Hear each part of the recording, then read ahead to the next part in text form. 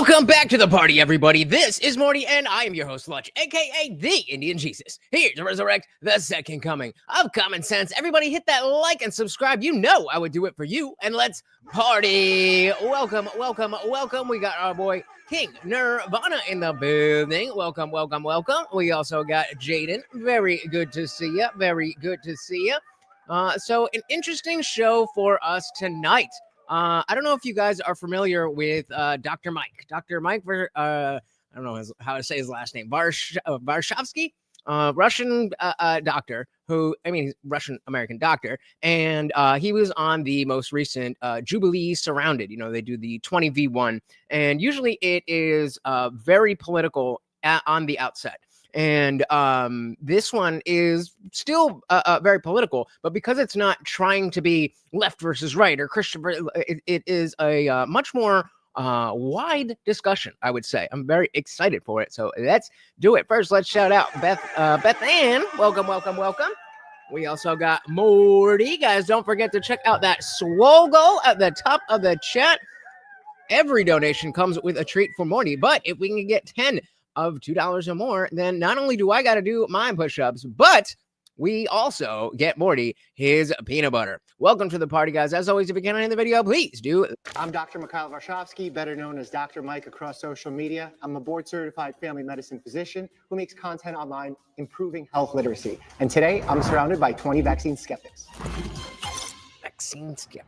It's interesting how he's going to go back and forth between using the term skeptic and anti-vaxxer. My first claim is that anti-vaccine lies cost lives. All right. And so if you're not familiar with this setup, obviously, Dr. Mike is in the middle. He's got 20 different people around him. There is a prompt, 20 minutes on the clock. Whoever can get in the seat first gets to go. And then each person has a little red flag that they can wave. And if you get voted out by the majority with a flag, then somebody switches out until the clock runs down and they move on to another prompt. And so again, this one, the prompt is anti-vaccine lies cost lives. So actually, I should have, oh no, we do have a running poll. Does not wanting to take the COVID vax make you an anti-vaxxer, yes or no? Shout out to Rolo Adams. Welcome to the party. Definitely not Dylan Soup. Very good to see you. We also got our boy Zippy. Said yes, because the COVID vaccines seeds Discord because you can't trust doctors anymore. Bingo. And this is definitely going to come up. All right, so that is the first prompt. Let's do it.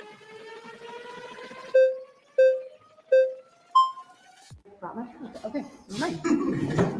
Hello. Hello. How are you? Doing hello. Fantastic. Excited to talk about health. I just had a baby, 7 months old.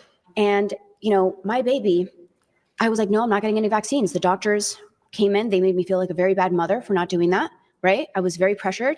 And then I had a family friend who had a baby at the same time, was a few months in, gave vaccines to the baby. And the baby had seizures and has had seizures since. And I've also had a friend who I went on a mission trip with. And this pastor was totally healthy, two young girls. And this pastor literally got a heart attack out of nowhere. And the only thing was he took the vaccine. And there's many cases like that. Well, okay. Well, correlation is not causation. So that's definitely not strong enough to say, oh, you know, these lies are not hurting people. But let's see where he takes it. First of all, congratulations on the birth of a 7-month-old. The fact that anyone made you feel bad in the healthcare system, I feel like is a failure on us in the healthcare system. So I'm sorry that happened to you. In healthcare, it's very difficult to predict the future because there are so many unknowns and there's so many variables in healthcare. There are things that are outside of our control. And we try to do the best with the limited amounts that we can control. So when we see two things happen simultaneously in healthcare, sometimes we think they have caused one another.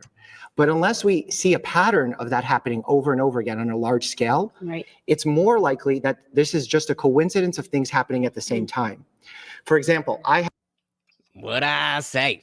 Shout out to Guam Tech. Welcome to the party. Very good to see you. We also got M169. Welcome. Said this should be good. I am ready. I knew it was worth the risk of the copyright claim. So Bringing that up, Jubilee is terrible with copyright claims. Usually they'll do it after the fact, so it shouldn't really matter. But just in case, the mods do have a link for another stream that is already set up. If this gets taken down, we're going right over there and picking up where we left off.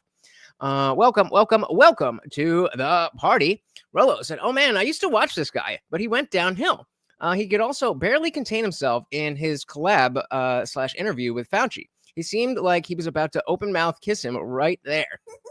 Well, I mean, I watch him pretty regularly. I don't remember seeing an interview with Fauci. I definitely would have checked that out. I didn't see it, but I think a big focus of this is going to be the fact that just because he knows a lot about medicine doesn't mean he knows a lot about politics. And unfortunately, the things that he's bringing up and framing this as anti-vaxxer and MAHA and RFK, all of that stuff is political. And so he may have the medical knowledge down, but that doesn't mean that you understand the politics about it.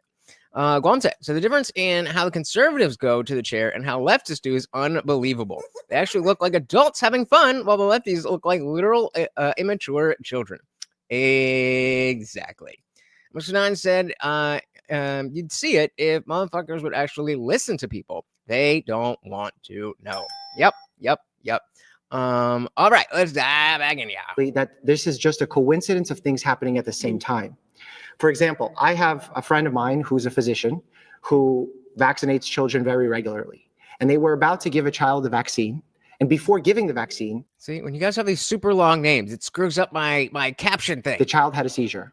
They went on and had more seizures throughout their life and ended up actually dying at a very young age because of a seizure disorder. The vaccine was never given. Had that happened 2 minutes later, what do you think would have been in the mother's mind and in the father's mind in that situation, other than, I definitely think that vaccine caused that problem?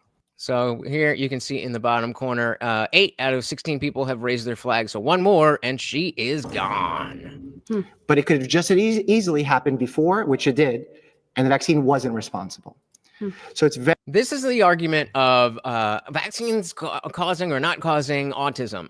When I was in school, and when I was doing, developmental psychology, this was a significant topic that we discussed. And the incidents with autism usually came at a time when, around 3 years old, when both you would expect, if someone has autism, that it would start to show, and when you're getting a bunch of these vaccines.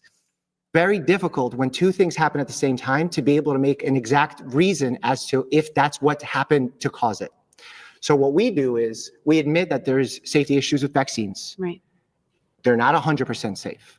Nothing in life is 100% safe. Driving or walking here today is not 100% safe. I could have a heart attack right now. Cannot predict it. But what we can do is try to do the best that we can with the information that we have. You've been voted out by the majority. Please return to your seat.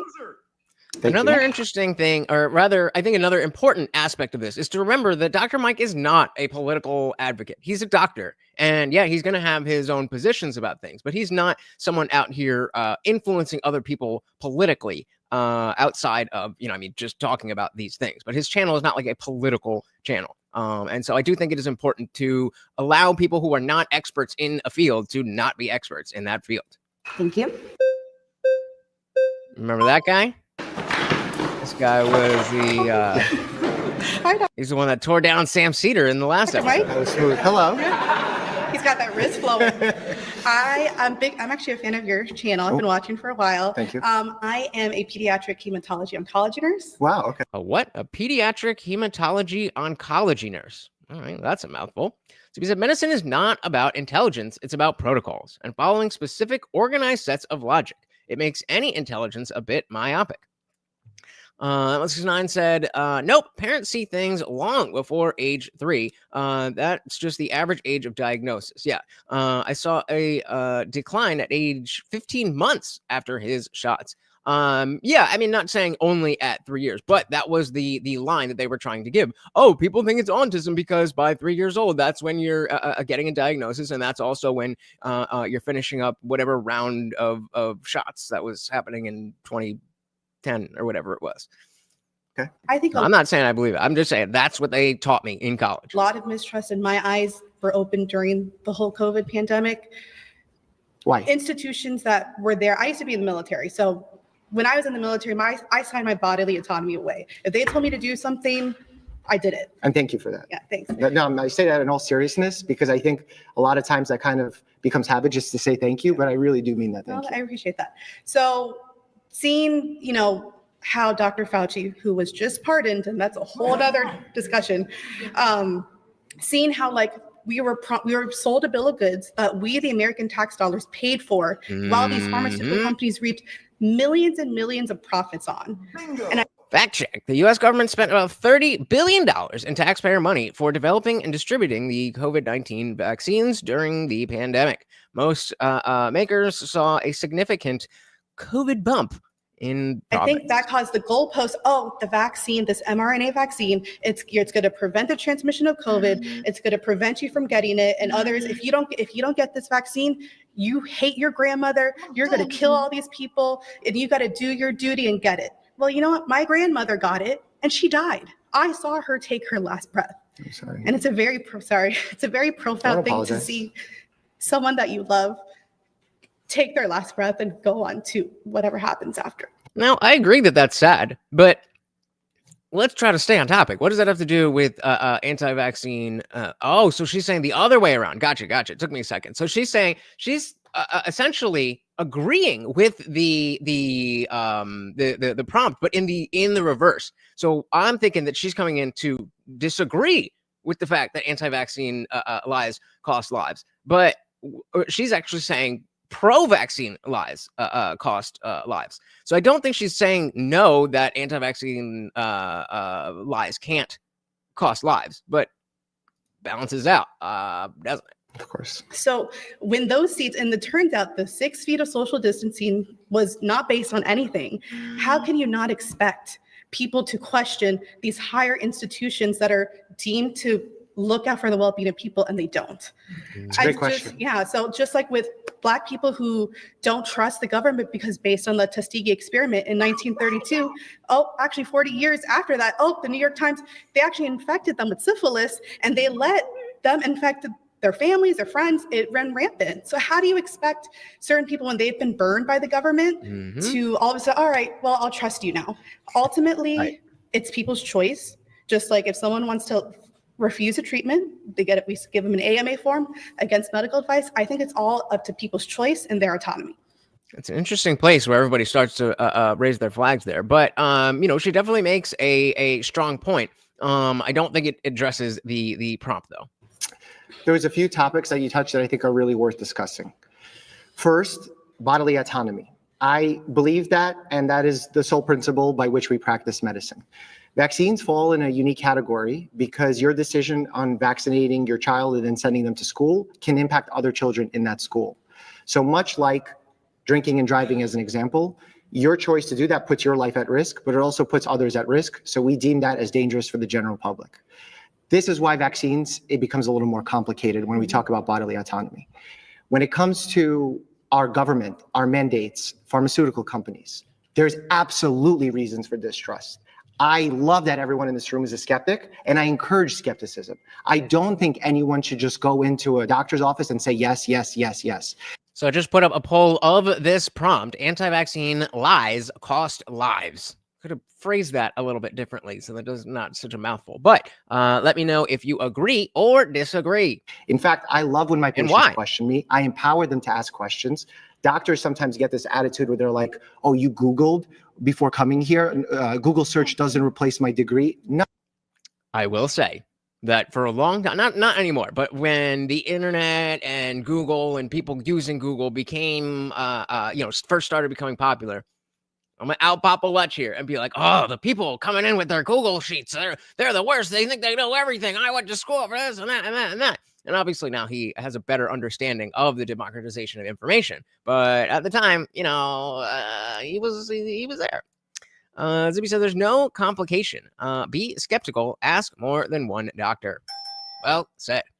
King said it's as soon as he talks, they raise flags. I don't love that, but I'm sure everyone just wants a turn. That's why I don't think this is a good structure in general. When they had the middle ground where it's like 4-on-4, 5-on-5, or whatever it was, I think that was a much better structure. And then, of course, be exactly what you're saying. Everybody wants a turn. So it's more about getting a turn as opposed to discussing the topic. But they still get there. They still get there. Oh, you Googled before coming here? Google search doesn't replace my degree? No, that's not how we're supposed to be. What I get excited about is if you Googled and you have questions, now I know exactly the route I need to take to help you make a decision that's right for you and your family. Okay, pause. You've been voted out by the majority. Please return to your seat. Thank you so much. I appreciate it. Nice meeting you. How you doing? Pleasure to meet you. Yes, Root Scott. Good to meet you as well. Love the jacket. And 169 said, if they all work so great, why would an unvaccinated person be a risk to a vaccinated person? They wouldn't. Well, so the vax fear mongering is real. Just had a family parent recently. What? Just had a family parent recently seems. Someone sent us an article about measles outbreak in Ohio. 2 people, both quarantined immediately. It was right in the article. Wow. I mean, 1 is bad, but 2, like, that's something to worry about.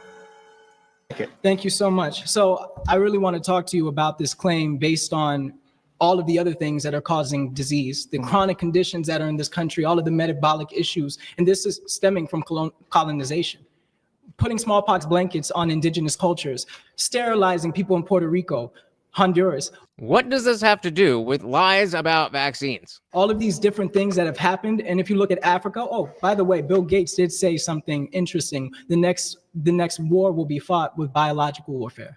And I think that was raising eyebrows, especially when you look at the Kissinger report, right? For those of you who don't know about the Kissinger. Fact check says the National Security Study Memorandum 200, known as the Kissinger report, looked at how excess population growth in least developed countries could be a risk to U.S. national security and overseas interests.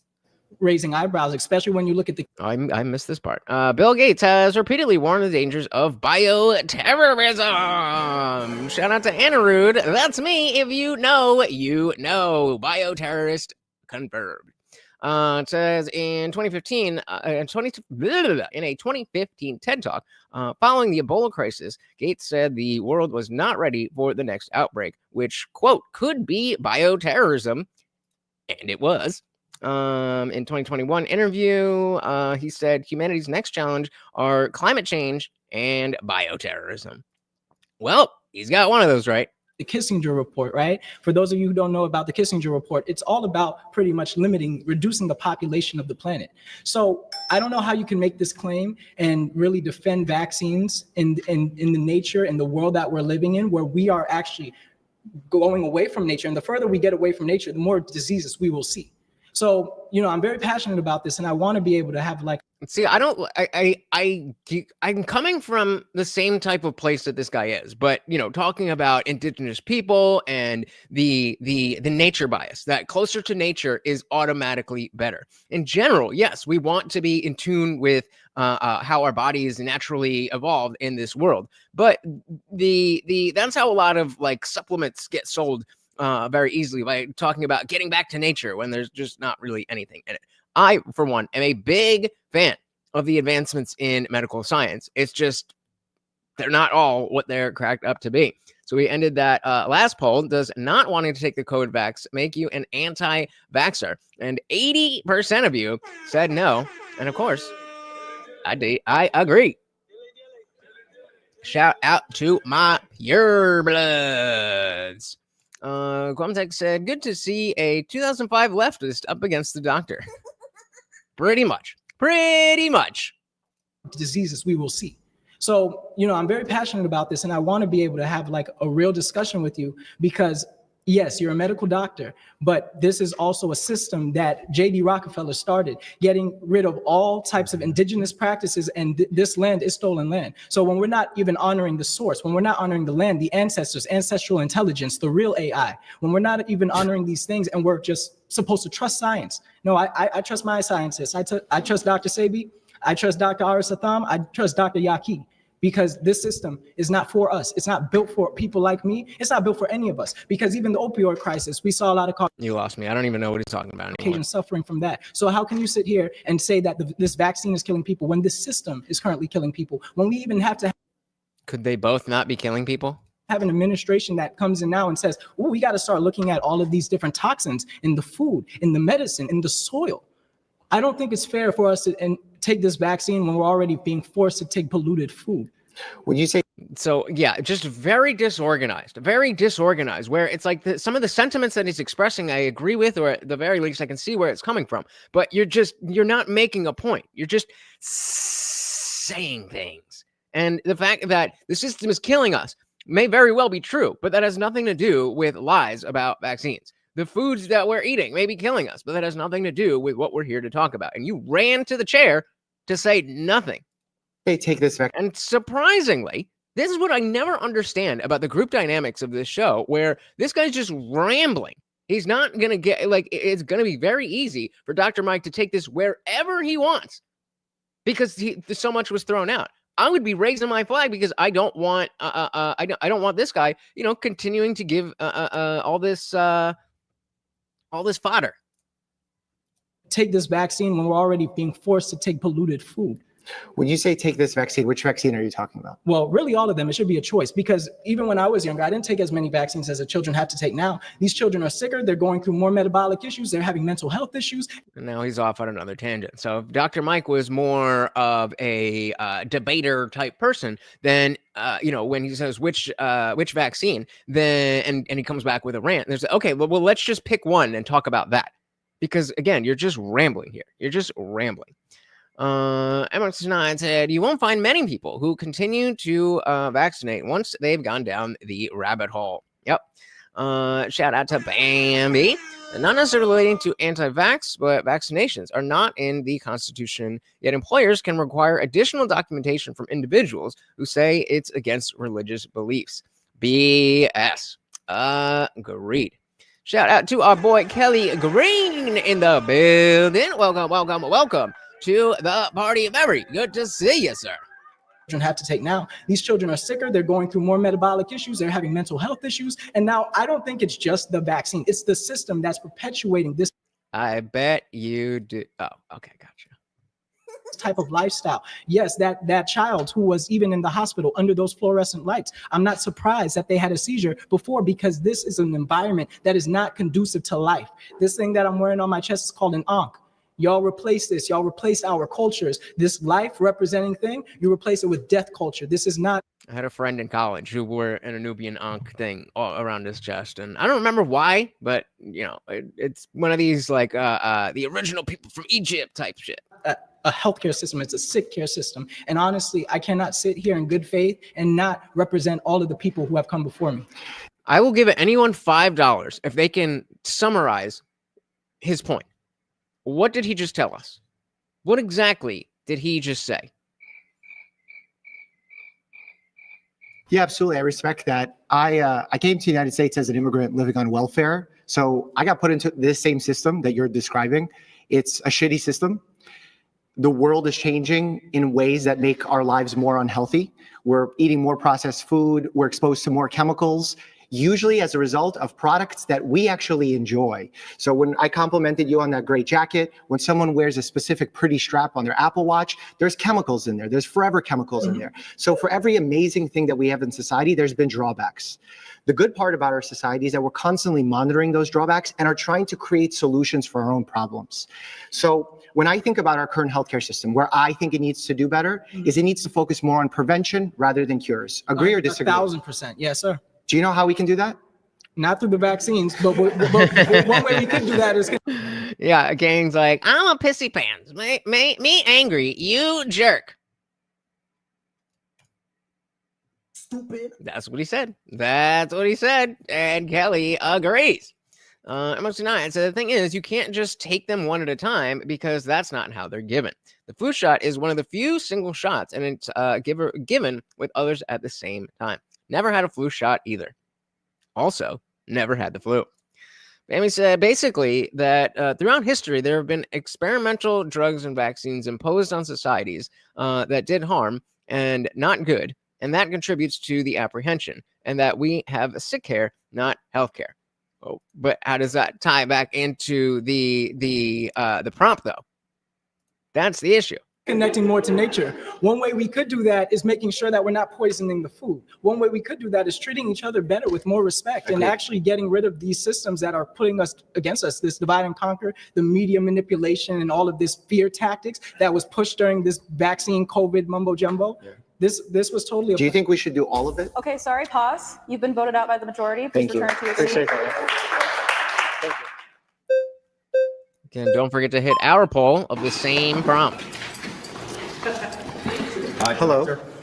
Pleasure to meet you, sir. How are you? Pleasure to meet you. So I'll let you know I'm Tom. I'm a police lieutenant from northern New Jersey. Hey, shout out to Jersey. I mean, he's a cop, but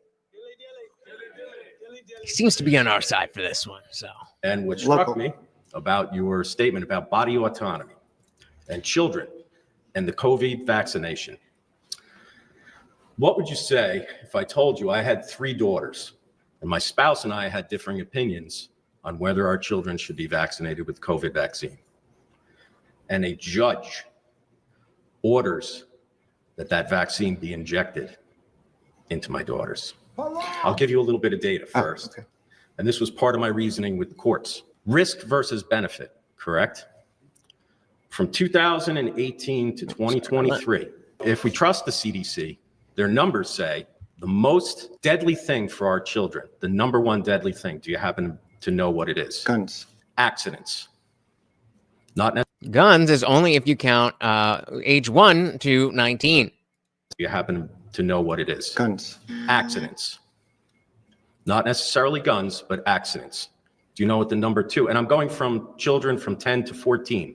Right. You got to go up to 19 in order for the guns to come into play, because most of those kids are gang members from the ages of 15 to 19. The fact check here says, according to the CDC, from 2018 to 23, the leading cause of death for children ages 10 to 14 is accidents. Well, the second leading cause is self-deletion. COVID ranks 9th on the list of leading causes from death from 2020 to 2023. This is oddly phrased. So this is okay, I thought it was a different sentence, but it sounded like when I read it that this was a period here. And then they were saying the second, it is a different sentence. Yeah. So COVID-19 ranks 9th on the list of leading causes of death from 20 to 23. But that seems like a different list, like leading cause of death, period. I don't know. Accidents. Do you know what the number 2? And I'm going from children from 10 to 14 during the height of the pandemic. Well, a little bit before the pandemic as A well. little bit before, so the numbers are a little bit bigger. Mm-hmm. Right. That's why I pointed that out, because once you're 18 and 19, you're no longer a child. So that's how the numbers are messed with. Oh yeah, Jersey coming in, Jersey fresh, baby. Well, a little bit before the pandemic as A well. little bit before, so the numbers are a little bit bigger. Mm-hmm. The number 2 cause, suicide. Do you know where COVID is on that range of dangers? Very low. Very low. 9th. That population is about 21 million children in the United States between 2018 and 2023. There were about 4,000 to 7,000 accidents, about 1,000 suicides. Do you know how many deaths there were from COVID? No, not offhand. 69. In New Jersey, where I'm from, Wow. the height of the pandemic, do you know? So the CDC reports 204 deaths from COVID for children ages 10 to 14, not 69. But is that including with COVID or from COVID? How many deaths there were? 0. Now, are you familiar with the VAERS database? Yes. So that's for adverse reactions to Obviously. vaccinations. Yes. Shout out to CK. Welcome to the party. Yes, I am very excited that we are covering it. Welcome to the party. During that time frame, this is about 6 months out of that period of time, from December of 2020 to July of 2021. The VAERS database, which is the only database we have, there were 14,000 post-COVID vaccination deaths. Another fact check. So there are 19,000 plus total adverse events labeled death under the VAERS self-reporting system following the vaccine. The website says submitting a report to VAERS does not mean that healthcare personnel or the vaccine caused or contributed to the death that is reported. A lot of editorialization here. A lot of editorialization in a fact check. Maybe say they misreported as well. If you had COVID in the hospital, they used COVID as the main cause, regardless of other ailments. Yep. So how, if you're looking at risk towards benefit, is injecting a child upholding what we call the Hippocratic Oath? It's not. Right? We talk about the Hippocratic Oath and we extrapolate from that. One of the first things, it's not said in the Hippocratic Oath, but it's the first thing is to do no harm. Now, as a police officer, I took oath as well. Protect, serve, preserve life and property. In Sure you did. my line of work, there are times when I had to take a life to save one. I don't necessarily think that applies to you, doctor. That's a bar. It's not. Maybe you can give your viewpoint, whether maybe you're for or against, a court ordering the children to be injected with something that there is no harm to. But now we're seeing actual harm with the vaccine. They didn't die from the disease. They're dying from the vaccine. Yeah, so your point is very logical and you're very well researched, and I applaud that because most people will go off their feelings as opposed to looking at the data as you did. So I appreciate that. When you point out that there's been 69 deaths, you said? Correct. Between From the that CDC time, data. if we trust it. If we yeah. trust it. If. That's a big if. And then there was 13,000, 14,000 deaths? 14,000 according to the VAERS VAERS database. Are you familiar with how the VAERS database works? I am. Do you know who can report to the VAERS database? It's a voluntary report system, By so who? it's open. Everyone. By It's who? open, either to patients, medical providers, Loved anyone. ones, anyone. During a heated political time, during which people are very angry and are reporting things that do happen during a pandemic, isn't it possible that there's people reporting things that after we look at it and judge it off of the VAERS system, that it is in fact not shown to be causative, but in fact a coincidence or correlation? Yes, but now the politics has entered the chat. And so he has directly referenced the politics of it. So it goes both ways. Numbers could be inflated or numbers could be held down. We know that we were just talking about the with COVID, from COVID. If you have COVID, that's the main cause, all of that stuff. These numbers are not necessarily trustworthy in any respect. Mary said in business continuity, they handle pandemics and have to go by the CDC. I remember seeing the numbers and thought there was no way.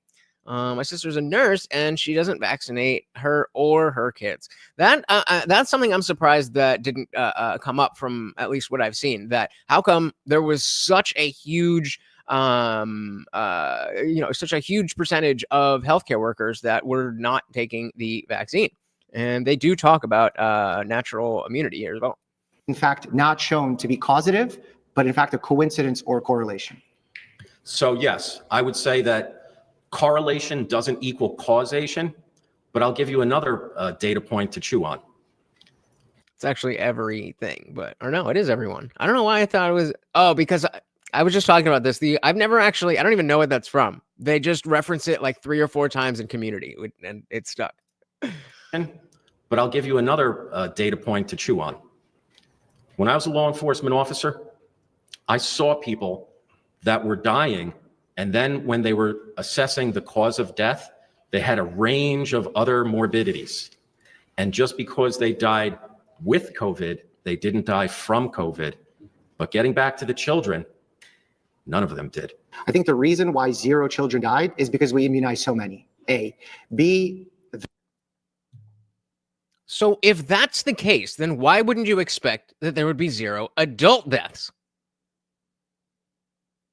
It's convenient for you to want the vaccine to be the end all be all. Well, yeah, nobody died because we vaccinated them.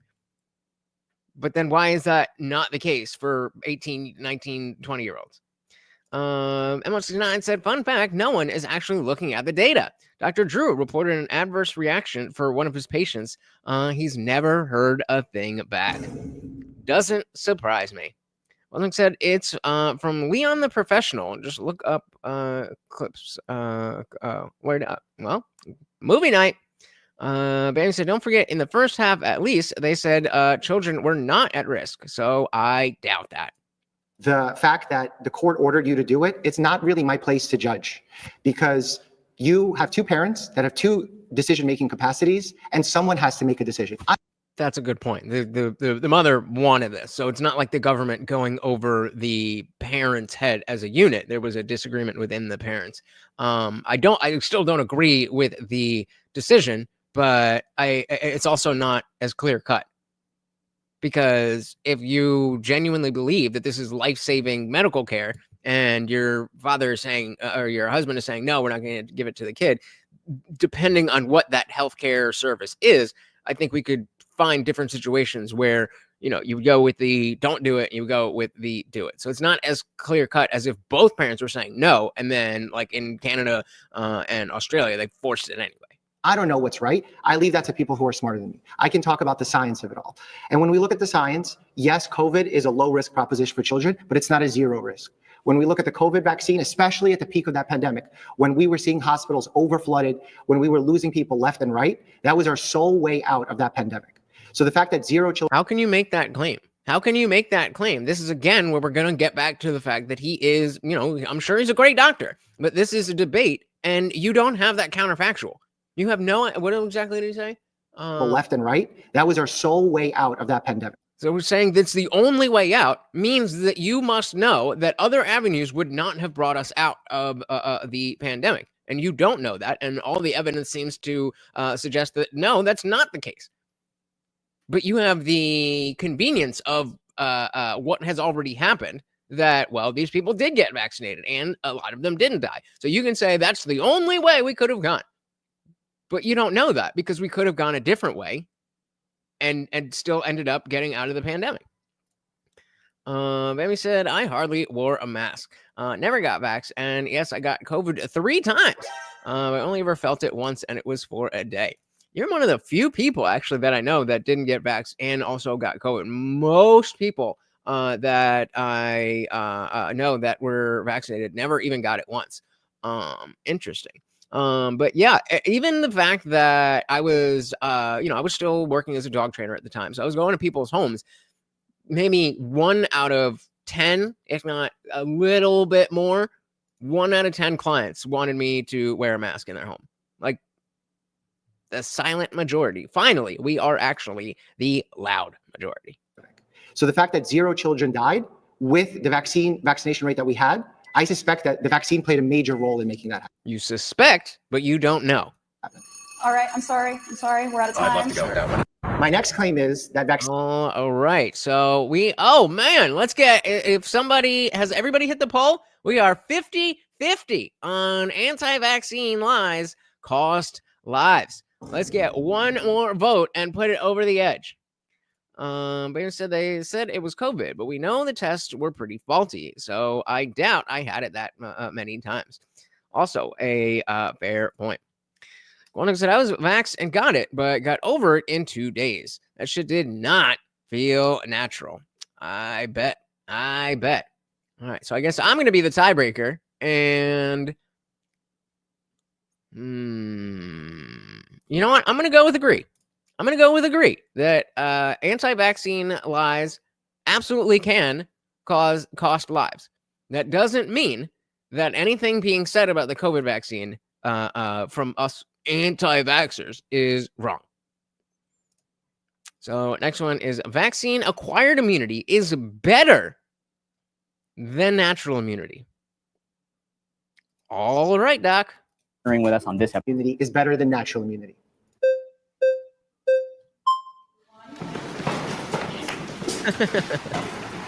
Hello. Hello, Dr. Mike. Pleasure. It's a pleasure. I want to say first that I'm a mother of 6 children. My oldest 2 children do have vaccines. My 3rd child, He got a vaccine that the doctor said were safe that caused him brain issues for the rest of his life, and he has arrested hydrocephalus. I want to continue to say my youngest 3 children. But again, in the same way, you have to present a causal factor. Just because one thing happened and then another thing happened doesn't mean the first thing caused the second thing. Correlation is not causation.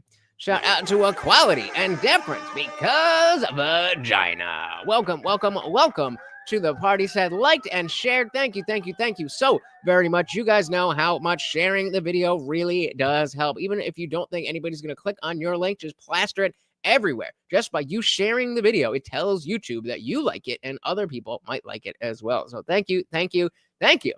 I said she knows who 2 of the fathers are. What you talking about, Willis? For the rest of his life, and he has arrested hydrocephalus. I want to continue to say my youngest 3 children have no vaccines at all. They're perfectly fine. They're advanced. My son has permanent My bad. brain injury. So they say vaccine immunity is better, but as a child, when I got vaccines, I ended up with spinal meningitis. Oh, this chick, she has 6 kids and knows who 2 of the fathers are. Guamtech said, I've never sweat so much before, even at BJJ. The virus was so weird. Luckily, I sweat it all out in one night and took 1 more day to recover. So was this before or after you got jabbed? 69 said, natural is better than vax. Always. Agreed. I had chicken. I didn't even think that was like a controversial take. I thought that was the standard. Is better, but as a child, when I got vaccines, I ended up with spinal meningitis. I had chicken pox twice. I almost died. But my 3 children that don't have any vaccines. That's right. I was thinking when you said that before, but you just said I was vaxxed, and so maybe you're saying I wasn't vaxxed. So there you go. There you go. I guess you 2 are the only ones in the whole world. Now, obviously, a lot of people unjabbed got it, but I just saw an anecdotal pattern in the people that I know. Chicken pox twice. I almost died. But my 3 children that don't have any vaccines are perfectly fine. They've been traveled over 20 states during COVID. They've never got COVID. They've never got sick. Just a healthy diet, keeping them away from toxic foods, making sure their hygiene is good. Did you know that COVID has a patent and natural illnesses can't have patents? Did you know that? Fact check. It is generally true that natural occurring material can't be patented. Slight modifications by man can be patented. You mean like gain of research? Is good. Did you know that COVID has a patent and natural illnesses can't have patents? Did you know that every illness dated back to polio has a patent? Again, fact check. Viral posts claiming illnesses from AIDS to swine flu are patented and have been proven false. The people sharing the information often confuse the names and purposes of these patents. Often these patents are related to diagnosing and treating an illness. Bambi said, rare but serious side effects such as myocarditis and pericarditis have been reported primarily in young males. Yep. The only thing that doesn't have a patent is a common cold. Did you know that Fauci funded medical schools to try to make the vaccine make COVID more deadly? Gain of function. And yet another fact check. Members of Congress accused NIH of funding gain of function research with the Wuhan Institute of Virology. Before we go on, I already know there's going to be bullshit. The government reviewed the work in 2014, and at the time, it determined it didn't fall under the scope of gain of function. Though experts dispute this to this day whether it should have. Of course, it should have. The only reason that there's an argument that it doesn't is because they changed the definition of what was gain of function research. Senator Paul, you don't know what you're talking about. That's not gain of function research. It's just called directed evolution. It's the exact same thing, but I changed the definition yesterday. Medical schools to try to make make COVID more deadly. Vaccine immunity is not really a thing because they cannot guarantee it makes anybody immune. There's more side effects from getting a vaccine than to not get a vaccine. Another fact check. There are 2 types of active immunity, natural immunity and vaccine-induced immunity. Contracting COVID-19 carried a risk of more severe side effects than vaccine side effects. The chances of getting illness not vaccinated versus to getting vaccines is a lot higher. than somebody that doesn't eat toxic crap, All right, I'm not fucking reading all this. practices good hygiene. They're more likely to get illness vaccinated versus not vaccinated. There's studies that show unvaccinated children are more healthier. In Japan, they don't start More their healthier. vaccine schedule, I believe, until 2 years old. Autism is almost non-existent. And this is No, Japan, yeah, starts at 2 months, not 2 years. Is that what she said? their vaccine schedule, I believe, until 2 years old. Autism is almost non-existent. 3 recent studies in Japan show more than 3% of Japanese children are diagnosed with autism, compared to 2.8 estimated in the U.S. And this is something that needs to be documented. Dated back to polio, everything has a patent except for the common cold. Yeah, I mean, Quality saying, is he going to respond to Mophead or just listen the whole time? And that's another aspect of him not being a debater. Is he's a doctor, and so if somebody's talking, he's going to listen. He's not here to win, which is kind of refreshing, but also get to your point, lady. Mad cow disease, Spanish flu, COVID, everything has a patent. So that leads me to believe Big Pharma has been ruining our people for generations since the Great Depression, since, like he said, Rockefeller agreed to fund medical schools and the education system around 1920s. Since then, illnesses have increased and increased and increased and increased and increased. And all we ever needed was to take care of ourselves and have good hygiene. Something I think our healthcare system doesn't do enough is say, I don't know. And I have no idea about Dr. Fauci's patents. Yeah, who was it that said they're raising the flags as soon as he starts talking? I definitely would have raised a flag while she was just rambling and rambling and rambling. Which tonight said, if you really want your mind blown, go watch Joe Rogan's interview with Dr. Suzanne Humphries. Definitely will check that out. I don't know about patents on viruses. I'm a family medicine physician. That means I work in a clinic where people come in with either an acute complaint, something's going on with them, or they're coming in for a preventive physical where we can get ahead of things and make them healthier by preventing illness. In fact, if you think about where pharma's profits are, if pharma had to choose between preventing an illness or to treat an illness for the rest of someone's life, financially speaking, they probably want to just treat someone for the rest of their life. Yep. But that's not what vaccines are. Vaccines prevent that illness. They prevent it from Do they though? happening. And when you Maybe, if we want to talk about vaccines in general, but this is the problem with calling the COVID jab a vaccine, that you're lumping a lot of people that are kind of just normal people, and you can see there's an archetype to the anti-vaxxer, and it's definitely evolved over the last 10 years, but there's an archetype. You brought up the subject of autism. I think it's an important subject, and it's a subject that's been largely debunked by the Not at entire all. world community. Not at all. I've seen studies that say otherwise, doctor. So I don't know if you're going off Rockefeller's medicine or you going off of holistic medicine as well. As a scientific mind, you're supposed to observe everybody's hypothesis, not just Rockefeller's medical schools. And that's why I feel like you got most of your knowledge from, and maybe you should branch out into holistic medicine because vaccines have never been the answer.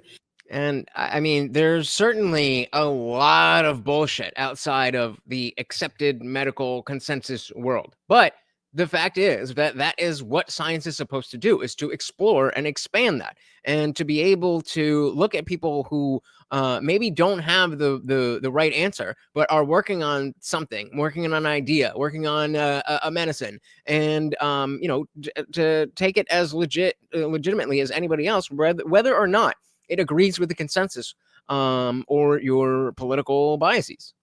They were created to separate us from spirituality and consciousness. If you look at the ingredients, there's nothing healthy in vaccines, formaldehyde, all types of stuff. So none of that prevents. Everybody got vaccines, still get illnesses. I've never seen any prevention of anything. Quality said Suzanne Humphrey also co-authored a book called Dissolving Illusions about the sordid history of vaccination. Definitely gonna check that out. The prevention from vaccines comes from prevention of death and serious illness. And we've seen that when you study that, not just in the US by the Rockefeller system that you described, one of the largest studies in the world surrounding vaccines and autism in children came from Denmark with over 500,000 children. That is not a US system, that is not a capitalist system. And they found that there is no pattern. That's not So true. I'm trying to Okay, branch out as much as possible. Pause. You've been voted out by the majority. Okay. Please Thank you so return to your much. seat. And so this is where we're going to run into issues, is that he's just going to, say what the standard consensus is. He's not really here as somebody who, like an RFK, like a Peter McCullough, like a what was the other guy, like a Susan Humphreys, who has actually poured into the research. There is a level of trust in the system, in the establishment of medical science, and that's as far as it seems it's going to go. So somebody's really going to need to bring up. I think going at it from a philosophical perspective and understanding why people have this mentality in the first place, and get him to speak on that, because it's not like you're going to convince Dr. Mike that you're like, oh yeah, you guys are right, vaccines are bad. That's not going to happen.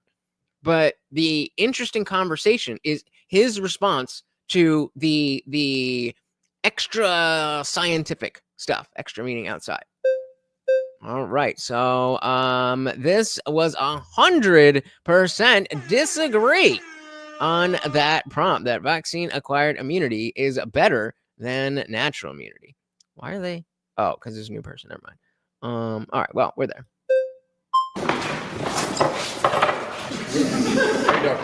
Hello, how are you?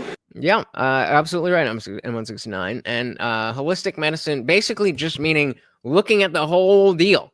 That's really all it is, versus fixing the problem that's right in front of you. So I want to take a minute and put the ball back on your court, because there you go. You mentioned herd immunity earlier, correct? Well, was COVID one of the most contagious viruses we've had, pretty much? I don't know, historically speaking, but it was definitely incredibly contagious. Okay. In fact, because it wasn't so deadly was the reason why it was such a problem. You want herd immunity. How would we achieve herd immunity if a virus is so contagious that wouldn't it spread across the population before we get it all vaccinated? Not if everybody goes and gets every vaccine the first day it comes out and waits in line and gets all their boosters. every vaccine can create herd immunity, but it can create herd protection.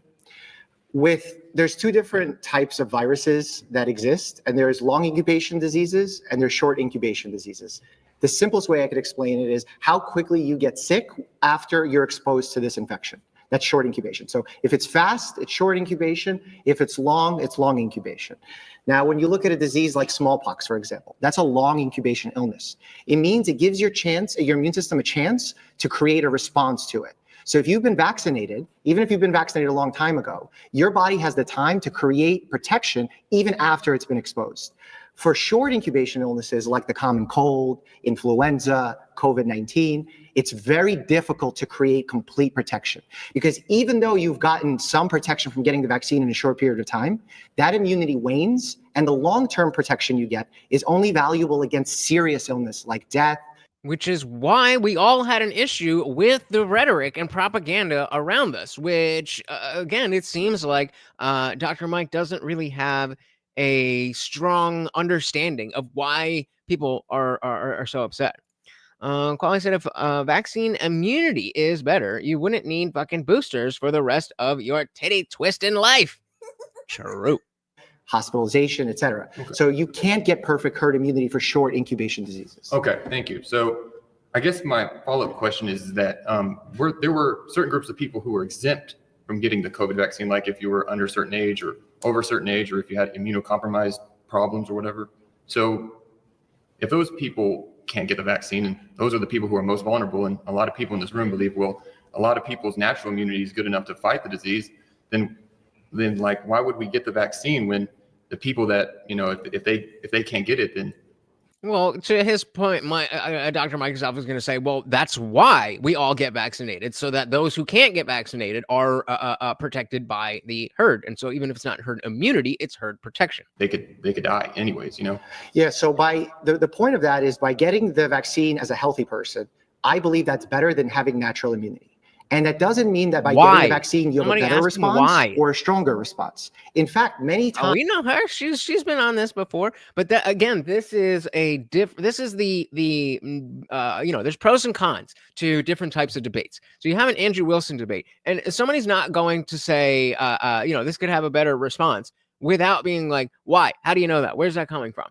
On the pro side, it's going to be more of a discussion rather than a blood sport debate. But it's what a miss to be like, how do you know that? Or What did he say? Doesn't mean that by getting the vaccine, you have a better response or a stronger response. How do you know that? Or based on what are you, based on what? I already read that. In fact, many times, actually getting the disease will give you a better response. But do you know what you have to do in order to get that?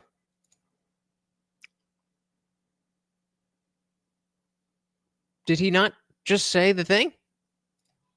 Actually getting the disease, a better response or a stronger response. In fact, many times, actually getting the disease will give you a better response. So in effect, natural immunity is better than vaccine immunity. But do you know what you have to do in order to get that response? Like the disease. Get the virus in you?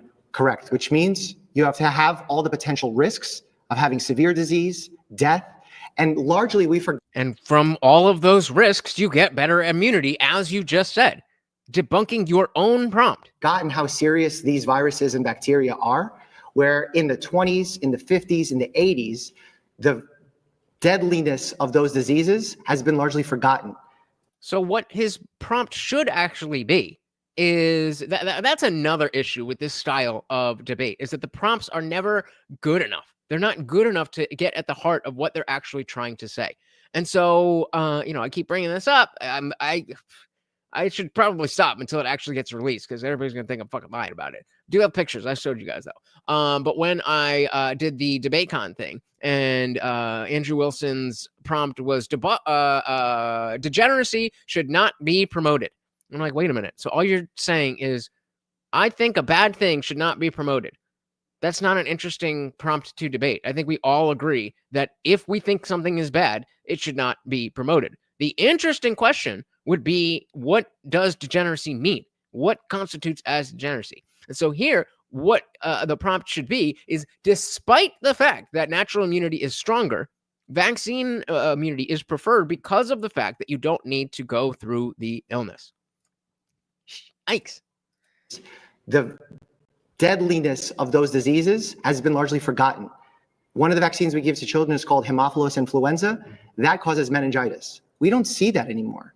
The residents that were trained 20 years before me, every time they were in the emergency room, they learned how to do a spinal tap to diagnose this type of meningitis. Because okay, but the natural immunity is still better.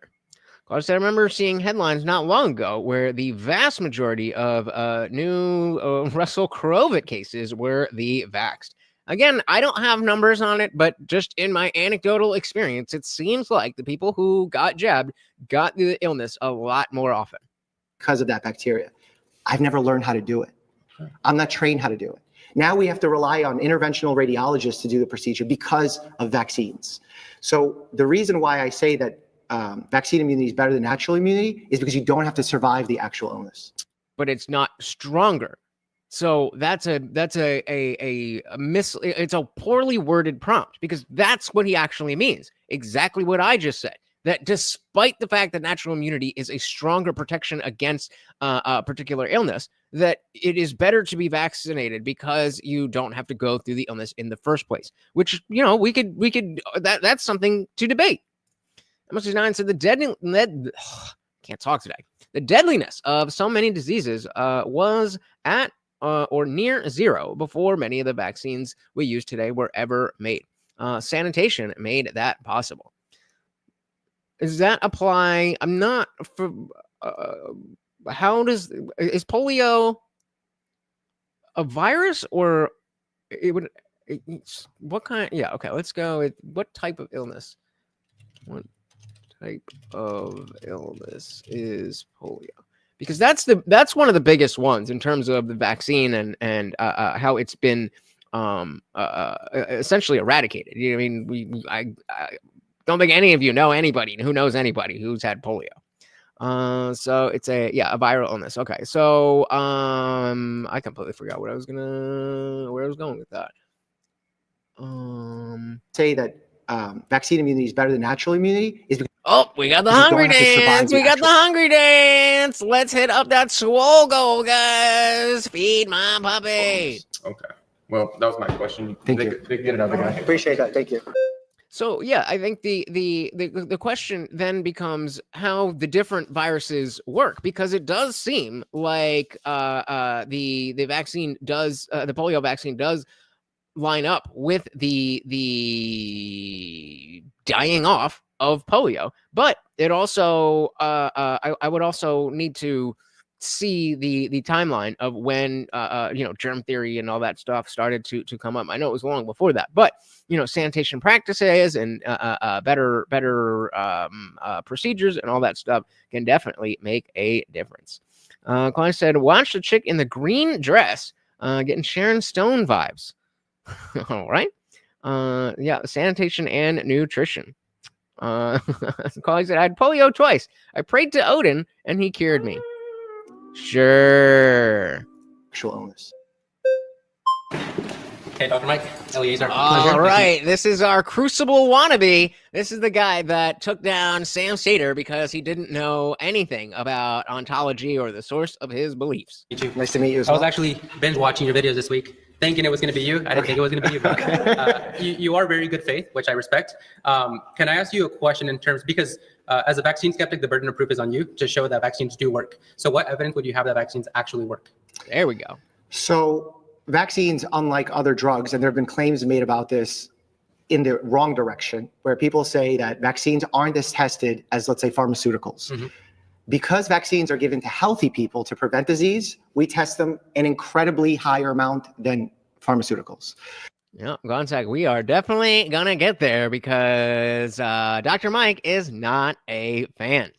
Mr. Nine said, in a different way, he just articulated the entire reason the chickenpox vaccine was created. It was done for convenience sake, so working moms wouldn't have to deal with it.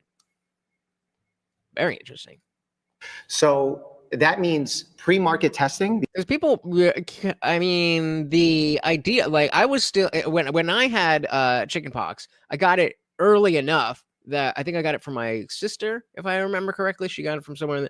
But people were still doing like chickenpox parties where everybody would just go and get it and, get it out of the way because it wasn't deadly or anything like that.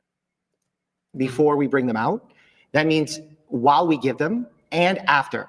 We actually have a system called the Vaccine Safety Data Net that monitors millions of doses of the vaccines to see if a pattern gets elucidated through giving the vaccine. So we have all stages of the vaccine process monitored because we are trying to do our best to make sure that we help children and adults when they are due for a vaccine. Okay. I believe that of yourself. I believe that of the general average doctor.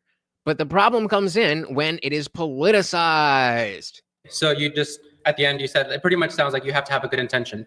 For example, we're not in the labs actually seeing the vaccine process or the clinical trials. So we have to just take the experts' word and trust it, right?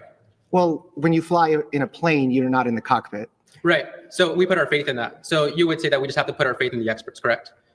Correct. Okay. So this would require, number one, a good intention. So they have a good intention to help people, to make their lives better. And also they have to be ethical. Is that correct? Those are reasonable things, yeah. Okay, so if they fall outside of the purview of those two criteria, would you say it is reasonable for us to be skeptical? I think it's reasonable to be skeptical at any moment.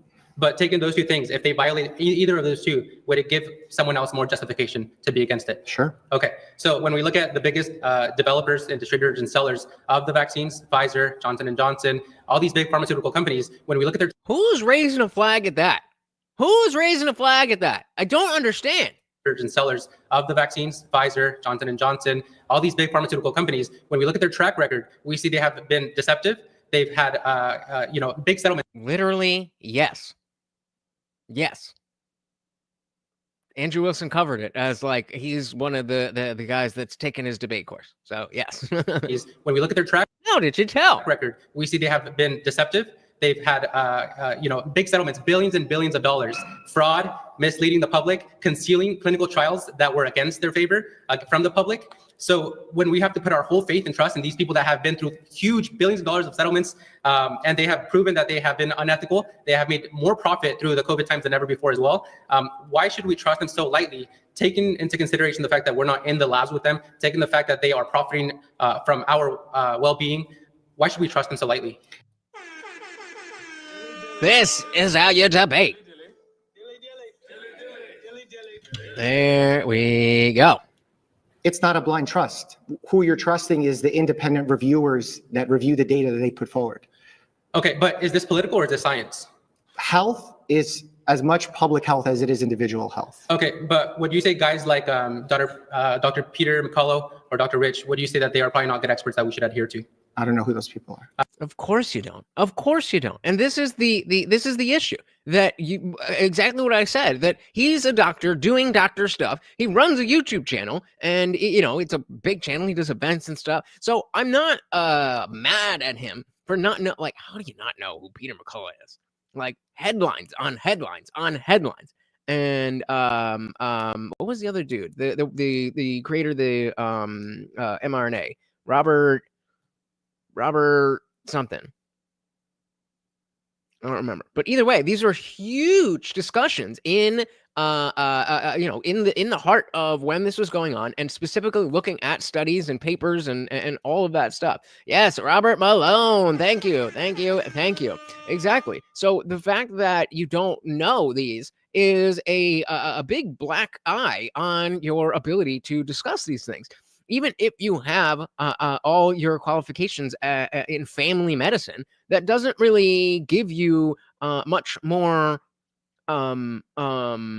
insight into the philosophy of what we're discussing than the average person. You're definitely going to have a lot more medical knowledge, which is certainly helpful, but that's not the entire thing. And it's exactly as a boy here just said, is this politics or not?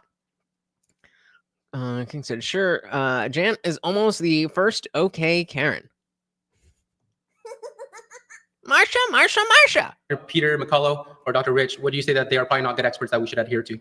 I don't know who those people are. So they're very anti-vax, or they've provided. And again, why you? I don't understand.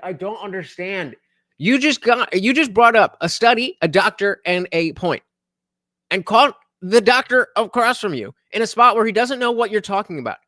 Why would you then want to raise a flag? Let him cook.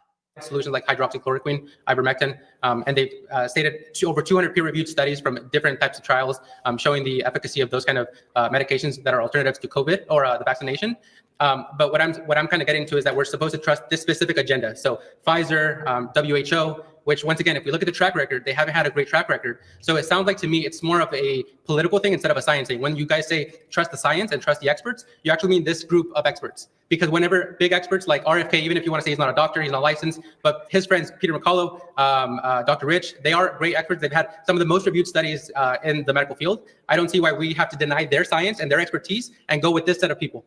Because this is accepted by the establishment. They're just on the outside. Most other people agree with this, therefore it must be true. That is not how science works.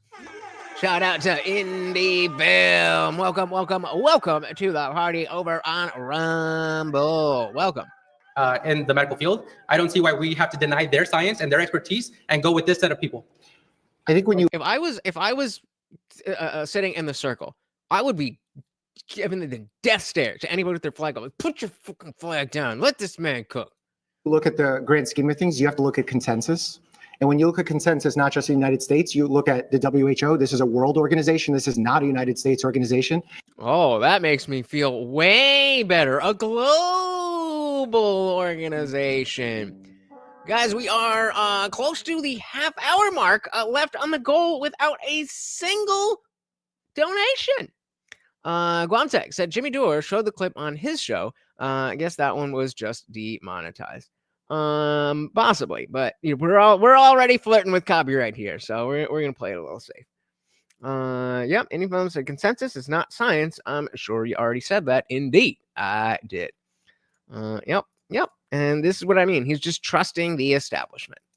Just the United States, you look at the WHO. This is a world organization. This is not a United States organization. In fact, we just pulled out. So we definitely know that they have Americans' lives at the forefront of their priorities. The WHO funding wise. So this is the most unbiased you can get. Can you erase human bias from research? Absolutely not, because it's the most unbiased you can get. Is it done by us, and humans are inherently biased.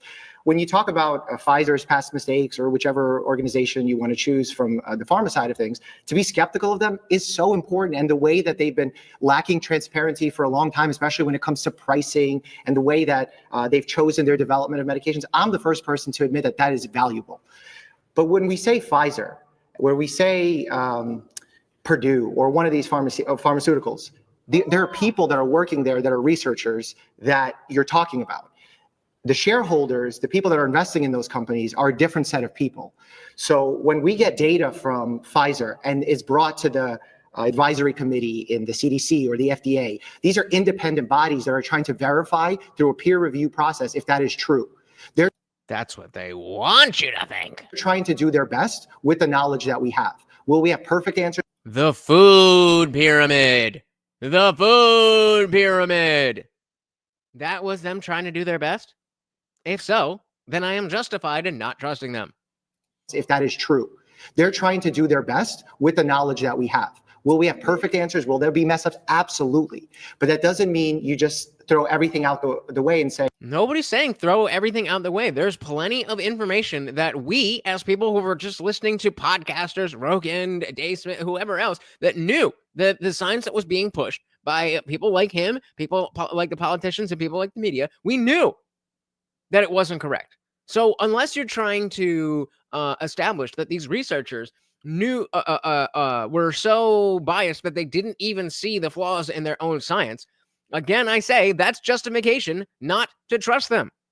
Hey, hands up, we failed before, so we can't fail again. I would agree that there's a difference between mistakes and deception. So deception is an intent. You're intending to have malice towards someone, right? You're intending to make more money by lying to the public. You're intending to make more money or more profit by not showing all the clinical studies that were conducted that show adverse reactions to the thing that you're putting forth. So that's where I would also make a delineation that there's mistakes, which we can all make, and I would also say science can make mistakes, but then there's this other section, which is an intention.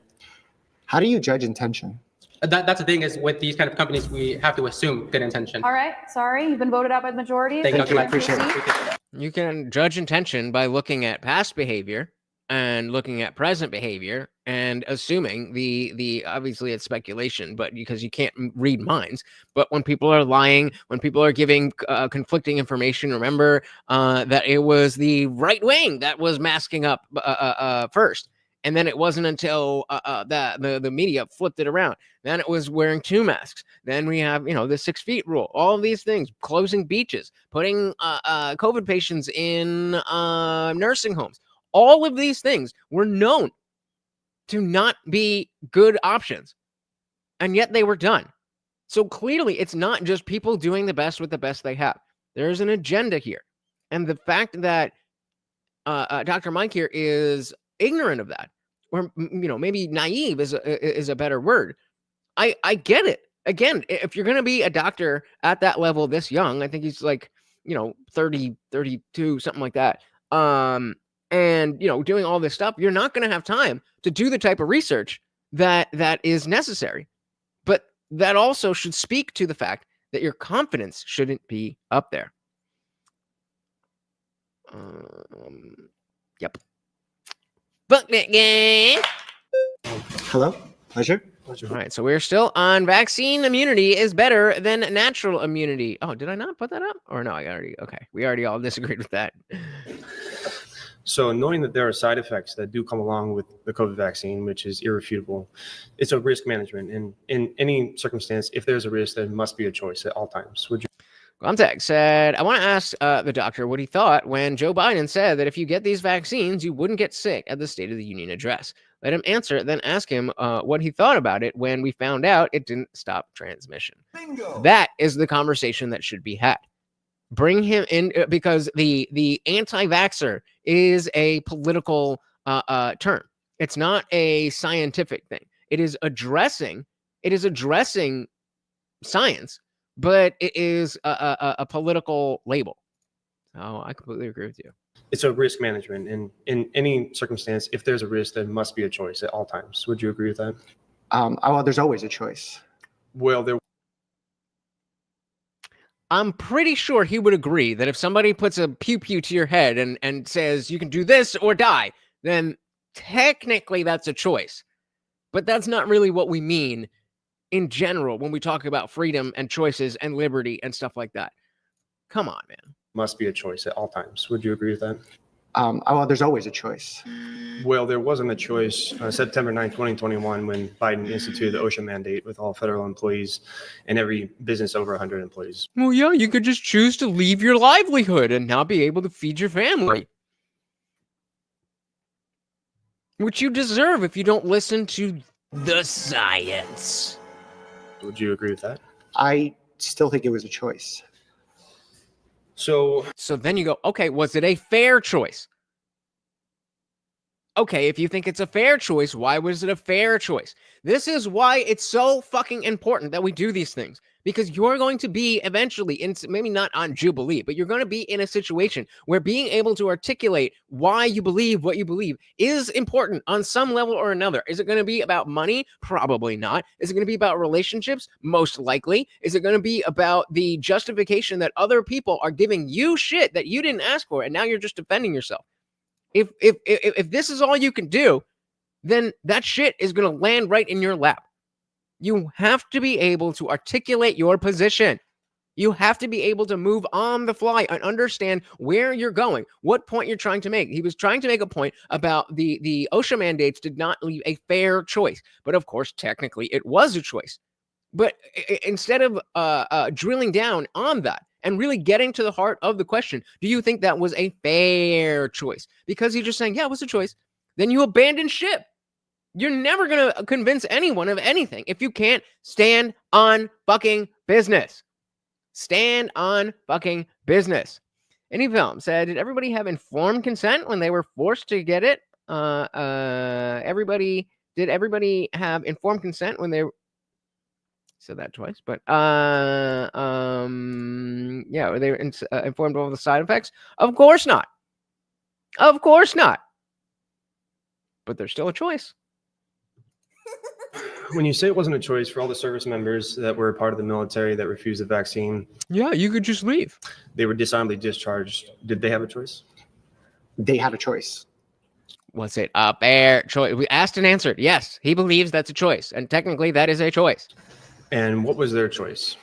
Stay or leave. I'm not saying whether or not this is a fair choice or if so now you've conceded that point and let him say, okay, I never said it was a fair choice, but a choice is a choice is a choice is a choice, as opposed to moving the conversation to your grounds on what exactly you're trying to say. Now he's made your point. He's the one who said it wasn't a fair choice and then able to toss it aside because you didn't say the thing. You have to say the thing. And what was their choice? I'm not saying whether or not this is a fair choice or if I support the choice, but it was a choice. Okay. Just like with children, in order to go to a public school where by choosing to not vaccinate your child, you're potentially putting other children at risk. You could choose not to put them in a public school and therefore not be mandated to get the vaccines. You could choose to live in the forest and have no connection to outside life. Like, come on, man. Everyone has the ability to make a right choice for them and their family. And if you are able to fully understand with informed consent, there are many, many risk factors, especially knowing that there's no long-term studies, not one. Sorry, time's up. So great line of inquiry, but poorly executed. And you got nowhere. My next claim is that RFK Jr. is a public health threat. Do I even have to, you know what? I'm going to save the poll for something else because I'm pretty sure, put a 1 in the chat if you agree that RFK Jr. is a public health threat. I think that one we could put a little bit simpler. Oh yeah, our boy is back. Let's go. Let's go. Yes, sir. So why do you think he is a threat? I think when you're trying to put someone in a position of authority of a health agency, you want it to be a person who understands science and follows factual narratives. So if RFK appeals to other experts that are anti-vax because they've seen sufficient evidence otherwise, would that be heretical as well?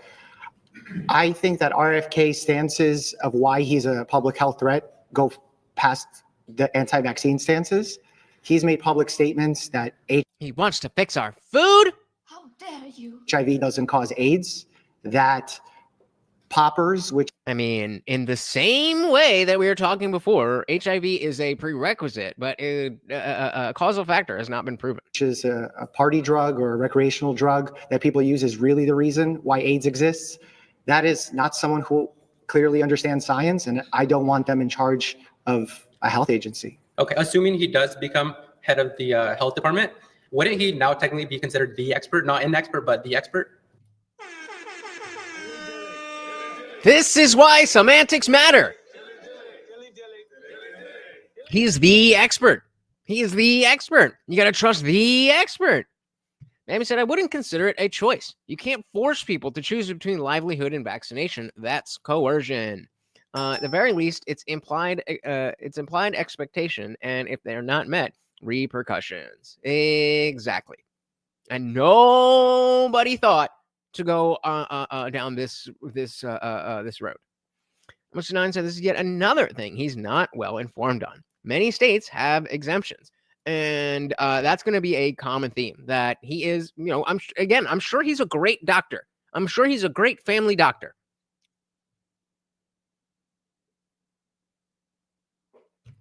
Even said that whole putting other children at risk is so disingenuous. If I don't get my kids a measles vaccine and other kids get the measles vaccine, how am I putting them in danger? You're not. No. So then, what? He is literally deemed the expert, but you don't like him, so no. Technically be considered the expert, not an expert, but the expert? No. So then, if he... Why? Dig in, people. Dig in. Why not? You have a strong point there, and you've just abandoned it. Why? Considered the expert, not an expert, but the expert? No. So then, if he put something forth that was anti-vax, and he said we have sufficient evidence... Right, but we need him to say that out loud. You understand that. I understand that. But the average fucking retard out there doesn't understand that. And so, oh, well, he's the doctor. He said no, therefore, the expert said no. We have to articulate our points. Evidence to prove this. And then other medical experts such as you, which are pro-vax, went against it. Wouldn't now you be categorized as the wrong ones? No, because it's not based on a single person's opinion. This is a consensus-driven statement driven by thousands of doctors, dozens of agencies, not just here in the United States, but worldwide as well. Okay. Do you allow your patients to write bad reviews about you if they had a bad experience? It's not my choice to write it or not write it. No, do you allow That wasn't the question. them? Or would you remove it? No. No what? I would not remove it. Okay. So if we look at Facebook, Google, YouTube, they suppressed so many anti-vax posts. Yup.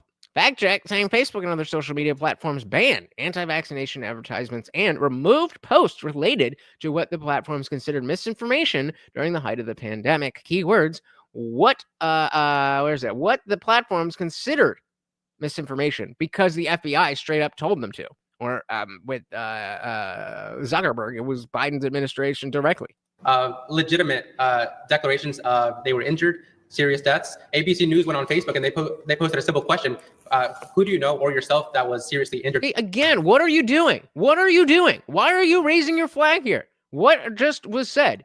What just was said that means, oh, no, I don't want this guy to talk. Don't get it. ABC News went on Facebook and they posted a simple question. Who do you know or yourself that was seriously injured from the vaccine? Over 200,000 comments that were then removed by Facebook.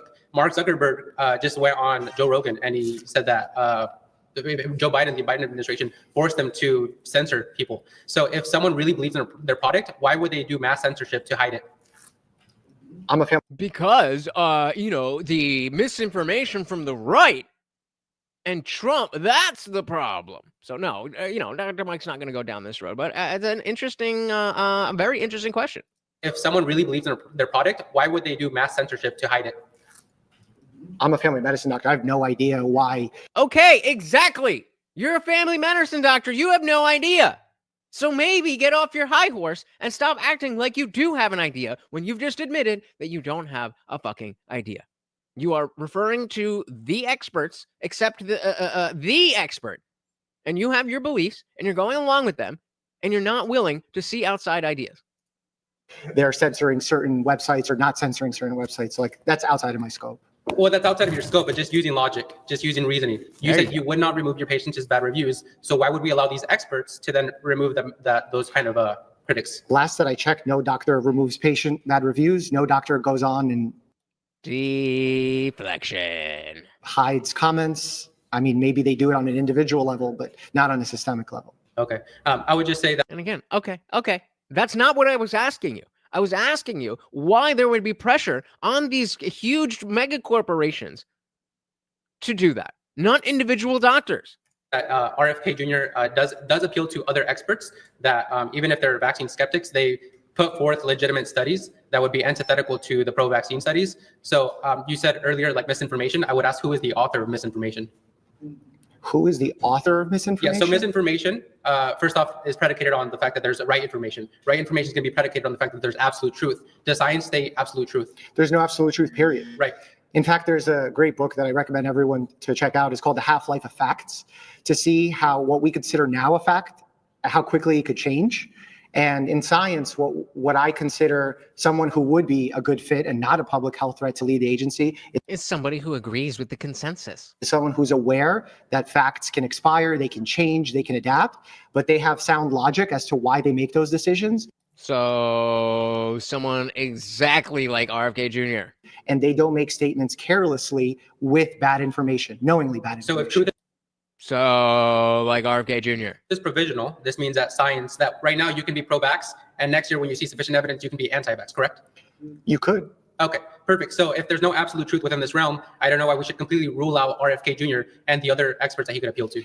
The reason I rule him out is because he takes I don't like him. information that is not true, like that poppers cause AIDS. Subjectively true. It's not subjectively true. For the time being, because you just said it's provisional truth, meaning it can change with time. Right, but you can create any sort of statement, and in healthcare, we can't just go off of any statement because someone feels subjectively to be true. We have to do our best to do with limited information that we can. That doesn't mean we have zero information. We should just believe anyone. In fact, have you seen these podcast hosts who have protocols by which they Like sleep, Gary Brecka? eat, or Gary Brecka or otherwise? The reason Shout out to Austin Hoffman. That's his name, right? The Saratoga guy? Dilly to Saratoga. Hey, there we go. Starting us off, Guam, Texas. First and best for now, we've got a new sponsor of the stream. Thank you so very much, guys. We still got over 20 minutes to hit the goal. 9 more and I'm on the floor, and Morty gets his peanut butter. Well, check. Thank you so very much, sir. Kinivana said he's got to prove why he thinks RFK knowingly puts out bad information. Not if nobody asks him. And this is the Crucible guy. If anybody's going to ask him, it would be him. Maybe he needs to go back and rewatch the Debate University or whatever the fuck it is. Bambi said he's a pawn of sick care. For every hypothesis, there's a contradiction in peer review. You also need to view who authored, since not everyone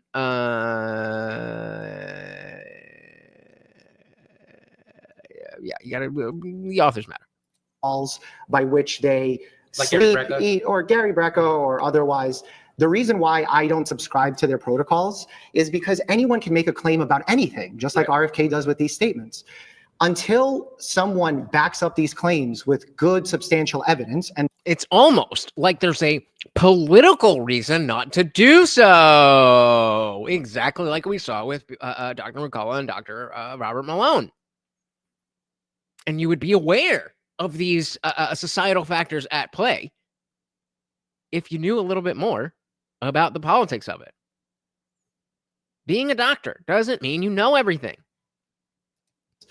until someone backs up these claims with good substantial evidence, and there is a hierarchy of what good substantial evidence is, we won't believe those stats. The same way that if you sat across from me right now and told me you're the fastest human on earth at 100 meters, you might be telling the truth. Provisionally, subjectively, it might be true. The only way I'll know it's true is if we have an Olympic timekeeper with an Olympic device measured with the proper measuring tape. Then I can witness it, and then I can see it's true. Okay. Right. So all the peer-reviewed studies that RFK references are that. So why do you think that RFK knowingly puts out bad information?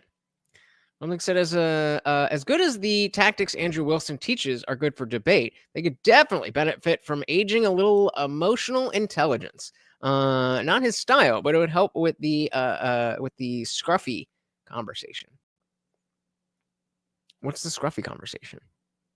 I think I get what you mean, though. That in this, because we were talking before about how this is not an Andrew Wilson debate. Bringing that Andrew Wilson energy can work against you. If somebody is already primed to agree with Dr. Mike because they like his YouTube channel, they don't like RFK, they don't like Trump, they don't, whatever the reason is, there is, the personal characteristics of how you present yourself that could sway people one way or the other. And, fair enough that the crucible crowd, they're like, oh, you're tone policing, you're tone policing, you're tone policing. Like, okay, but would you rather be right or would you rather be understood? Because you can do both. But being understood is the priority. Measured or should be with the proper measuring tape, then I can witness it and then I can see it's true. Okay, pause. Sorry, you've been voted out by the majority. Thanks so much. Appreciate it. Everyday conversation.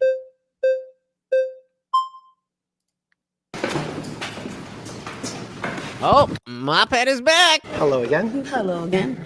I would like to start by saying that HIV does not cause AIDS. AIDS is actually brought on when your white cell count goes below 200. So to say that HIV caused AIDS is inaccurate information.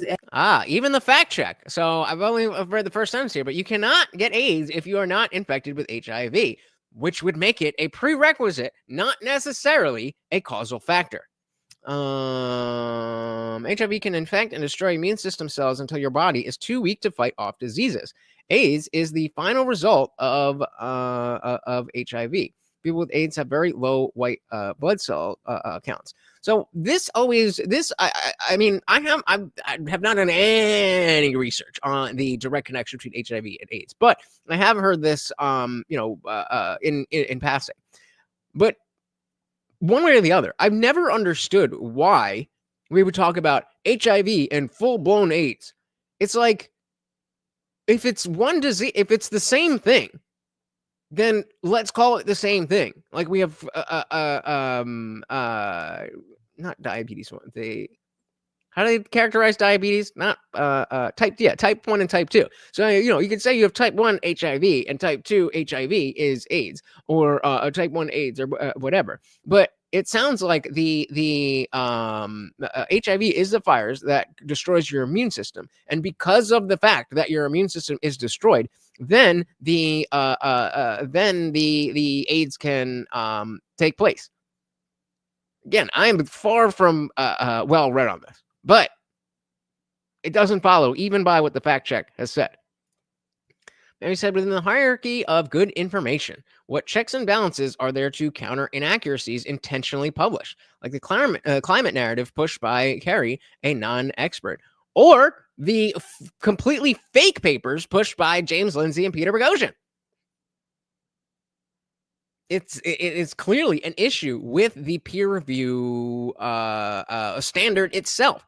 Now, I think it's better than really anything else that we have, but that doesn't mean that it's perfect. It doesn't mean that because, there's a peer-reviewed study here, that means unequivocally that is the truth.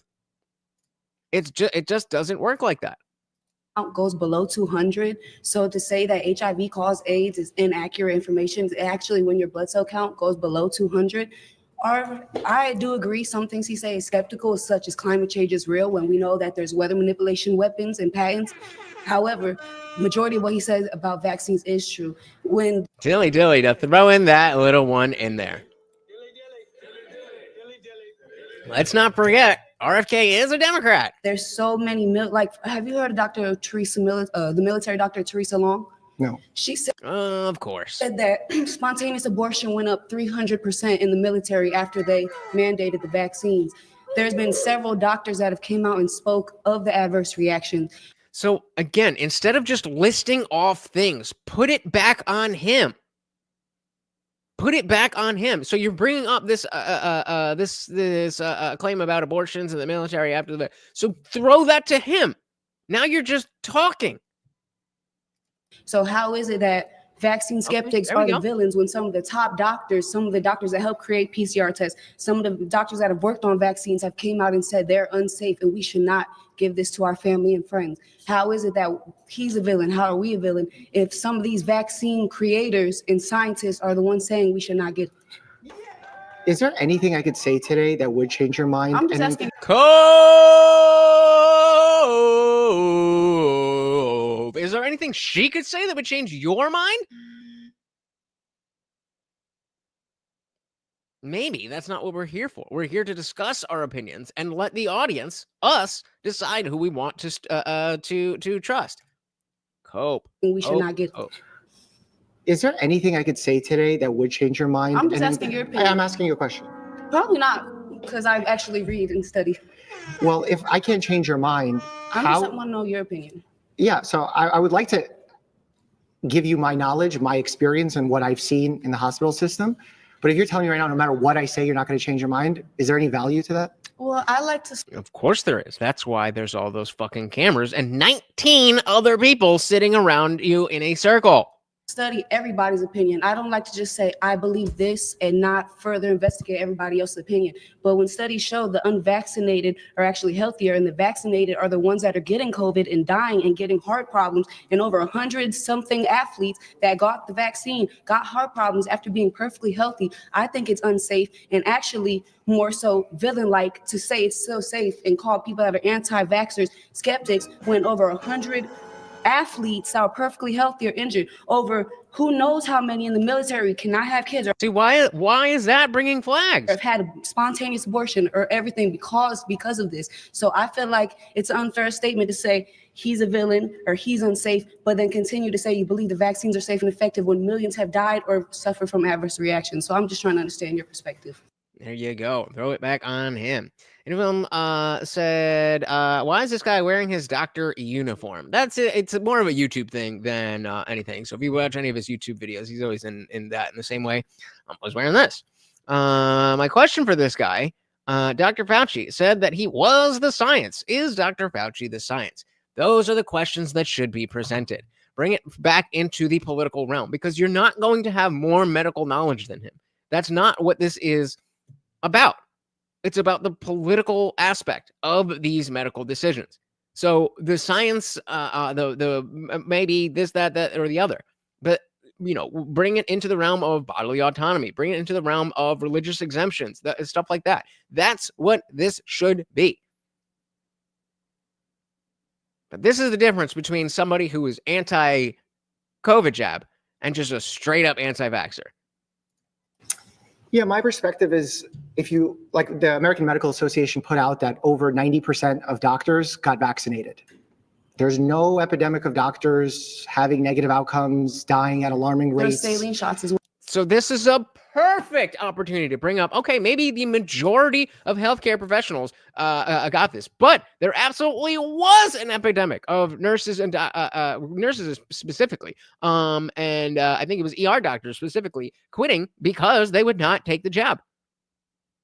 So what is your explanation for that? Maybe you want to just say, okay, yeah, it was a small percentage that the media blew up. Okay, fine.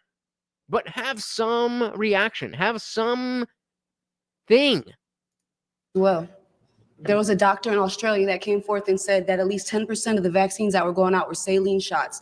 And this has been proven by an I did not know that. What does the fact check say? In 2021, a medical clinic in Melbourne apologized to 30 patients who came in to receive the Pfizer vaccine within one 30-minute window, saying some of them may have received a saline injection by mistake.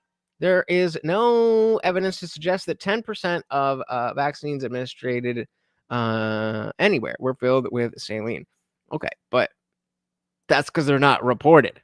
If we have one report of it, to expect to assume that is the only iteration is unscientific.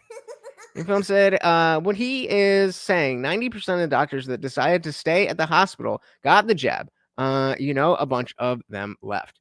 Well, he's saying no, that he's saying that in general, only 10% of the doctors were the ones that were walking away, which is still a large percentage. 10% of an entire industry is just like, no. 10% of the medical industry is saying, no, I don't want this medical treatment. That speaks volumes. And said that at least 10% of the vaccines that were going out were saline shots. And this has been proven by an Australian doctor that some of the shots that were going out were saline shots. So how are we to say that some of these doctors didn't know ahead of time of Agenda 21 and got a saline shot? Again, editorialization, baseless conspiracy theories resurfaced during the pandemic about Agenda 21, claiming the 1992 document signed by 178 nations following a United Nations conference is meant to establish a new world order. Yeah, baseless conspiracy theories. It's not like the WHO, who was he just referenced, has specifically said these things. But of course, we're going to go back to, because nobody said those exact words in a, we're going to have a new world order, and that means, nobody ever said that. Nobody ever said that. It's a very frustrating aspect of the power that the establishment still has. You know, wokeness may be, you know, really on the outs, but the Democratic establishment is still strong as ever. Maybe not as strong as ever, but still very, very strong. Maybe so there was a doctor that viewed the vaccine under a microscope and found stainless steel fragments within it. Yikes. That's probably not good for you. How are we to say that some of these doctors didn't know ahead of time of Agenda 21 and got a saline shot? It's kind of impossible to say. Sorry, you've been voted out by the majority. Okay, thank you.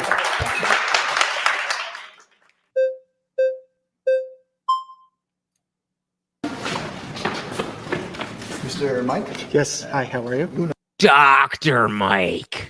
Nice to meet you. Nice to meet you as well. There's so much trust invested in you and your research and how you look at things and how you look at data.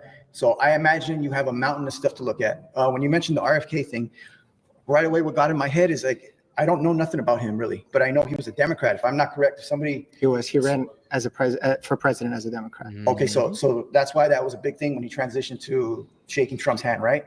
That was like a big political move. Yeah, for sure. It made news. He's like, yeah, it made news. It made news. Not the fact that, not commenting on the significance of it.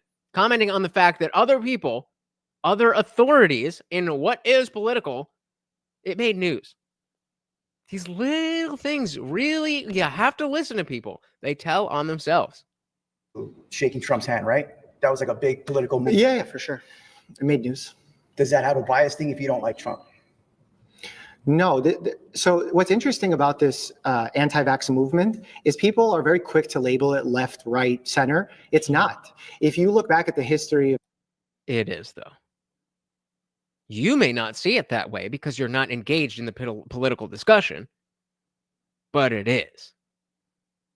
And it's not the voters who politicized it. It was the media and the politicians who politicized it.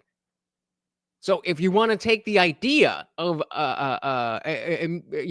becoming immunized from something, that's not a political thing at all, sure.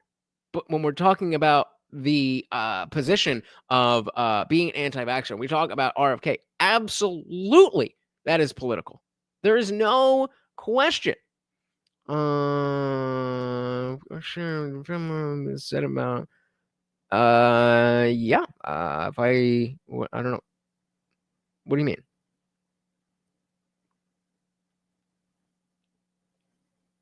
I guess so. I don't even remember what you're talking about. People are very quick to label it left, right, center. It's not. If you look back at the history of the anti-vaccine movement, it started initially on the left in Democratic circles. Okay. And then over the last few years with the COVID-19 pandemic, it's become more prevalent on the right, but it's not mutually exclusive. It happens all across the board. Again, that's a gross misunderstanding. Well, it was on the left before, it's on the right now, so it's not political. Again, that's not how that works. A side quest from indie film here. Oh, what do we got? What is it? We got George H. Bush talking about the new world. What is at stake? is more than one small country.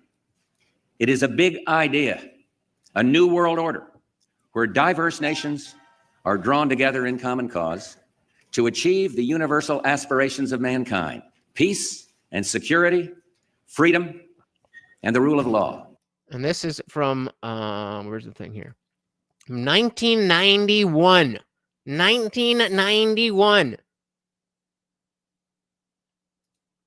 Methinks he knows something. And security, freedom, and the rule of law.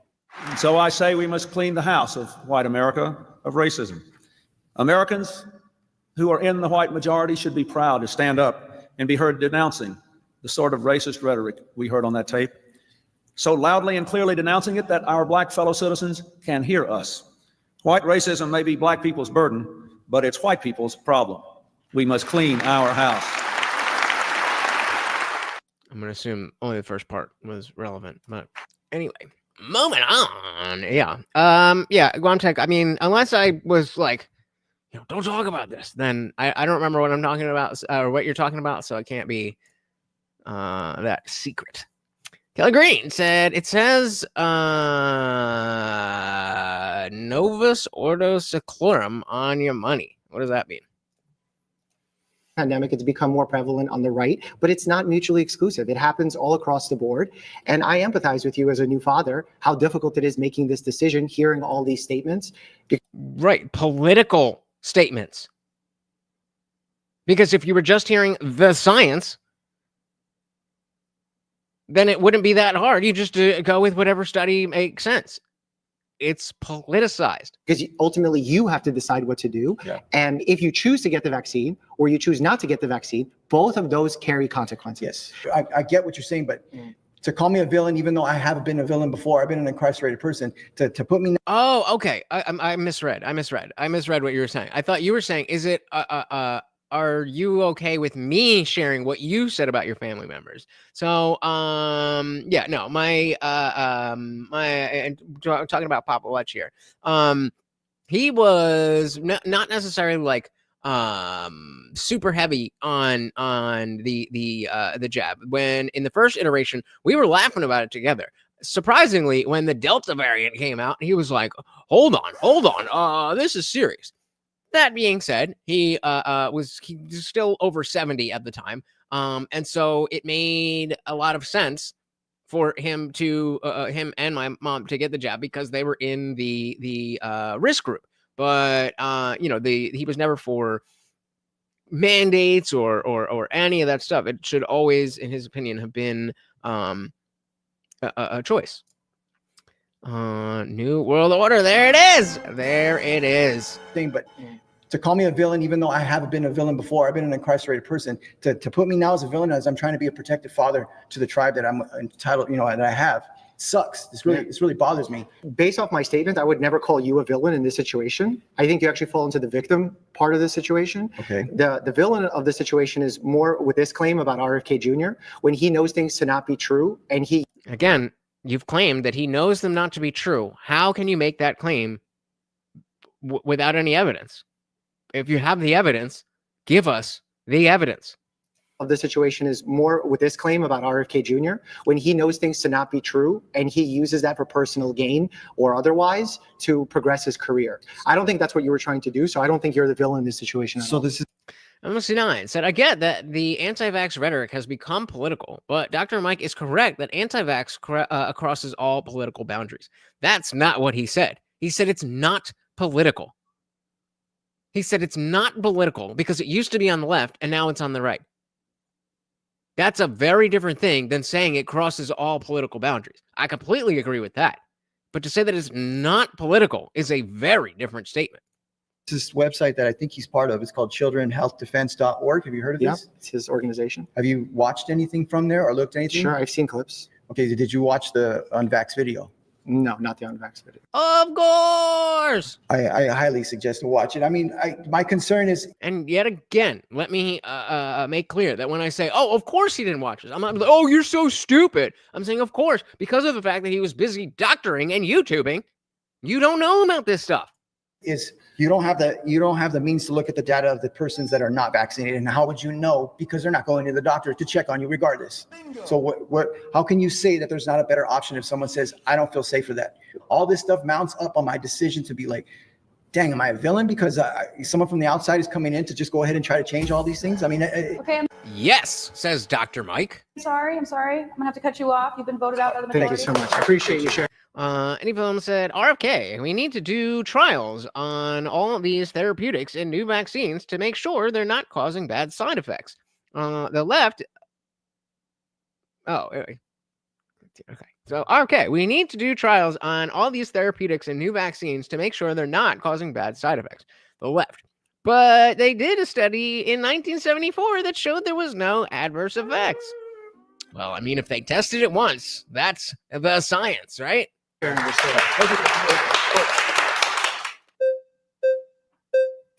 think so.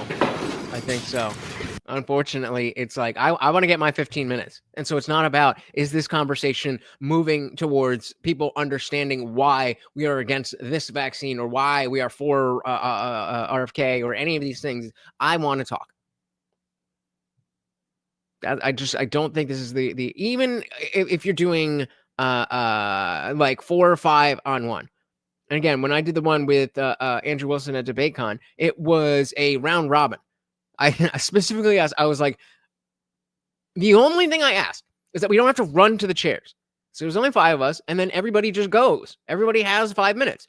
So, there was prompt 1, and then one person goes, and then I would go, and then the next person go, and the next person go, 5 minutes each, and then we can move on to the next prompt. So that way everybody does get to talk. And that doesn't become part of, the discussion. How you doing, sir? Hello.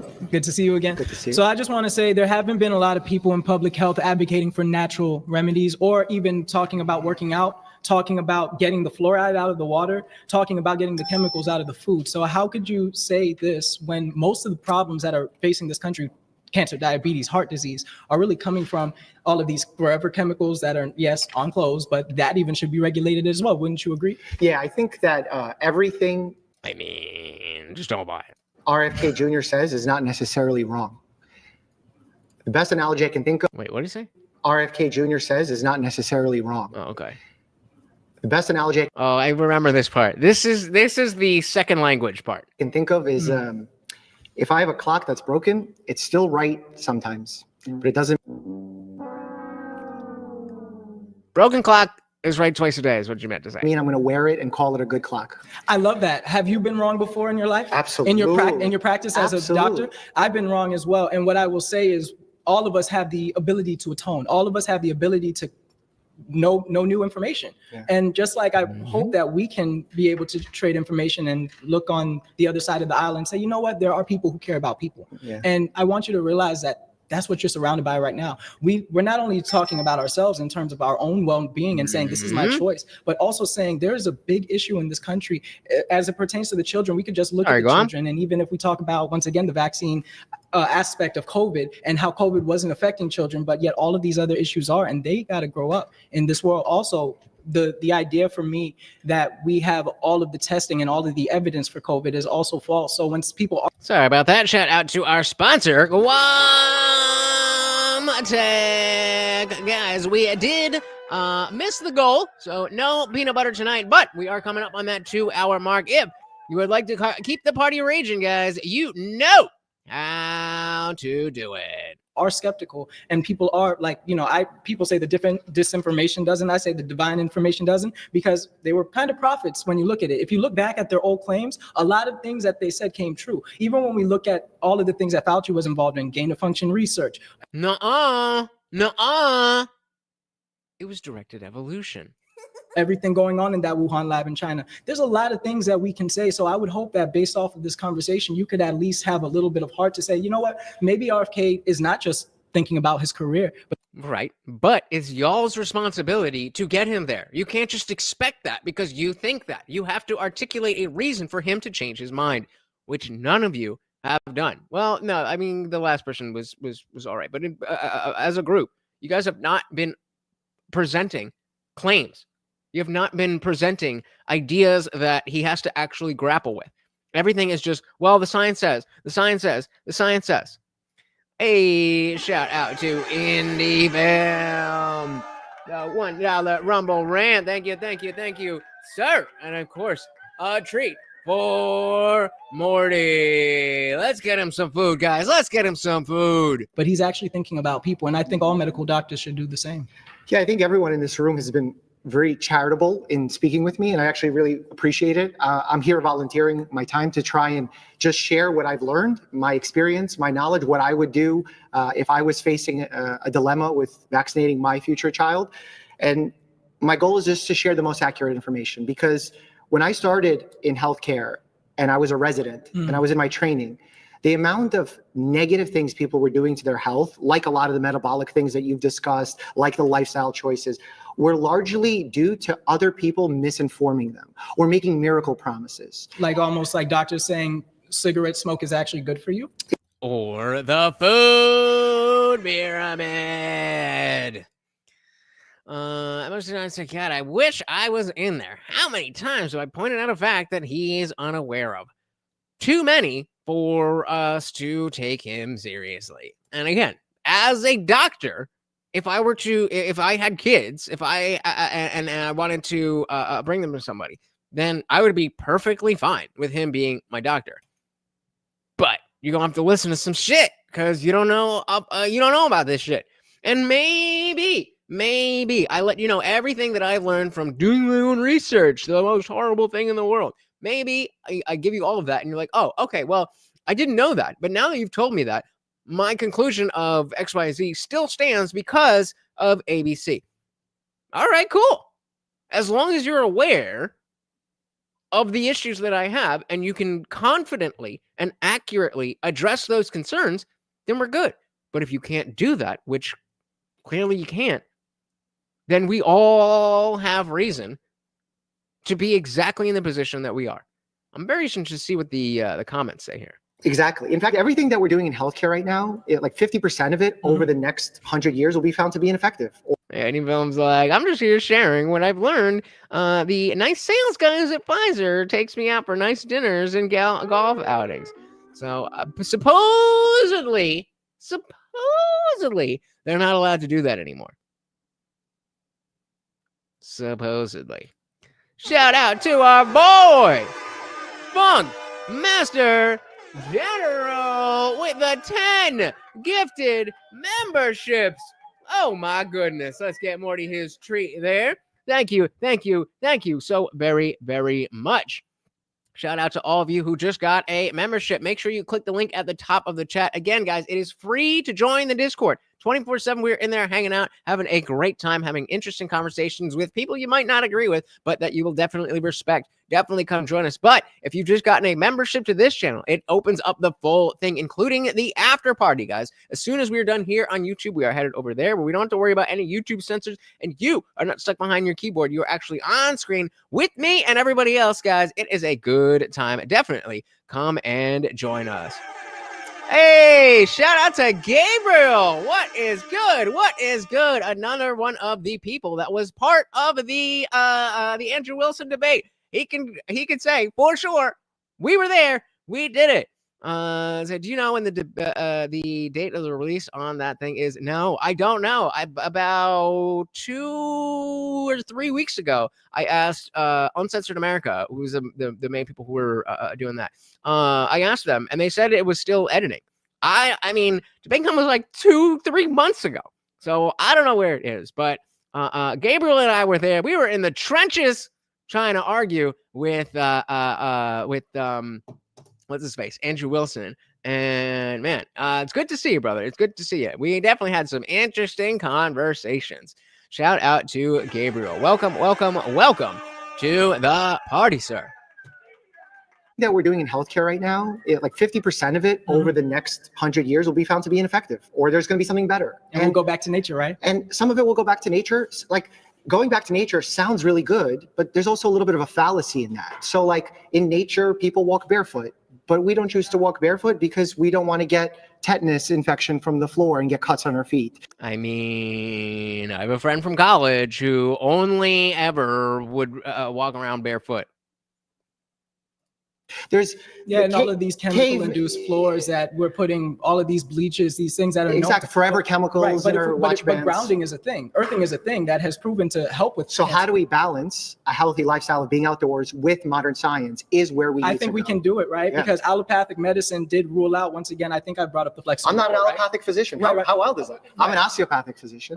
So I think more of the holistic approach than a traditional allopathic physician would. I did not go to an allopathic medical school, and I am very passionate about one thing that I feel like is lost in modern healthcare: the body's ability to heal itself. Yes, amen. And so, like, we don't need a vaccine for basic shit. I think that sometimes we envision so much more control than what we actually have. Like, for example, mandating a vaccine. Do you think wearing a seatbelt saves lives? It can, yeah, for sure. Has it ever saved yours? No. Have you worn it all the time? It may have. I don't know, because I was in an accident and I didn't die, but I don't know if it was because of the seatbelt. But I have a friend who lost someone very young because of the fact that they were trapped in, they got in an accident and they were trapped in the car because of the seatbelt, and he would not wear a seatbelt in my car. And, you know, for a while. I was always like, yo, just put your fucking seatbelt on. Just put it on. Just put it on. Just put it on. And eventually he told me, you know, the story as to why he didn't want to do that. And I was like, okay, well, I mean, I'm still going to wear mine, but now I understand why you don't want to wear yours, and I'm okay with that. Bambi said, I'd like to know how, I'd like to know his stance on the impact of being segregated or alienated in a workplace and how that violates HIPAA confidentiality by the very nature of protocol. These are good questions that nobody's asking. It saves lives? It can, yeah, for sure. Has it ever saved yours? No. Have you worn it all the time or majority of the time? I have not worn it all the time. For But majority I of the could time. see You yeah, regularly wear it? Yeah, for sure. Does that mean it was stupid to have done so? No, not at all. But I think That's how. Right, but I mean, yes, I just discussed somebody dying because they got trapped in a car because of the seatbelt. But the cost benefit analysis, the chances of you being in an accident and being trapped in the car because of your seatbelt are so much lower than you being hurt. I lost myself, but you know what I mean. That risk is very low versus the benefit of wearing your seatbelt. If you're in, you know, an accident that you're more likely to get into, but there's not really a cost to wearing a seatbelt in the same way that there is a cost to putting foreign shit in your veins. MH9 said, just a quick glance of the summary of the Danish study Dr. Mike referenced only looked at the MMR. The main position of the OG anti-vax movement is you have to look at all of them. Bingo. Yeah, and I'm not, and that's why I resent the fact that they expanded this anti-vax label to anybody who specifically is skeptical about the COVID vax, because I'm not an anti-vaxxer, or at least I certainly wasn't before they started calling me that. Ever since they started calling me that, I was definitely like, let's look into this stuff. Maybe there's a reason to look into this stuff. And so that really worked. But yeah, you're absolutely right. It's a not only do you have to look at all of them, but you have to look at each of them. They're not all the same, and they are they're different. Funkmaster General says there was a guy on the show Monster Inside Me. He got a parasite through his foot while walking to his mailbox in the suburbs in Westchester, New York. Yikes. That being said, how likely is that? If you were to walk, I mean, and again, we're not in New York City, but, you know, close enough. Just saying. There's not the same type of, especially because we have alcohol and penicillin and first aid. Walking around barefoot is not necessarily this horrible thing. I'm not going to do it, but he brought it up. Regularly wear it. Yeah, for sure. Does that mean it was stupid to have done so? No, not at all. But I think that's how I'm risking my life as a vaccine would be. Exactly. I mean, this too. But yeah, you're not risking your life by putting a seatbelt on, except in the very, very, very, very rare case that you get into a serious accident where you're upside down or something and you trapped in the car. And so again, the cost benefit analysis is that risk is very, very low as compared to the risk of taking the jab in the first place. Again, specifically talking about the COVID jab. The risk there is way higher compared to the risk of just getting COVID in the first place, unless you're old or fat or sick or whatever. So there's some people that believe, like anti-vaxxers believe vaccines are harmful without great evidence, that seatbelts can cause you to get trapped and et cetera, and actually cause more problems. Anti-vaxxers believe that? What did I tell you? Didn't I tell you? I tell you a long time ago. What did I say what happened when I told you? Exactly what you No, I'm saying like anti-vaxxers believe negative beliefs about vaccines that are not well proven. Some people say that about seatbelts. Some people say that the world is not round and they believe it to be flat. Now, can you compare vaccine? Oh, so other people are wrong about things. Therefore, what? Skepticism with really seatbelt skepticism. Like, do you think that that really weighs? I think Especially when the people have been principle- injured from vaccines. This is a real thing that People have been injured by seatbelts. I understand. So I'm going to give somebody else the time, but my claim is pretty much that RFK is standing up for a lot of different things that are going on in this country right now that are causing more damage than. Well, I'm not getting you to completely agree with me, so I'm just going to give up. I'm just going to give up and stop talking. What are you here for? What are you here for? Jesus. Oh, hold on. I'm back. Where are we at? Okay. We got that one. MX9 said in his comment about getting tetanus by walking across the floor, dude, be real. That's what I'm saying. Like, technically, it could happen. Sure. You can also technically be caught in a car upside. Like, what are we talking about? Anyone said, I'm not playing the Brady Bunch because of copyright. Anyone said, I lived through that time, and measles and chickenpox and mumps were not that big of a deal. Dr. Mike would say, well, they're not that big of a deal because we had the vaccines.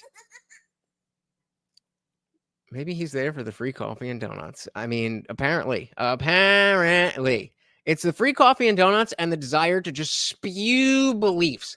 Spew what you think. We see it on a smaller level with the people who I've specifically said, I don't like you. I don't want you to be here. And they still show up and try to get my attention and talk to me. We have the people here who are there. And as M169 was pointing out, they just want to talk. They're not here to advance the cause. They're not here to do anything except get their 5 minutes of fame. RFK is standing up for a lot of different things that are going on in this country right now that are causing more damage than COVID. I would love for someone else to stand up for those things as opposed to RFK. I think you do as well, right? Yeah. Why? Why does that matter? If he is right, then why does it matter? Gabriel said DebateCon 6 in Tennessee. Interesting. I don't think I'm going to be able to make that one. Also, I think I've been trying to get on the Modern Day Debate platform to debate, but I haven't gotten a response in over 5 weeks. Still in editing. Tragic. Same. I've tried to hit him up and be like, yo, if you guys got anything, like, let me in. Here's an idea. Here.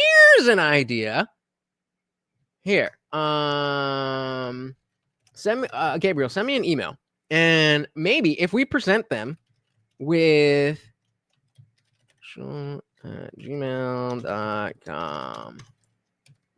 Just send me an email so I have it. Maybe if we present them with you and I doing a debate, then it's already set for them and we just need a time. That might be our in. Send me an email and we will make it happen. I made $2 today, guys. I cannot afford to go to Tennessee. I just got a new job. If you want me to go to Tennessee, you got to fund this shit. I'm just saying. MX9 said the language shift to calling them diseases when we used to call them childhood illnesses, or more properly, infections. The shift went in reverse when referring to STDs. Now they're STIs. Yeah, I'm never gonna let STD go. It's just what I learned. Good shit. So hopefully me and Gabriel will be on Modern Day Debate somewhat shortly. But I told you guys I wasn't making that shit up. I knew I wasn't making that shit up. COVID. I would love for someone else to stand up for those things as opposed to RFK. I think but we you do as agree. well. Okay. Hey guys. We're still on the claim that RFK is a public health threat. I didn't even make a poll there, but put one in the chat if you agree. Oh, no. So his movement, the MAHA movement, Make America Healthy Again. Dilly fucking dilly.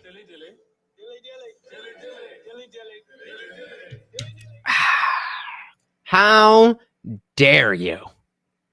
Gabriel is a principled Christian man that would never take money to lie about a debate. Hey, dilly to user. Dilly to user. What we got over here? Indie Film with the $10. Thank you. So very much, sir. Said I'll see you in Tennessee. I don't know if you've seen plane and hotel prices, but $10 definitely helps, but is not gonna get me there. But either way, very much appreciated. With the $10. I wish. Yeah, well, the only thing that I didn't like about MAHA was the name and the sound. That was it, because let's do it this way.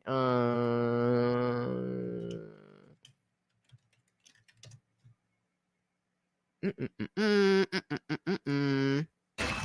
time for us.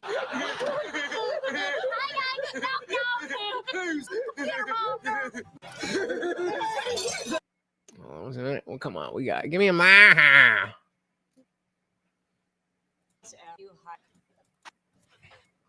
All right. Great.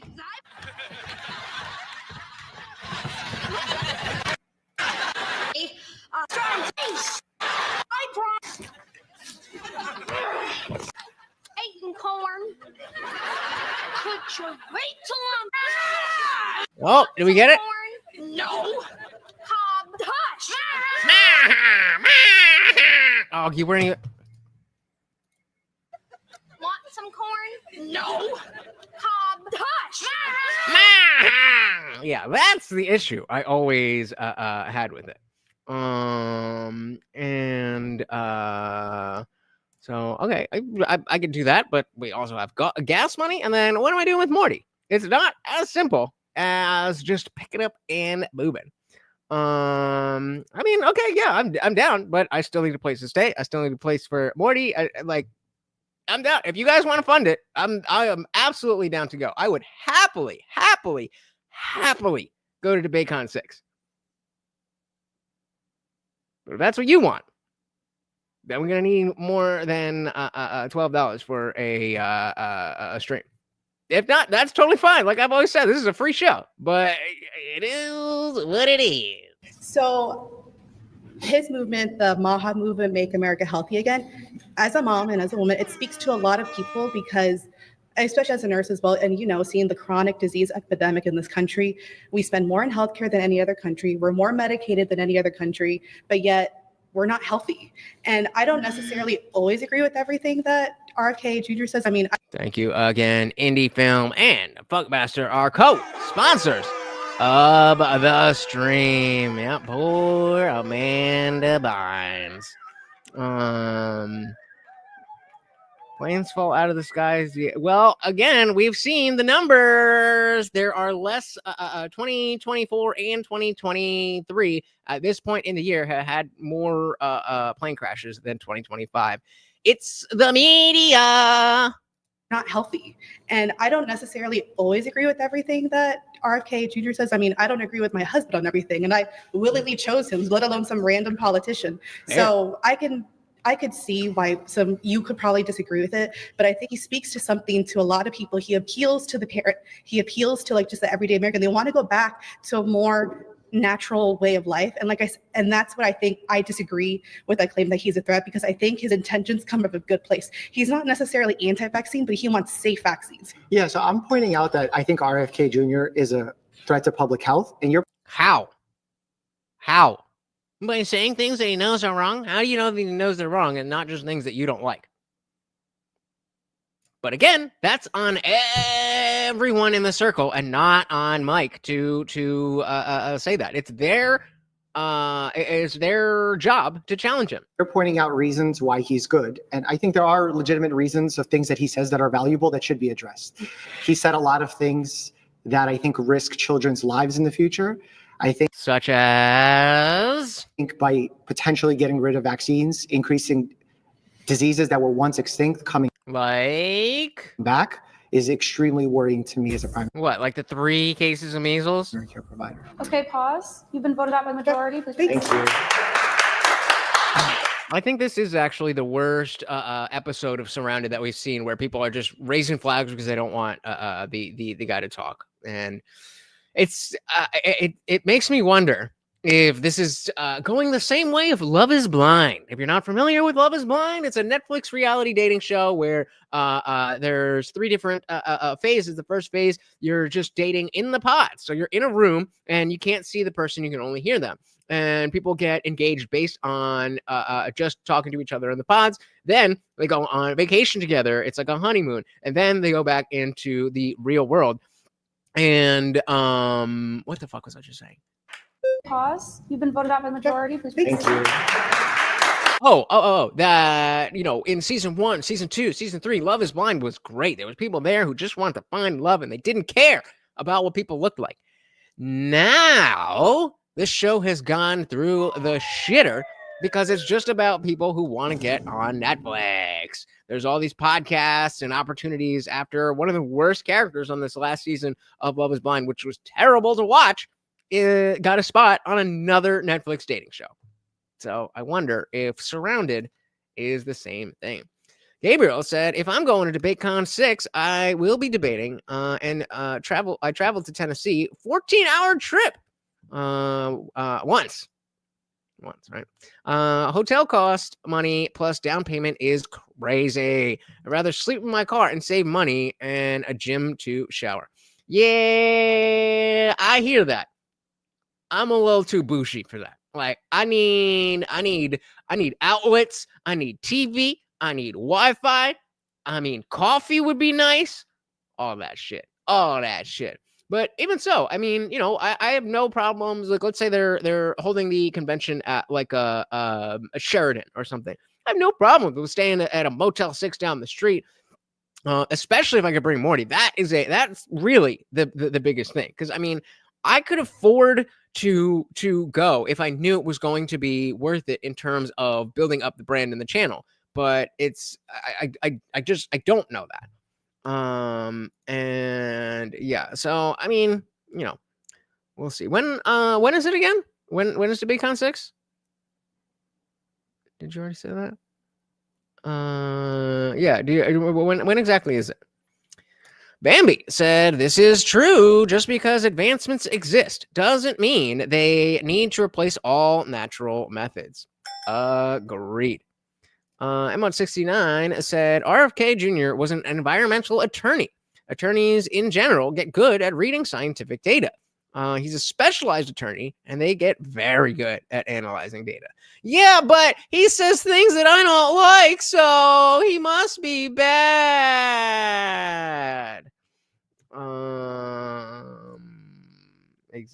Exactly.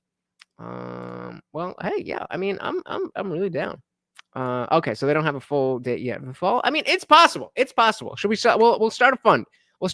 I'll get some numbers, and we'll put it together. And if you guys want me there, I am absolutely down to go. But it is what it is. All right, diving back in. Yeah.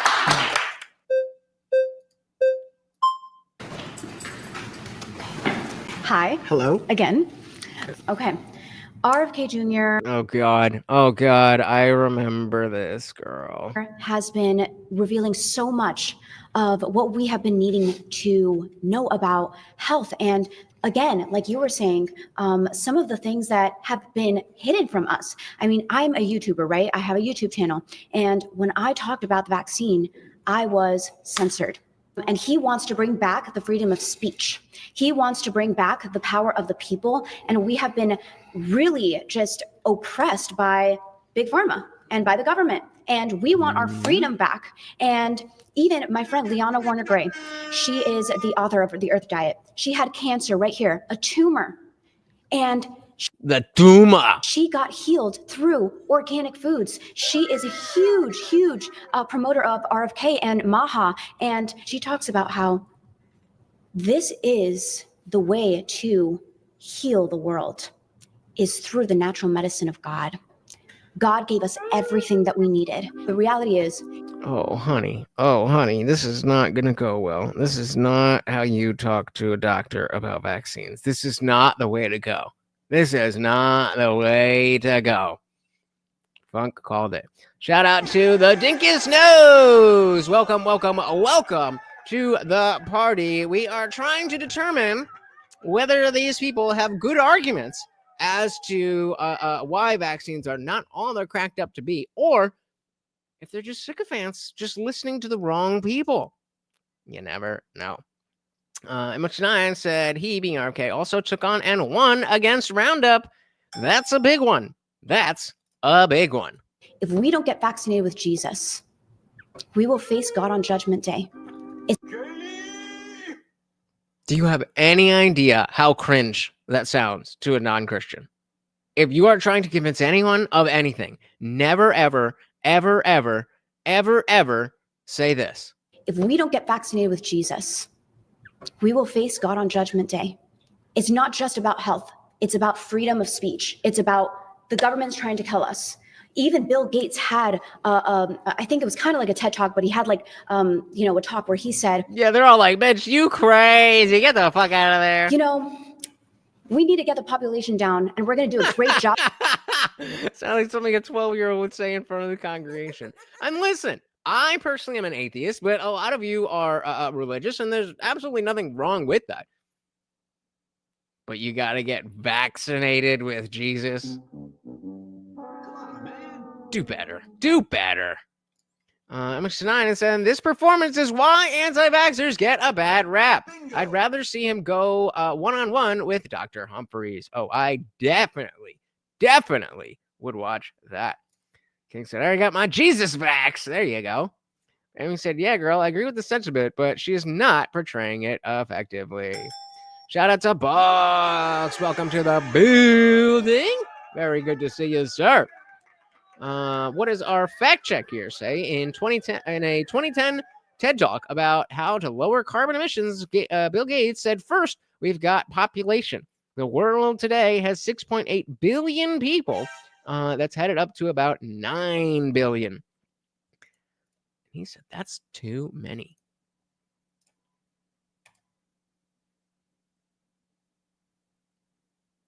If even Gabriel's like, hey, yo, what are you doing? Gabriel, if I'm not mistaken, you were walking around DebateCon with a Bible, right? You were walking around with a Bible.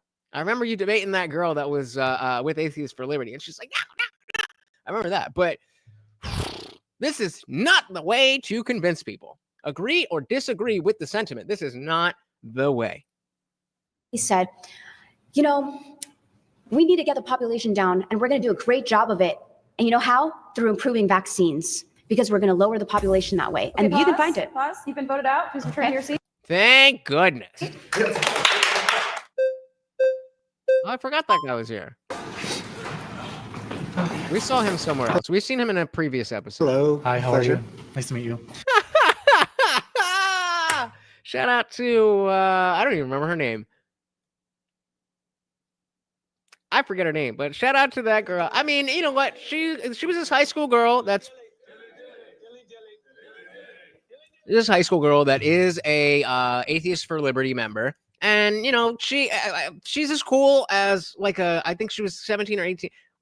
She's as cool as you could be at that age. But she was very much a teenager.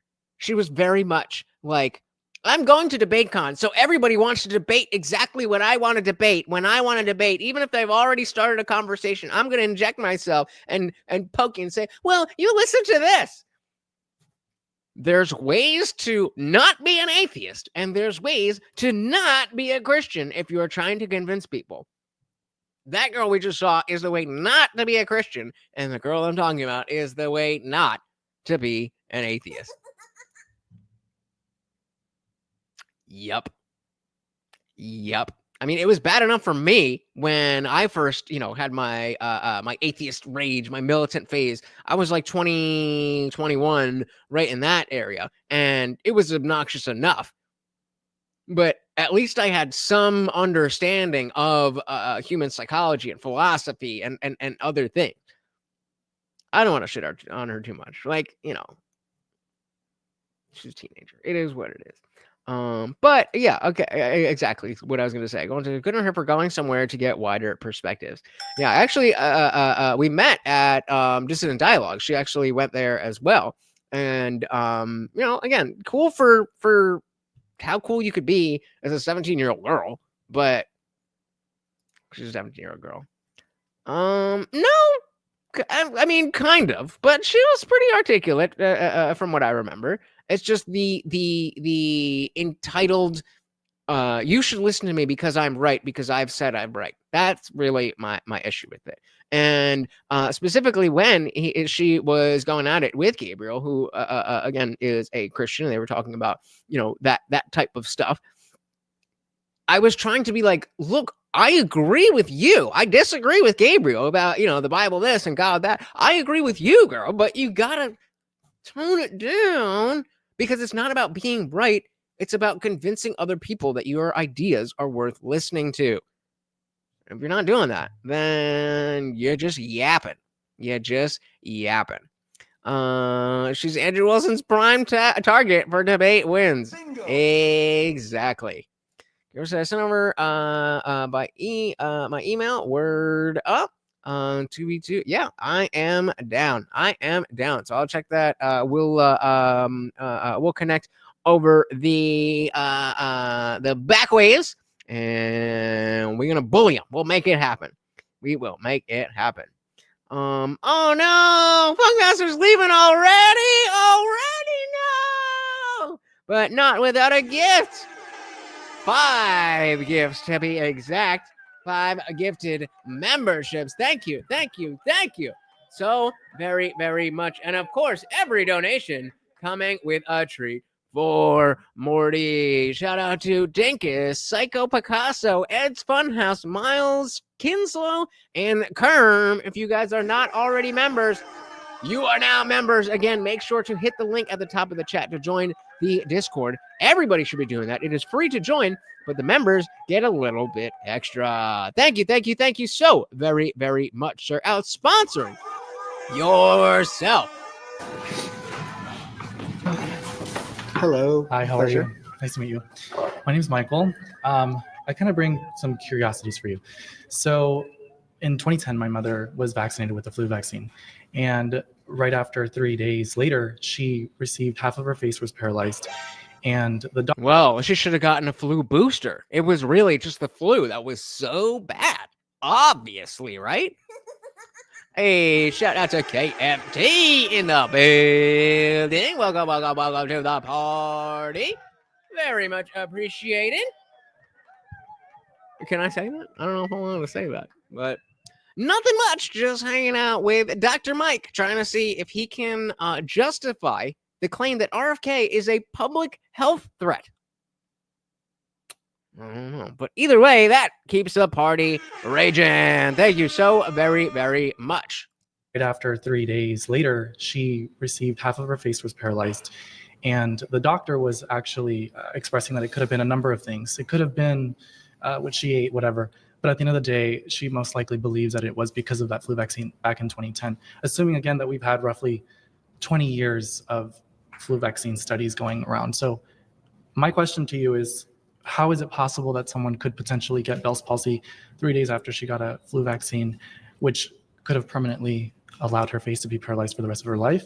There you go. Direct questions. And if I have to guess, based on where he's coming from, is he's going to either deflect as, oh, well, that's an anomaly. I would have to look at her whole medical history. Or he's going to go back to the causation, or correlation, not causation. Guantek said, ooh, an atheist and a Christian team up against wokeism would be prime viewing material. I agree. And he said, in Orthodox scripture, sickness is viewed as a consequence of sin. a manifestation of the fallen world and an opportunity for spiritual growth and reliance on God, with Jesus Christ offering healing and redemption, she could have said. Yeah, that would have been a lot more palatable. That would have been a lot more palatable. Versus someone who got it and maybe didn't have those symptoms that I'm explaining. Yeah, so Good Bell's question. palsy, interesting condition because we oftentimes don't even know what caused it. A lot of times we think it Sounds like the shot, but hey, what do I know? as a viral cause. Now, if your mother in this situation believes that the vaccine was to blame for this condition, Oh, he said your mother thought the vaccine was blamed for this condition. Sorry, I just wanted to drink. I thought it was funny. I thought that was funny. there is a way for her to get compensated for it because vaccines do carry side effects. I am not your mom's doctor, so I wouldn't know all the circumstances surrounding it, which vaccine, which number dose, what other health conditions existed, what medications were being taken. There's a lot to take into consideration because health has so many variables. And even when she has her own doctor, they might not even know the right answer. That's why when you apply for this vaccine injury compensation fund, it's a no-fault system with no jury, meaning that they're trying to do their best to get people paid out as quickly as possible.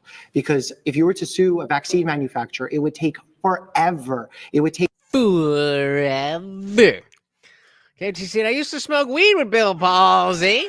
Shout out to Bill Palsy. Number 29 said, then why is Bell's palsy listed as an adverse side effect? Maybe because it is. But, you know, honestly, I would not be surprised if he just did not know this. If he just did not know this. Gabriel said, that's true, Wabtec, and I'm a different type of Christian. I can attest to that. Next month, I expect to start my live podcast. Bet. All right. Well, I just dropped the link to Gabriel's channel. Guys, definitely go give him a subscription. Get him started because we want all these voices out there. We want to be able to have more people with different and interesting perspectives to be able to express those perspectives and not be stuck to the algorithm and all of that stuff. I just dropped the link. Please go give him a sub. Casey, don't go chasing waterfalls. Never do. I never do. Which is 9 said, oh, and you have to prove it if you go through that court. No discovery, like in real court. Of course, they have a different system. Why does that not surprise me in the least?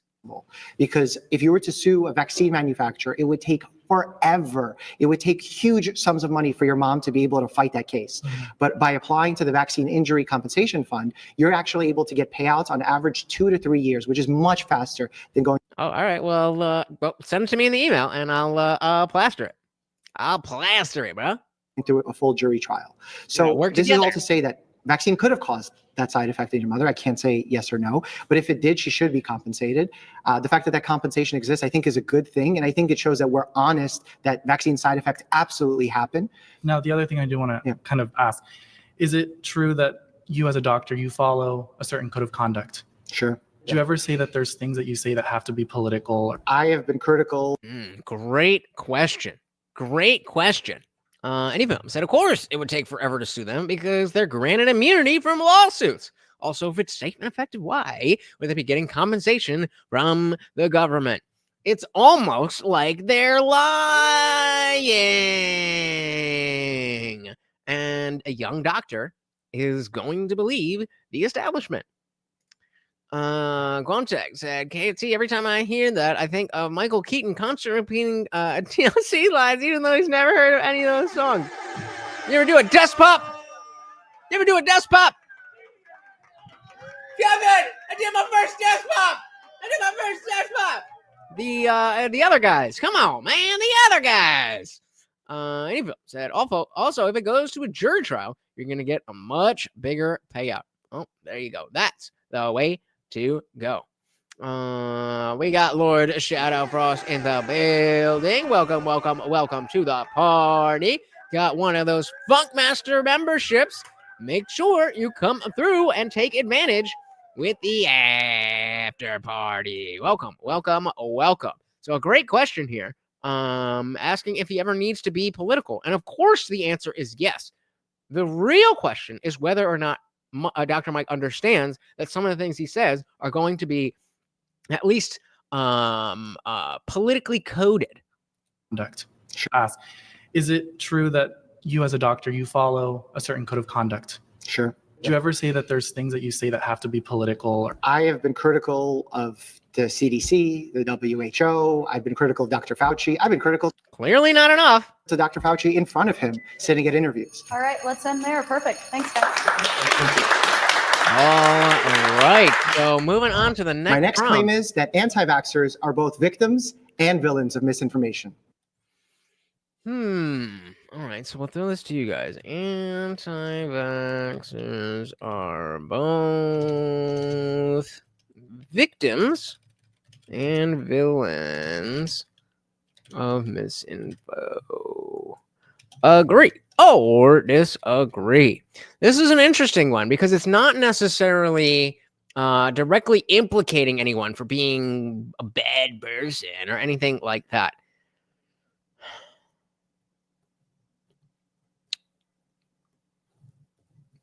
I think this is too broad. It's too broad.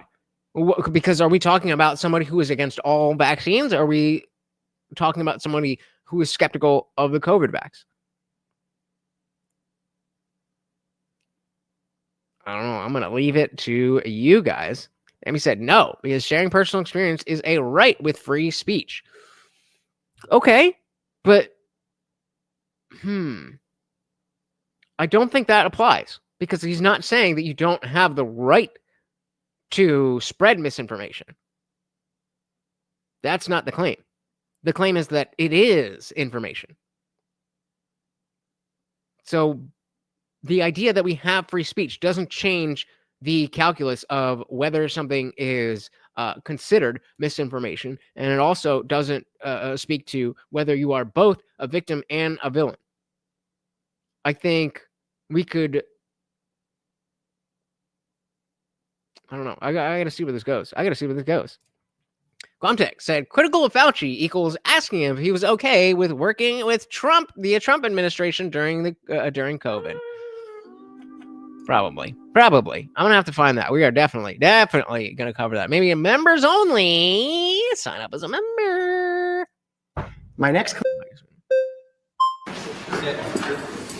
Homeboy was ready. Pleasure to meet you. The Holy Bible on his shirt. All right, let's see. My pleasure. Christians. So, That's the way your I see people. it, the vaccine itself should be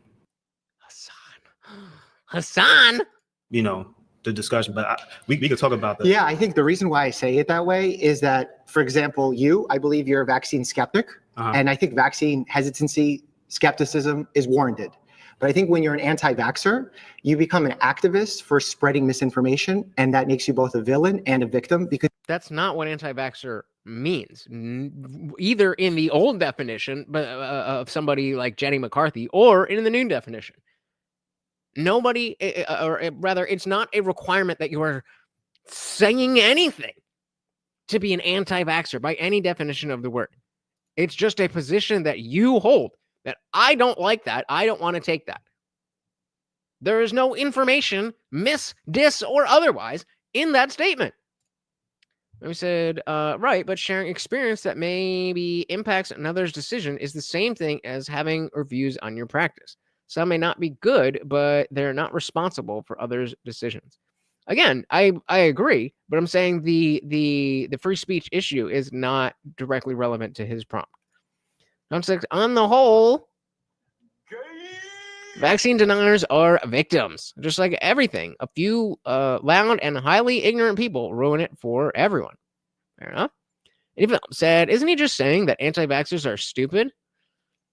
Also, when they say anti-vaxxers, they mean if you say the COVID vaccine is something you're against every vaccine. Yep, and that's what Shadow Frost is also asking about. They are semantic.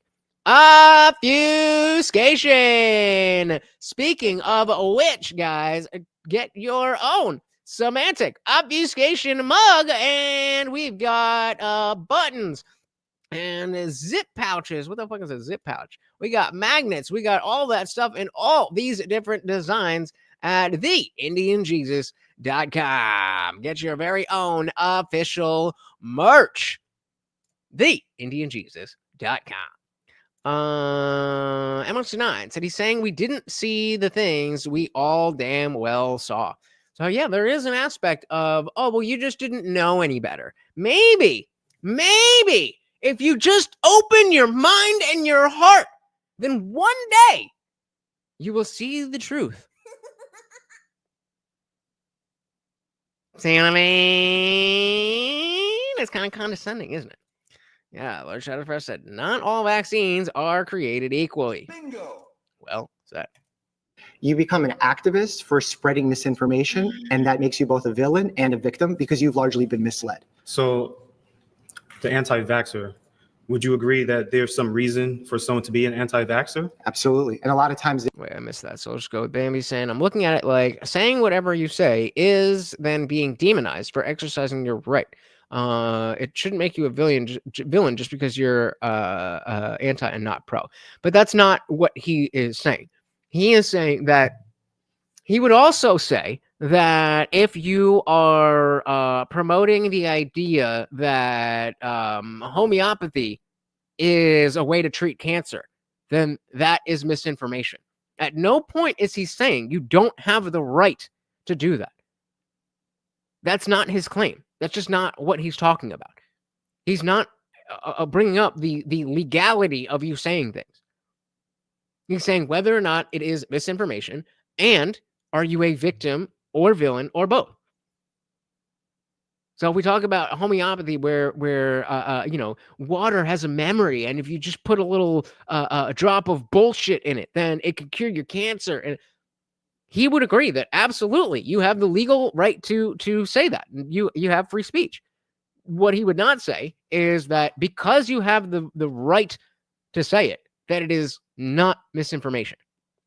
Two different points. With them because you've largely been misled. So the anti-vaxxer.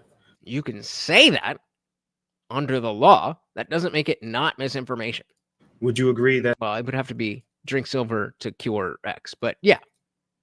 Largely been misled. So the anti-vaxxer, would you agree that there's some reason for someone to be an anti-vaxxer? Absolutely. And a lot of times they're the ones misled. So that's why I think they're victims. Because it's easy if someone shares a very, let's do it this way. I think this is a very visual and easy way to understand it.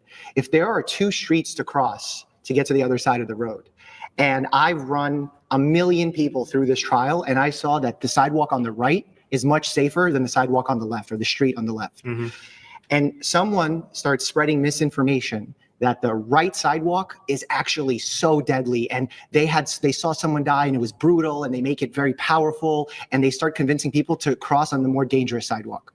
I would say that they're being a villain by telling people to go on the other side of the sidewalk, and they're also a victim because they may have been. But do you have the right to say it, Dr. Mike? Been misled by someone who shared a very scary story. Understood. So what would be an example of the misinformation that you're referring to? Like that vaccines cause autism. Vaccines stop the transmission. Vaccines won't. You can't catch it if you can't get the disease if you're jabbed. Like that? Oh no! Just the parts that you don't like. Of the misinformation that you're referring to. Like that vaccines cause autism. So they don't cause autism, you're saying? Correct. A bias is not an infringement of your rights. You are allowed to be biased. Doctors are pharmaceutical lecturers. I have pharmacists exist. Sure, that has absolutely nothing to do with your rights as an American to speak. At all. Correct. Well, that's news to me. Okay, what about? Wait, I missed that. Referring to? Like. Quantex said, oh, you poor misled plebes. You need people like him to decide what is and isn't good for us. And he needs someone to tell him, and so on, and so on, and so on. The infinite regress. Oof. That vaccines cause autism. So they don't cause autism, you're saying? Correct. At all? Correct. Well, that's news to me. I missed it again. I apologize. Give me one. That you're referring to. Like that vaccines cause autism. So they don't cause autism, you're saying? Correct. Oh, okay, I got you. At all? Correct. See, again, if y'all are all in agreement, why does that make you raise the flag? Well, that's news to me. Okay, what about death? Doesn't the vaccine save lives? Correct. It lowers the death rate. It doesn't prevent it 100%. Okay, so why are people dying? Because it doesn't prevent it 100%. Listening. Because it's not 100%. But reality is, the majority of the people who were dying were vaccinated people. Correct, because most people were vaccinated. The misinformation, autism, that's one I have to look into. Is there anything else? In terms of what's bad misinformation, I've heard people say things like there's no such thing as a safe vaccine. I think that's misinformation. Okay, pause. You've been voted out by the majority. Please return Thank to you. your seat. Appreciate it.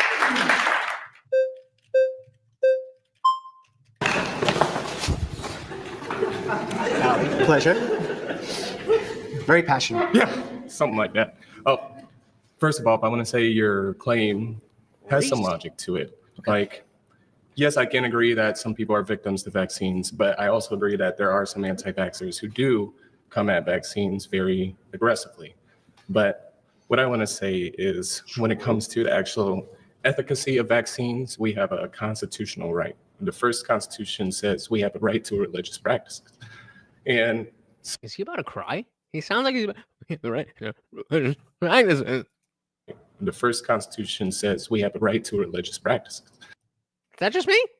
And some people will say, oh, hey, this is the Bible. Is this a Palestine thing? This has to do with Palestine, right? Glomjack said maybe Jubilee told them to raise the flag when they agree. When the person leaves, that means they won the argument. I wouldn't be surprised. I wouldn't be surprised. He's doing his RFK. Oh my God. He does know, right? So why is nobody mentioning controversy like the medal? I don't know. I can't tell. Well, I mean, it's a good question. It's a good question because it's in the details. It's not the concept of vaccination that is the problem. It's the details. The devil's in the details. God gave me. I don't mean the actual devil. And I don't want to take any vaccines. Sure. And other people will say those people are crazy because maybe vaccines help. But I guess what I'm trying to get at is I think it depends on the actual vaccine. If somebody. So real quick, guys, we got 1, 2, 3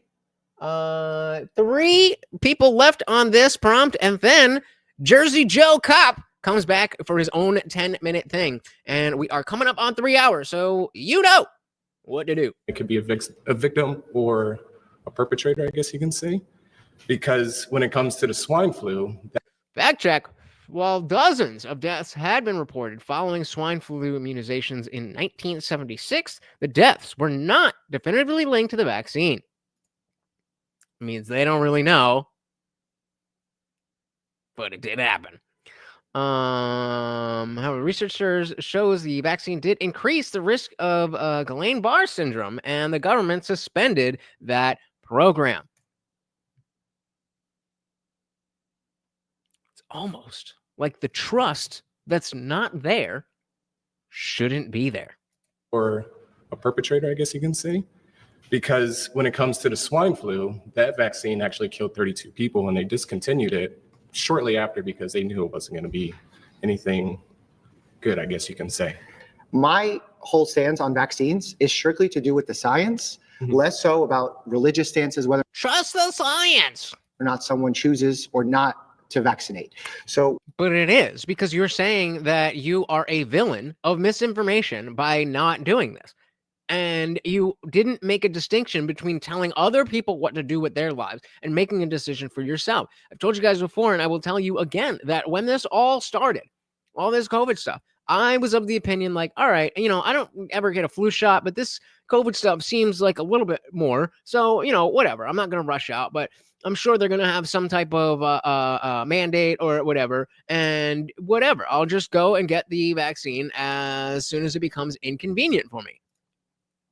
And then there was all this disinformation, all these fucking lies, all this fucking bullshit. And I was like, I don't trust you anymore. So I don't really know what your trying to say here. Your prompts don't match the message that you're trying to convey. Less so about religious stances, whether or not someone chooses or not to vaccinate. So when I say that someone is a victim of anti-vaccine misinformation, I think what I'm saying is that they've been tricked by misinformation or perhaps misled by an emotional argument. Stupid. You're dumb. You didn't know any better. You're just too dumb. Are we though? Less so that they've been a victim of a vaccine. Do you mind if I ask, can that also work in the opposite logic, as in somebody can trick you into thinking that vaccine is God's great gift on earth, as in when Anthony Fauci told us, hey, the COVID, you can't transmit it. You mean like treating science as a religion? Yes, exactly. I think that's not a good way to go. Yes. When we said lines like trust the science, I wasn't even a fan because trust the science almost played like trust the scientist. Yes. Trust the scientist is singular. Exact one. And that's not what it should be because science is a process by which you ask questions. Yes. And in fact, when we do research, we try to disprove ourselves. That's the null hypothesis. What good research is. Yeah. Research isn't supposed to be done to confirm your belief in something because you want it to be true. Yes. You're trying your best to disprove whatever it is that you're setting out to find out. Yes. And you're trying to think in every way where your limitation is on the study, where your bias can be in the study. We actually meet in hospitals and we have something called Journal Club, where we look at a study and we say, where's the bias? Guys, really quick, if you are new here, make sure you hit that subscribe and ring the bell. I am live every Monday, Wednesday, Friday, 8 p.m. Eastern, and sometimes whenever I feel like it. So you're going to want to hit that bell to make sure you never miss an Indian Jesus live party ever again. In the study, where's the limitations? Where can the next study design be better? And there are experts that are constantly dealing with this to try and improve our further research. So it's not about trust the scientist. It should. No, by that point, I was in 2020. I abstained from the election, but I was definitely in Trump's camp. I just didn't trust myself because of how confident I was after voting for Hillary in 2015. And so I will definitely own up to the fact that I was scared. I was scared of myself. I was too confident that Trump bad, Orange Man bad, and Hillary's gonna save the world. That is what was going on in my head in 2020. Anyway, said I know some intellectual professors at a university who were all pro-vaccine, got vaccinated, and been infected allegedly with COVID multiple times. I got COVID, no vaccine, never got COVID again. Anyway, I believe in the science of natural immunity. Bingo. Oh, well, I didn't. I literally meant to hit the opposite. No, you understand the science of natural immunity. There is no faith necessary. I mean, at the very core level, that the scientific method works. Yes, you have to have faith in the scientific method. But at that point, once we establish, yes, the scientific method that allows cars to go and planes to fly and us to be all watching the same thing and talking to each other over the internet right now, that process works. We have faith in that. Now that that faith is there, based on that faith, we know that the science of natural immunity is superior. Knowledge versus faith. Very different things. Are constantly dealing with this to try and improve our further research. So it's not about trust the scientist. It shouldn't be treated like a religion. It should be an ever-evolving process that is continually questioned. But it was treated that way, and it wasn't treated like an ever-evolving process that's continually questioning, which is why people are skeptical. That's the part you're missing. At the same time, when we look at the manufacturing of vaccines and how they're made, some people with religious views are concerned. I will say a lot of the major leaders in each major religion in the United States has put forth that people should get vaccinated and that it is acceptable by their religion. That's not me. I'm not a religious leader, but I just have seen that put out. Let's say they had those religious beliefs where they're like, I don't want to take it. Would you, I know you said, would you fully agree those people were victims of that said policy? Like if you're a healthcare worker, military. I wouldn't view them as a victim because I saw them getting the vaccine as largely a positive. Okay, I can see you see it as a positive, but for me, I never took the COVID vaccine. I never got COVID, so I don't see the positivity. Your blood.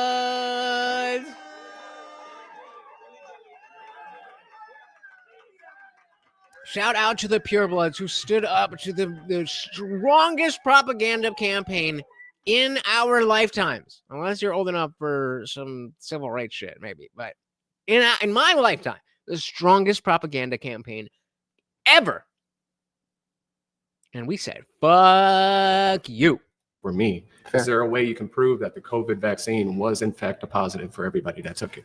I can't prove that it's for everybody. In fact, when someone shares a story, whether or not it worked for them, whether they had a side effect on them, I can't prove it. Yeah.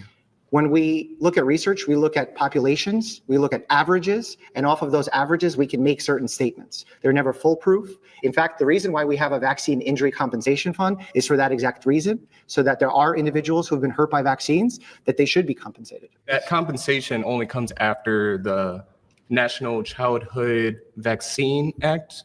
It was 1986, created in the National Vaccine Injury Compensation Program, a no-fault alternative to the traditional legal system. But that was, excuse me, Indie Film, this is what you were talking about before when you're saying this is not, like a jury trial would be better than this, is what you're talking about, right? Only comes after the National Childhood Vaccine Act. Or I might be saying it wrong, came out in 1986. Okay. But basically, it was a blanket type of pardon for any type of pharmaceutical company to be held liable for any injury or death. Because before that, they were dealing with all kinds of lawsuits. I think it was back in 1962 or something like that before they did it. Yeah, But- so part of what you said is really right, and part of it is a little bit in a slightly different direction, and I'll explain to you exactly how. Right now, if you believe you've been hurt by a vaccine, you can apply through this National Vaccine Compensation Fund. The way that that fund is funded is every time we give a vaccine, there's a 75-cent tax put on every vaccine, and that money goes to fund that fund. The reason that was created was that vaccine companies in the 1980s, as you said, were facing major lawsuits at the time because of vaccines. And there was historically a special that aired on television that scared people, that spiked all the lawsuits. Okay. So pharmaceutical companies said, we're not going to make vaccines. It's too risky for us. It's too expensive. So we face shortages, we face decreased innovation, and we created this tax as a way to potentially take some of the risk off their hands. However, if you go through the National Injury Compensation Fund and you're not satisfied that you didn't get money, you're satisfied that you didn't get enough money, you just want to pull out of it in general, vaccine companies can still be sued. Good. Shout out to Lord Shadow Frost. Thank you so very, very much. The $20 making me holla. Of course, a treat for Morty's, and I must prepare to do battle again tomorrow. But I wish a pleasant eve for you and all your viewers. Thank you so very, very much, sir. And sorry, Indie Film, but that makes Lord Shadowfrost the new co-sponsor of the stream. Thank you so very, very much, sir. The Overlord and I very much appreciate you. Compensation fund. And you're not satisfied that you didn't get money. You're satisfied that you didn't get enough money. You just want to pull out of it in general. Pull out. Vaccine companies can still be sued.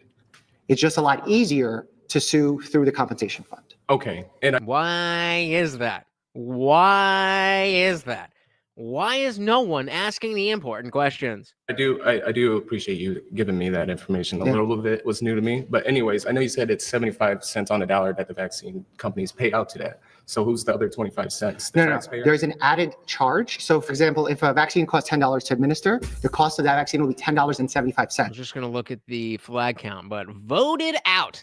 And I think the reason here is the fact that he had him, just giving the fact that Dr. Mike gave you some information that you weren't aware of about this fund doesn't change the fact, doesn't change your position that anti-vaxxers are both victims or are not both victims and villains of misinformation. It might just, you could be, but it might just be that you've looked at the actual signs and you've decided for yourself that you don't want to do this. It might be your religious belief. It might be any number of things to say that you are not only a victim, but a villain. Where is that coming from? Shout out to Matthew King. Welcome, welcome, welcome to the party. Said these people forget it wasn't the vaccine most of us had a problem with. It was the mandate. Bingo. The WHO, the government, and private corporations all jerking each other off and screwing us. Hurrah. Nasty. And gay. Beta. And beta and wrong. Agreed. Welcome, welcome, welcome to the party. Shout out to Indie Boom again with another $5. Thank you, thank you, thank you so very much. Seems like you guys really want to see the end of this. Of course, another treat for the co-host Morty. Very, very, very much appreciated. Let's dive right back in. So, for example, if a vaccine costs $10 to administer. Oh, let's shout out Sam Soto. Welcome, welcome, welcome to the party. Very good to see you. Said a doctor is a doctor, but he knows these laws because it affects him and his business slash career. But he doesn't. Well, okay, maybe he knows certain laws, but the political aspect of why people are against a particular vaccine, he is shown himself to be naive. If not ignorant. So when it comes to the medical knowledge, yeah, he's a doctor. He's done all the stuffs. Again, I said before, he's a family doctor. So if I had kids, I would be comfortable bringing my kids to him to treat the common cold, a broken leg, or whatever it is. But when you're talking about nationwide political stances based on medicine, and you don't know who Dr. Peter McCullough is. You don't know who Robert Malone is. You don't know who, what was the other one? Dr. Rick something. When you don't know these things, then you don't have the knowledge, the requisite knowledge to understand the concerns of people who are against these things. And you can still have the position that everybody who is against this is wrong. You can have that position.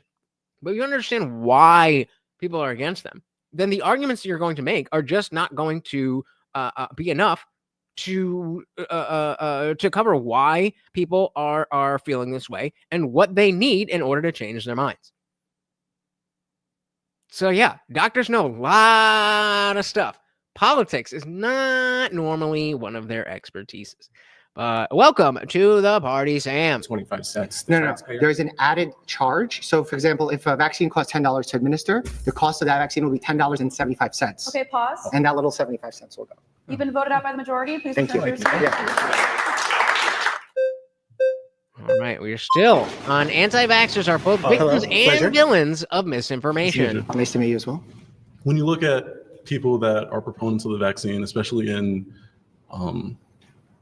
important capacities, like if we take the example of Jay Varma, he was a COVID czar at the peak of COVID, and he was a public health advisor under Bill de Blasio. And he's having private gatherings in August of 2020. So fact check says Dr. Jay Varma was New York City's senior public health advisor under Mayor Bill de Blasio during the first year of the pandemic. He was caught on a hidden camera talking about sex parties that he attended in August and November 2020 while telling New Yorkers to stay away from others to stop the spread. 15 days, 3 years to stop the spread. Matthew King said, if you haven't gone down the rabbit hole a lot of us have, then you aren't fully informed and your opinion is biased. Bingo. It's just that simple. It's just that simple. The democratization of information no longer puts the power in the hands of the people who only get access to it because they went to certain colleges or certain, whatever the case may be. All the information's out there. If you know how to read and you know how to do math, then you can read a scientific paper. They're specifically meant to be written in a way that's not, Shakespearean prose. It's just, we did this, then we did that. Then we did that, and we saw this. You don't need to be a genius to understand that. Trust me, I'm a fucking retard. And I spent years in college breaking down these studies to be able to articulate what it is that the study was presenting, what their methods were, what their sample size was, what issues they had, and why the information should or should not be trusted, and how we could recreate that study in a better way. It doesn't take a genius. Maybe it takes somebody to instruct you on how to do it just because it's, all system. Sure, I'll give you that. But you don't need to be smart. You just need to not be retarded.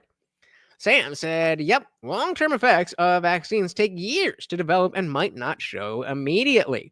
I honestly think the COVID vaccine was rushed by all companies that made a version. Yeah. Which was proven by the Johnson & Johnson vaccine and just has not yet been proven by the others because all the paperwork is locked up until 2076. Nobody's asking about that. I would love to get on a human level. Dr. Mike, why do you personally, as a doctor, not a politician, not a political expert, not just as a normal person, why do you think that all the Pfizer stuff is locked up until 2076?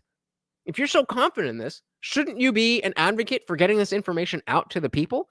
Would that not tamp down on anti-vaxxers if we actually had the information was strong? Maybe. It's just not that good. Yep. He's having private gatherings in August of 2020. It was a sex party, right? So 8 to 10 people. And I think it's really funny too, because You're saying he's being hypocritical. yeah, he's being hypocritical. Absolutely.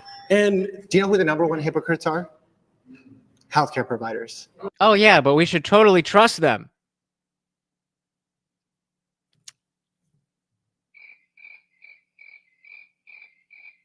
right. We're the worst patients. We're the worst at following our own advice. And that essentially proves what I'm trying to say, because it's like, And again, that brings us back to the I don't even know the word, the rolling bands of healthcare workers that quit because they wouldn't take the jab.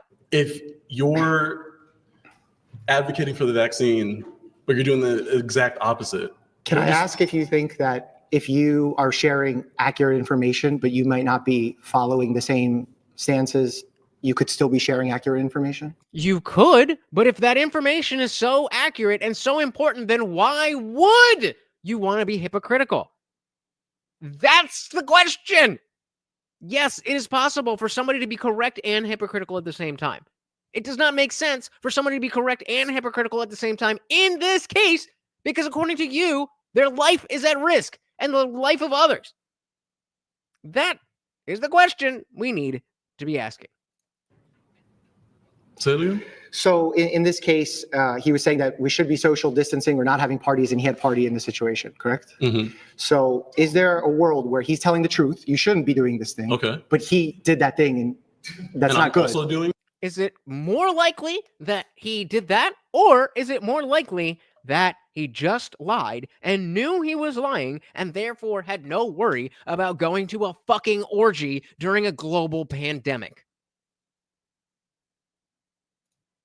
He's telling the truth, you shouldn't be doing this thing, Okay. but he did that thing and that's and not I'm good. also doing it. And it wasn't just him. We saw, we had Gavin Newsom at the French Laundry. We had Nancy Pelosi getting her hair done. We had all the fucking Black Lives Matter Summer of Love riots that were, what were they deemed like health? It was actually positive for your health to go out and group amongst a bunch of people, according to the science.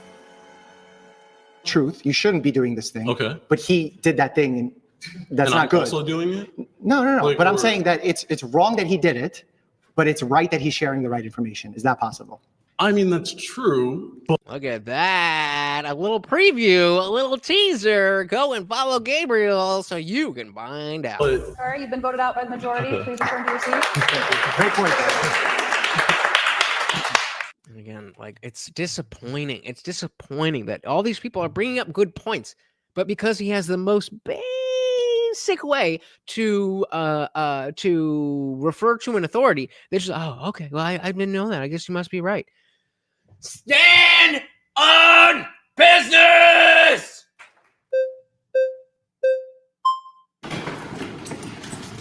Hi, girl. Hello, pleasure. How are you? Oh, it's this chick. Where do we know her from? Where do we know her from? Where do we know her from? My name's Janelle, and It's one of these, but which one? I'm also an educator. I'm a conscious sex therapist, so I deal with longevity, preserving the body, and longevity. So I think the real villains are people like Fauci, right? Did you know that his salary is like $500K, and the highest they said, and he's worth 11 million? Crazy. Maybe he's getting the rest of that money. But and then let me go on just real quick. Sure. And that something. But why even say that? That's such a leftist. Oh, rich person must be bad. Like he's the top fucking health official in the government. If he was doing his job correctly, I'd be totally fine with that being the highest paid person in the government. The issue is that he's not that someone in that position is getting paid. Since I think that COVID-19 was developed as a biological weapon that got out by accident. Because it's a variant that was way more contagious than the original virus. Now, I don't know who developed the variant. Dr. Fauci. He literally signed off on it. He literally has emails saying, oh, we're going to, I don't know the words exactly, but, you know, they changed it from gain of function to directed evolution. We're going to make it stronger. We're going to make sure we can make it stronger so that we can come up with the fucking solution. Gabriel says, I remember her too, but why? Does she do debates on YouTube? I think she's been on other episodes of Jubilee. I've seen, yeah, I don't remember exactly, but let's see. What was her name? Nice to meet you. Janelle. All right, let's do a quick side quest. Oh, that's not what I wanted to know. Janelle Jubilee.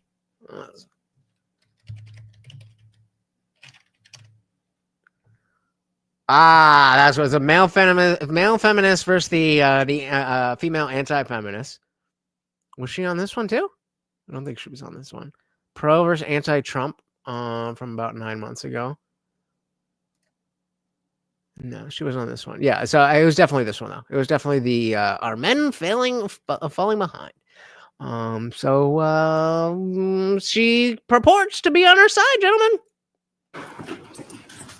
Hello. Hello, pleasure. How are you? Nice to meet you. My name's Janelle, and I'm also an educator. I'm sure she's also been on the whatever podcast. Conscious sex therapist, so I deal with longevity, preserving the body, and so I think the real villains are people like Fauci, right? Did you know that his salary is like $500K, and the highest they said, and he's worth 11 million? Crazy. Maybe he's getting the rest of that money. But and then let me go on just real quick. Sure. And that something interesting I thought too when you were talking about the VAERS studies, that there was said that there's like 40 million adverse reactions, not including the deaths. And with polio, because I want to talk more about like child vaccine. So again, you're jumping around. Pick a fucking point. You can very easily be voted out on a moment's notice while you're sitting there. It's not like you didn't know what the prompt was. Just in the video itself, I can't fucking see. We started at 58. So just in the video itself, it's been 20 minutes that we've been talking about this. So based on real time, it's probably been about an hour, if not more. And you couldn't think of, okay, I'm going to say this and that and that and that and that. What are you doing? Let me say it's like nukes. They're a safeguard. Yet look at the risk they pose by developing them. Very true. Very true. So our fact check here said Americans have reported to VAERS slightly more than 1 million adverse events after getting COVID-19 vaccinations, not 40 million. VAERS is a passive reporting system and, quote, may contain information that is incomplete, inaccurate, and coincidental or unverifiable, according to the CDC website. So they're saying, so again, the wording is very confusing. They're saying Americans have reported to VAERS slightly more than 1 million adverse events. So who's deciding what an adverse event is? Because if there's been 40 million reports to VAERS, but they are only saying 1 million of them actually have adverse effects.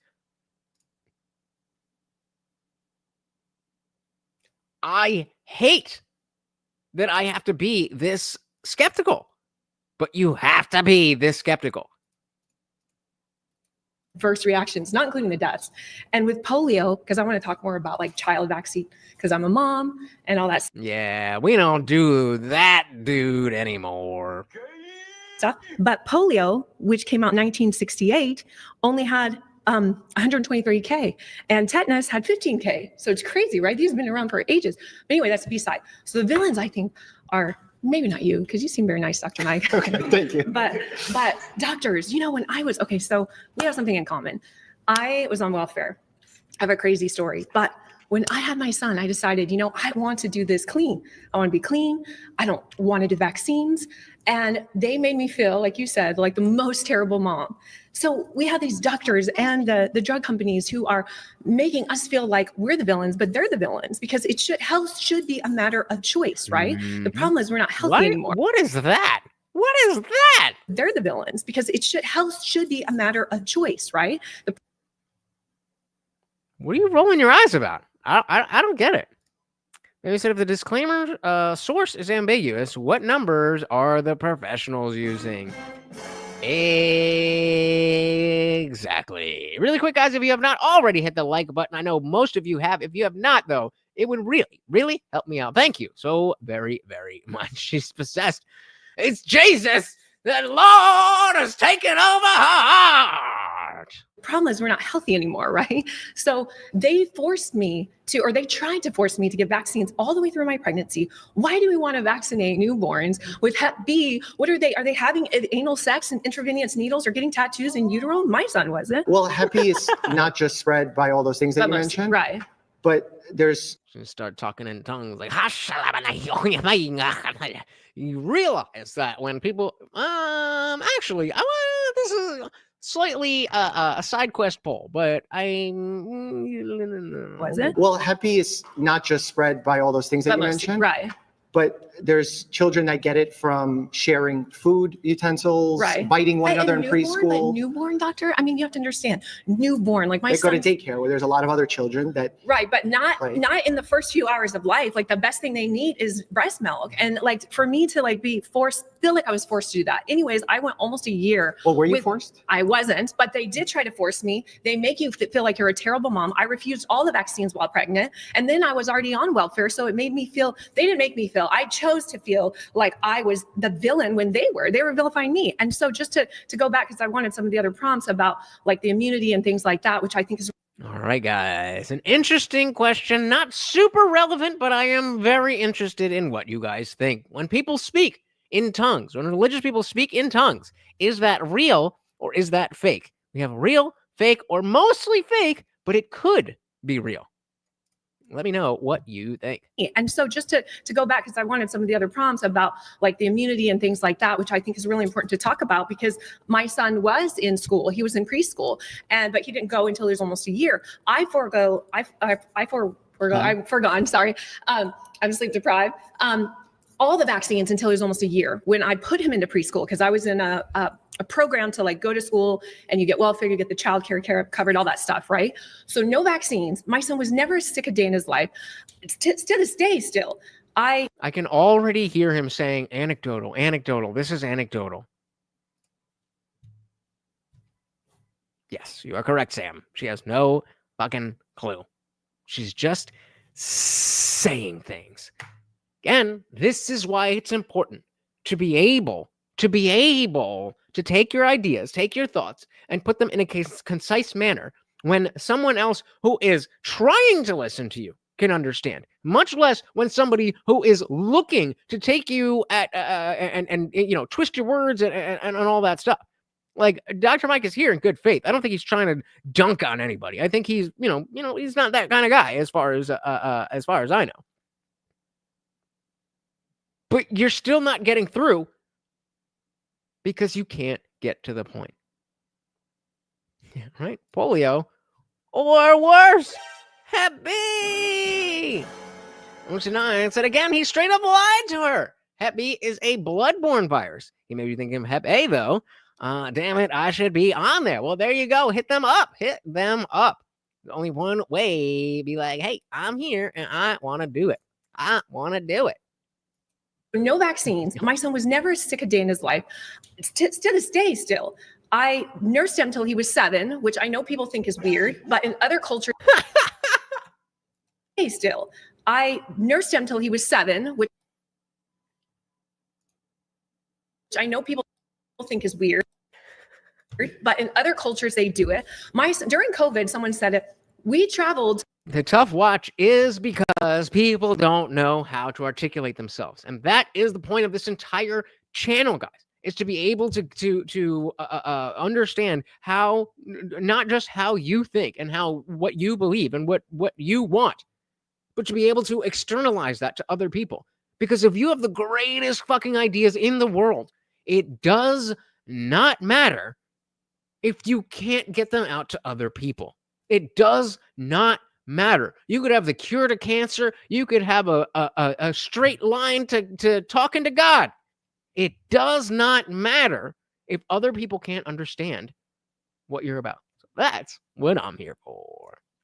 Bambi said, I personally find it fake, talking about the tongues, but it's a part of Pentecostal charismatic views that you're baptized by the Holy Spirit. My old Bible study leader spoke in tongues when I was a kid. Yikes.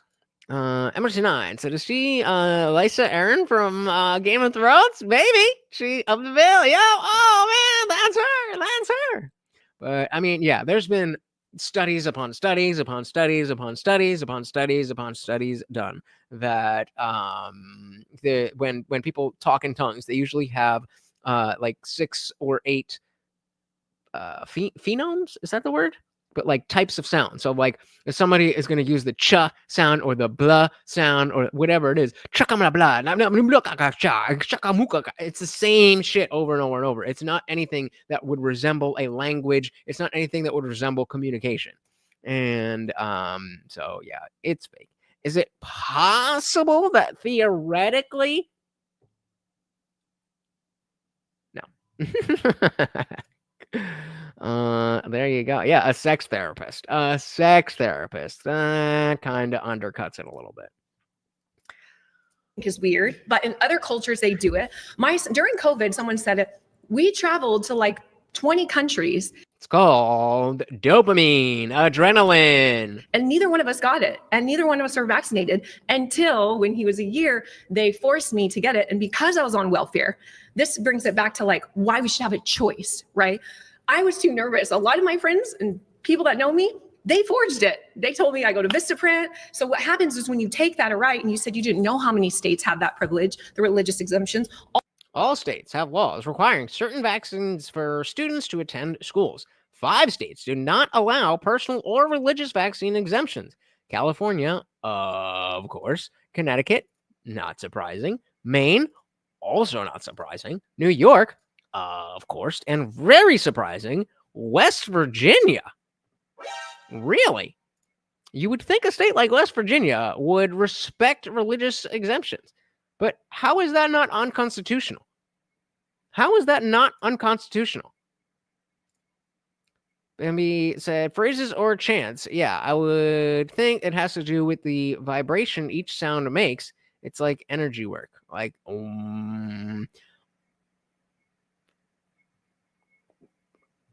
we could argue that, but sure. All of them do except for 3. Right. California being one of them, sadly, Mississippi and West Virginia. So we were not. In 2023, a federal district court required Mississippi to allow religious exemptions. So that's a new one. That was certainly the case. 2023 was after COVID. Able to just say, listen, it's my body, my choice, my religious beliefs. As someone said, I want to decide for myself and my son. Yeah, so you're sharing the story of your son, and I'm so glad that it worked out that your son didn't get one of these vaccine preventable illnesses. We largely don't see a lot of these vaccine preventable illnesses because of vaccines. Smallpox, polio, measles for the most part, all these vaccine preventable illnesses are no longer seen. And that's partially. Then why do we need the vaccines anymore? Actually, why that if a single person doesn't get a vaccine, they end up not getting the illness. But that doesn't go against your, okay. I'll just finish that point because it's so valuable. and you're sharing the story about your child, and I'm so happy that because I never want a child to get sick, period. Of course not. I have people in my practice, because I'm a family medicine doctor, I treat children and adults, who are 95 years old, 100 years old, who have smoked all their life. Yeah. And they're healthy. They're healthy. It's weird. I know. It happens. But does that mean I'm going to use that as a reason as to why I shouldn't discourage people from smoking? I understand that, but the herd immunity concept, this brings me back to my next point. I spoke in tongue recently, and I got choked out. I just remember darkness and waking up, but apparently I was speaking in tongues. It was the Holy Spirit making sure that you stayed in our human realm. He was not ready to take you up to the heavens. Not yet. Guam Tech, it's not your turn yet. We are all here for a purpose. I tell you, we are all here for a purpose. And Guam Tech, God spoke to you and said, now is not your time, son. Now is not your time. You've got work. Get out there and do the works of the Lord. I used to get like nailed to the cross before he was vaccinated. And even when he did, I'd only let them do one at a time, because the problem is, how much did you pay for the vaccines? I did it. Remember, I'm poor. I'm on welfare at this time. So look at this. I was forced. We're paying for medical care to prevent and save you the trouble of an illness. We're also paying for medical care to murder babies.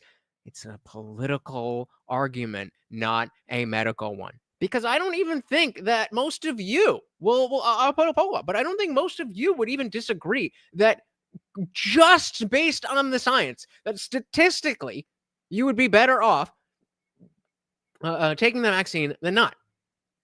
The issue is having to do with the philosophical rights, the actual level, the actual practical level of benefit that it provides versus the risk, and the other political aspects of making those choices. So I'm gonna put up a poll, see what you guys think. Eddie Film said, purebloods in here smoking cigars. I got a great uncle who lived to 102, smoked cigars. Good enough for me. Well, dilly to 102. There you go. Yeah, right. I've been like, what the fuck is happening? I sure as shit wouldn't think it was anything religious. I think you were stroking out.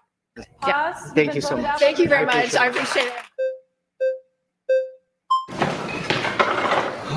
Dr. Mike, it's good to meet you. I'm Hunter Howell. All right, I think this is our last dude before the he picks our Jersey boy. The poll. What was it? Fuck, I already forgot what the poll was gonna be. Fuck, what was it?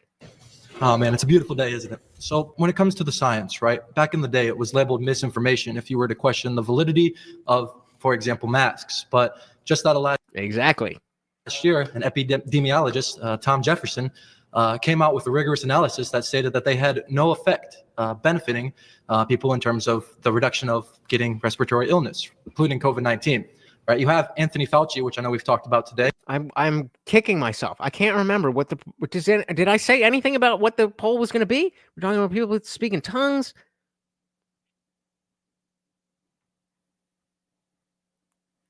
It was going to be an interesting question. And now I just forgot what it is. Getting respiratory illness, including COVID-19. Right? You have Anthony Fauci, which I know we've talked about today, in regards to the social distancing, right? It was trust him, trust the science. But he said in a congressional I am the science House subcommittee that there was no science behind it. And he got grilled for that. So when we're demonized and we're talked about years ago that we're, these anti-vaxxers, these skeptics, these really bad people, and that we're villains, well, not only... Give me a second here. 116. I just want to see, where were we with her? My son was children born, doctor. I mean, you have to understand hours of life. Like the best thing they need is breast milk. Well, with all the vaccine, like I was like the immunity and things like that, which I think is until there's almost a year. All the vaccine school and you get in his life. In other cultures, they do it. Neither one of us got it. And I was on welfare. Friends and people that know me, didn't know how many states have that privilege, the religious exemptions. Okay, we're talking about religious exemptions. All are not able to, for myself and my son. Didn't get one of these vaccines. Small, no longer seen. And that's partially why that if... Oh, okay, I remember. 116. House subcommittee that there was no science behind it, and he got grilled for that.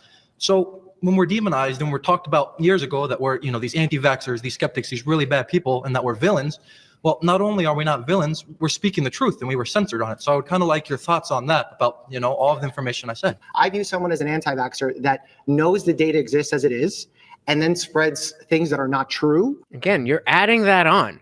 You're adding that on. The spreading of misinformation. You can be an anti-vaxxer and just be a person who doesn't want to get vaccinated. You're the one injecting that as part of the definition. That's not what that means.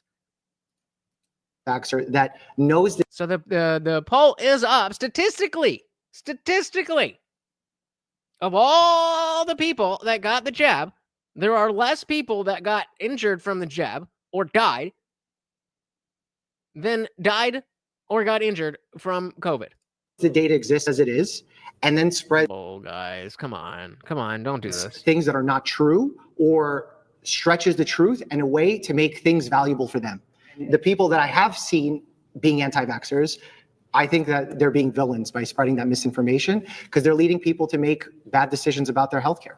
So my rating on this episode or y'all's rating on my episode?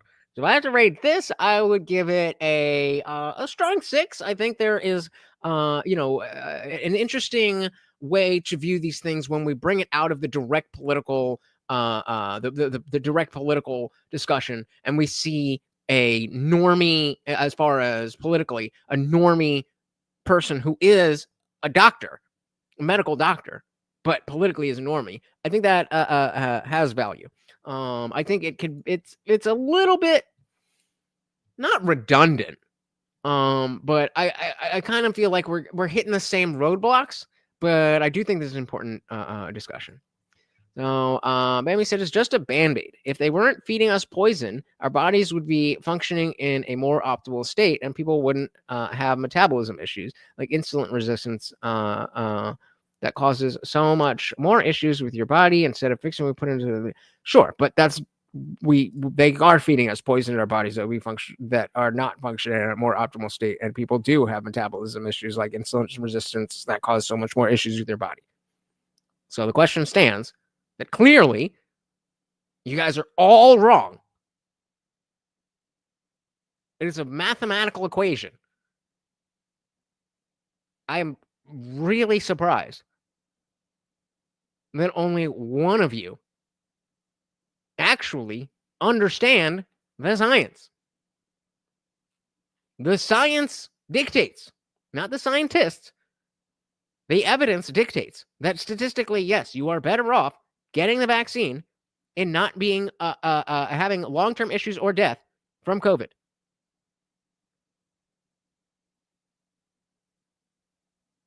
Who disagree with that? Give me your argument as to how you can possibly disagree with that. Again, I am not jabbed. I was open to it and decided against it because I thought it was the wrong thing. I am a proud pureblood. But I know how math works. So explain yourselves. Spreading that misinformation because they're leading people to make bad decisions about. There's 8 of you, at least. About their healthcare. So to correct me if I'm wrong, you're villainizing people for exercising their First Amendment right in the Constitution of free speech? No, Here you go, Bambi. This is the direct thing that you were talking about. If I'm wrong, you're villainizing people for exercising their First Amendment right in the Constitution of free speech? No, I think that when you're starting to say things that impact other people's decisions, I view it negatively through a negative lens, knowing what I know about vaccines. So then could we also flip the narrative and say that they were harming people in the information that they were giving out? Absolutely, which is why it's not a First Amendment issue. Gomtex is statistically by population or by your health statistics. You're right by population, but if it's by individual health, then no. How so? I was thinking population. Maybe I should have been more clear about that. But okay, so explain how it's different by individual health. Because again, we're still talking about statistics. So statistically, you don't look at an individual case. You look at individuals a group. So I don't understand the difference between looking at population versus individual health. Explain that to me. And he also said the numbers have been screwed. As I said earlier, there's a study in Japan that shows the detriment of getting the mRNA shot and following boosters. Cancer rates have skyrocketed, especially in the young after the vaccine. Right? But which numbers and how many of those people? What percentage of people who got the vaccine got this? Too many, I agree. But that's why the word statistically is not only there, but is capitalized. Statistics include the people who have issues. It just means more people didn't have issues than did have issues. That's the question. Did more people who got the vaccine have issues with that vaccine, or did more people who got the vaccine have no issues with that vaccine? And we're talking issues. We're talking about lasting issues, not the expected side effects of feeling sick for a few days, which again is a good enough reason, which was enough reason for me not to even get it. But we are talking about statistics. Shout out to Cheddar Steve. Welcome to the party. Said all of the stupid will die. What's wrong with that? Plenty.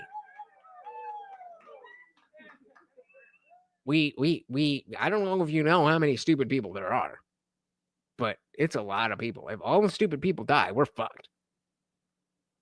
That's what's wrong with that. Welcome to the party.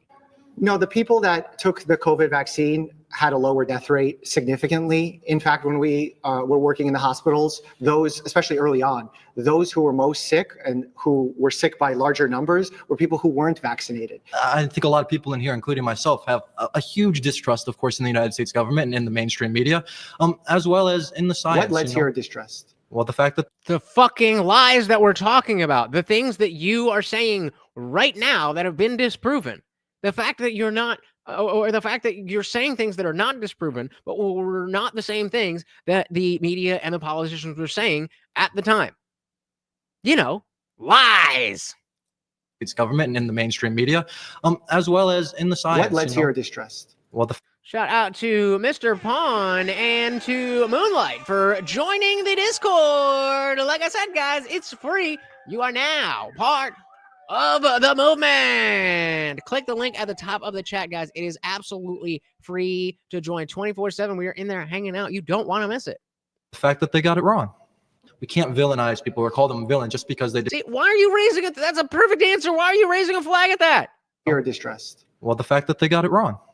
We can't villainize people or call them villain just because they disagree. When they disagree, they can be talking with facts, things of substance that are true, as many people here have said today. It's not coming from a state of emotion.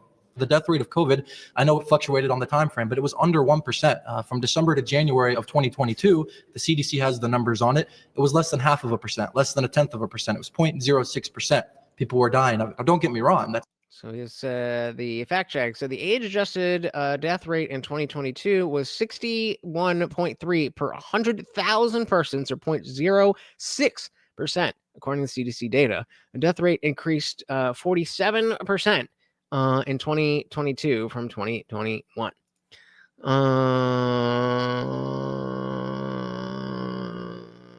Mr. said the problem is we'll never know true numbers because no one wants to admit anything is wrong with this shot.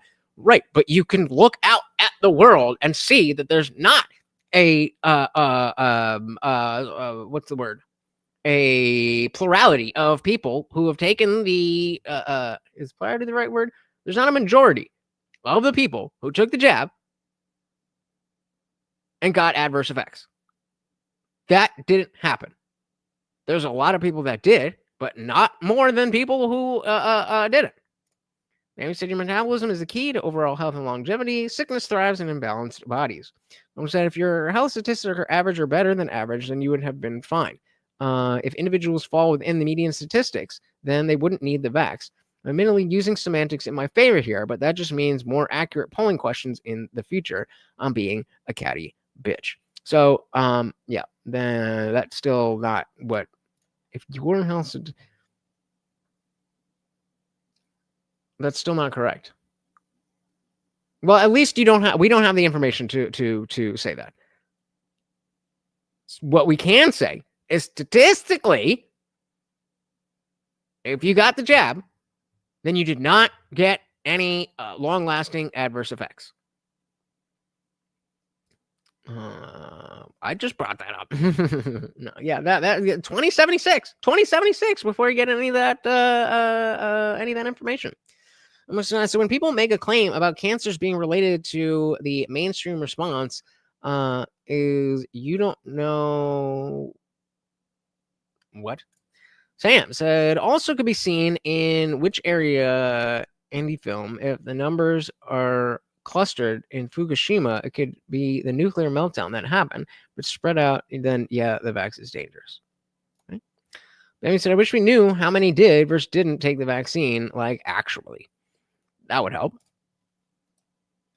0.5%, less than 0.1%. It was 0.06%.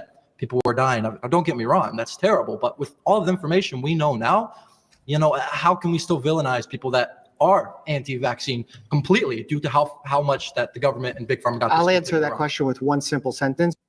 Senator Steve said, I refuse to take my medical advice from the same people that told me Trump was a Russian agent. Not exactly science, but truth. Well, yeah, get a better doctor. YouTube tracks every single thing you do, type, or say, even when you aren't using it. Okay. So I'm trying the Andrew Wilson method of not wanting to be proven wrong here. Give me a break for trying. No. It's based on something you just said. Okay. About 100+ million lives have been saved by vaccines. From the Lancet, yes. From the Lancet. And you agree with that stat, approximately? I agree with the Lancet's findings, yes. And yet you have anti-vaxxer like RFK Jr. saying statements like there's no such thing as a safe vaccine. That's a villain. Yeah, so... Or maybe you don't understand what the context of that was. Was he saying that no vaccines work? Or was he saying that no vaccines are across the board safe? I genuinely don't even know the answer to that question.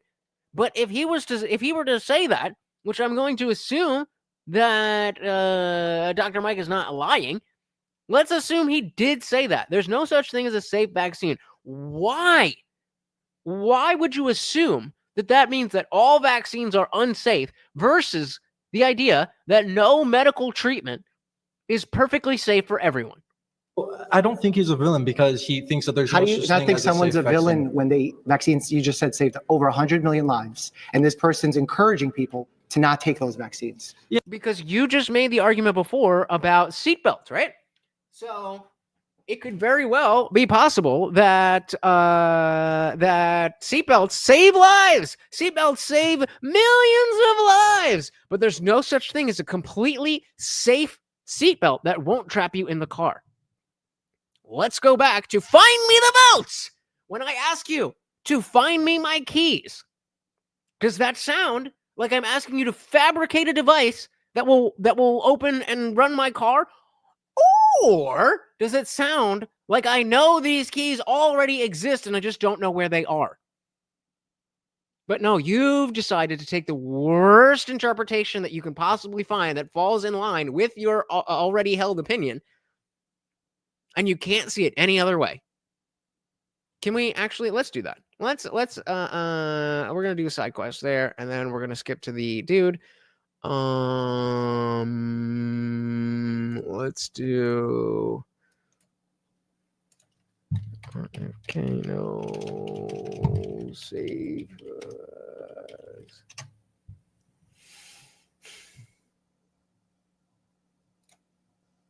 Difficult question. Can you name any vaccines that you think are good? I think some of the live virus vaccines are probably averting more problems than they're causing. There's no vaccine that is, safe and effective. Those are big words. What about the polio? What are my views on vaccines? Well, you've said previously that no vaccine is safe or effective, which is... I've never said that. You did say that in a podcast interview in July. You did say that. There are quotes, and that recording is there. Wrong, and you're making something up. So you do not believe the statement that no vaccine is safe and effective. I've You don't never believe said that. According to these reports and the recordings you have in the podcast interview in July. That's the problem. If you are reading reports about me in the mainstream media, including this network, they're almost all inaccurate. Not a good look, but again, let's say, what do we got here? Before I conclude, I want to make sure the committee is clear about a few things. News reports have claimed that I'm anti-vaccine or anti-industry. I am neither. I am pro-safety. Order worked for years to raise awareness about the mercury and toxic chemicals in fish, and nobody called me anti-fish. And I believe that that vaccines play a critical role in healthcare. All of my kids are vaccinated. I've written many books on vaccines. My first book in 2014, the first line of it is, I am not anti-vaccine, and the last line is, I am not anti-vaccine. Nor am I the enemy of food producers. American farms are the bedrock of our culture, of our politics, of our national security. I was a 4-H kid, and I spent my summer working on ranches. I went to work with our farmers. I want to work with our farmers and food producers to remove burdensome regulations and unleash American ingenuity. MAHA simply cannot succeed without a partnership, a full partnership of American farmers. So, I mean, that's up to, he clearly said it. He clearly said it. But the question is, what do you mean? And so it is a little sketch that he's like, I never said it. I never said that. To be fair, I've said a lot of shit just on my own show. And that's really all. Ain't nobody fucking asking for me. And there may have been something that I've expressed that I said in a clunky way that I wouldn't remember saying it that way because it's not what I believe. So if it was the case that he said that and believed that all vaccines are unsafe and ineffective, full stop, I think that he would have, stood on that. Otherwise, he wouldn't have said it in the first place. So by saying in the first place, it leads me to believe that he was saying there are 0 vaccines that actually work that don't have some side effects for people. And they said, I think that none are safe and effective, but nothing is 100%. They all can have adverse side effects. And I think that's all he was saying. I think that's all he was saying. You're free to disagree, but all right, let's skip ahead to our boy, the Jersey John. So the prompt, there really is no safe vaccine. And are ready to challenge me, which I love. So my claim is, just as you may have said. Right, I agree with you. But when someone's saying, you said once this, and you say, I never said that. That's not good. That's not good. She should have had, no, you run the Lex Frieden podcast on whatever. And then he could be like, oh, I remember that. No, what I was saying was X, Y, and Z. But it is a little sketch to be like, to hear him say it and then be like, no, I never said that. There really is no safe vaccine. I think it largely depends on what your definition of safe is. When you're out. So you're totally fine just nailing RFK to a cross. But when Jersey Joe comes up, you're like, well, let's talk about definitions and semantics. There's a chance you would get hit by lightning. But if you're in a field by yourself, I consider that to be a safe place. Does that mean it's without risk? No, there's bacteria in the ground. There's lightning above. There's also all sorts of risks. But I think when you weigh the risk versus benefit, to say that means as much. God damn it. Or the researchers to find patient, it's next to impossible. That data that shows that vaccines are largely safe. So I think we have a differentiation or a difference of opinion on the actual data when we spoke about VAERS and those adverse reactions. If anybody ever goes to look at that, pulling that data and putting it into something that's actually able to be viewed and parsed out by your average patient or your lowest common denominator patient, it's next to impossible. Well, that's not what it's for. It's for the researchers to find patterns. This is what I'm trying to nail into your guys' heads. That even if you're not a YouTuber, even if you're not an activist, even if you're just a normal person who cares about stuff, it would behoove you to be able to talk about them and not crumble when it comes time to define things. King Nirvana says, it's not been a good stream. It's been a great stream. Well, thank you, sir. Very much appreciated. Because one thing happening to one individual, even across thousands of patients, does not necessarily mean that there's a causative pattern. I have a question for you. What do you consider a safe activity? I don't think I could come up with a completely safe activity. And I think safety would be, complete safety is not life. I agree. Well, Right. So then you have to get into, you then have to define what you are considering safe. So the question from Dr. Mike is then like, what are you actually saying that no vaccine is? We're using the word safe, but as Matthew just said, something can be statistically safe without being safe.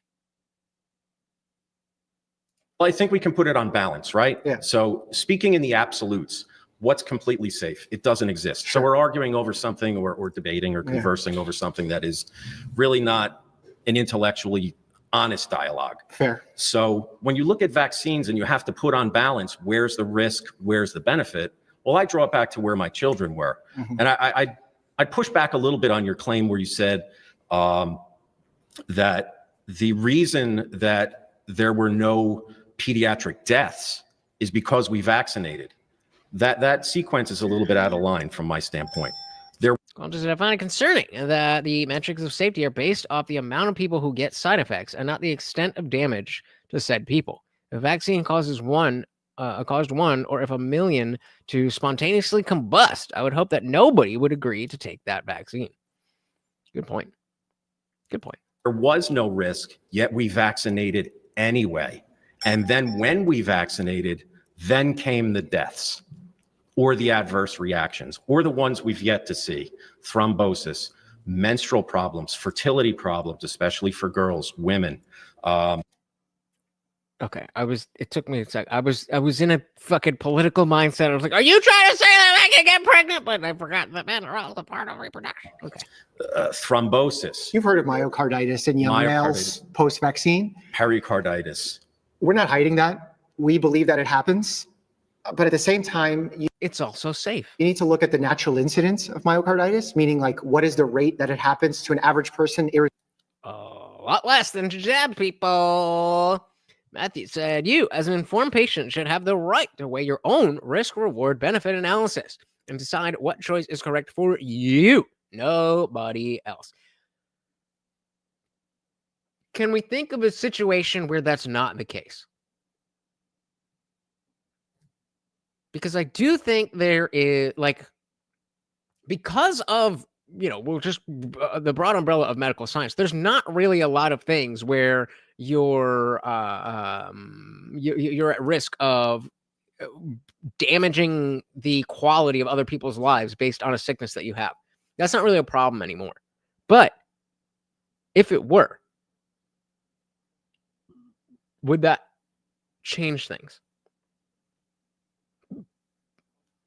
Like the argument is that, like, if we had some black plague, then you wouldn't need to mandate a vaccine because everybody would want it, because the risk reward would be a very different calculus.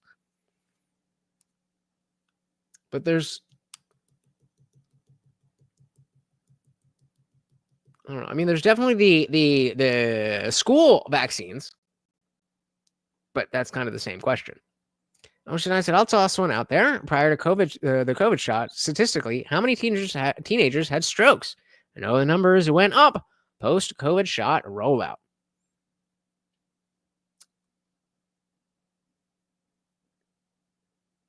I'm trying to think, because again, I'm with you, but scientifically, this is a correlation, not a causation, and the goal would be to find that causal link. But I think it's in the numbers that they won't show us. Perspective of what condition they have. And then you have to go one step further and compare it to what is the other side of that coin, which is getting COVID-19 without the vaccine, and what the risk of developing myocarditis after that will be. And there are times where scientists sometimes, to win an argument, are going to be like, oh, you'll never get myocarditis if you get the vaccine because you're not getting COVID-19. Or Rachel Maddow or Dr. Fauci or Joe Biden or Kamala Harris. The vaccine doesn't prevent it 100% of the time. We have to be honest. Not according to Rachel Maddow, Joe Biden, Kamala Harris, and Dr. Fauci. But when we compare the rates of getting myocarditis with the vaccine or getting myocarditis from COVID-19, it's much higher in COVID-19 than it is with the vaccine. And again, that's just a fact. That's just a fact according to them. But fact check here said multiple studies support the conclusion that the risk for developing myocarditis is higher for those infected with COVID-19 than those who got the COVID-19 vaccine. 22 study, scientists found the relative risk for developing myocarditis was more than 7 times higher than the infection group than in the vaccination group. Again, we would need that study to be replicated over and over and over and over and over and over and over and over and over and over and over and over and over and over and over again before that was scientifically sound.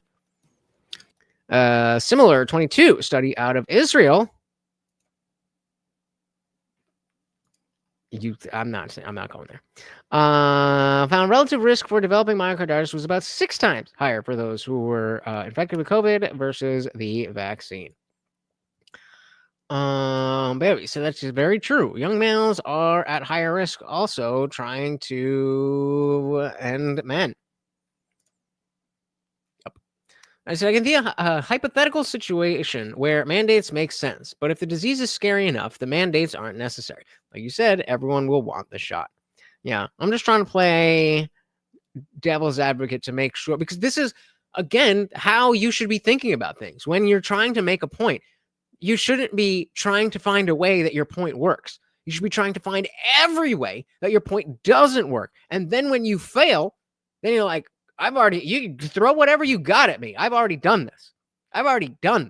So my position would be mortality, right? It's quality of life, quantity of life. Sure. If the mortality for a child was 0, and we give them a vaccine that has known risks, doesn't that give you pause? So when we look at side effects of conditions or vaccines, we don't just look at mortality, we look at morbidity. So for example, right. But we saw how badly that was obfuscated. That if you've got depression and you happen to test positive and then you end yourself, then that's a death from COVID. With measles, the mortality might not have been in the hundreds of thousands, but the amount of children hospitalized, the amount of children that got immensely sick, leading to losing their hearing with certain conditions, that was higher. So it's not just about mortality, it's also about morbidity.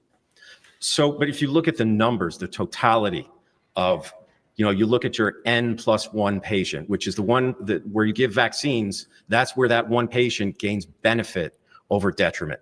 That didn't exist in children with no other comorbidities. My example to you is a perfectly healthy child, no comorbidities, no diabetes, no obesity, no kidney, a perfectly healthy child, and then giving them a vaccine that has risk over and above benefit. I'll let you know. And that was, obviously, I was 30 at the time. 30, yeah, Jesus Christ. But that was the same logic that I used. I was like, wait a minute.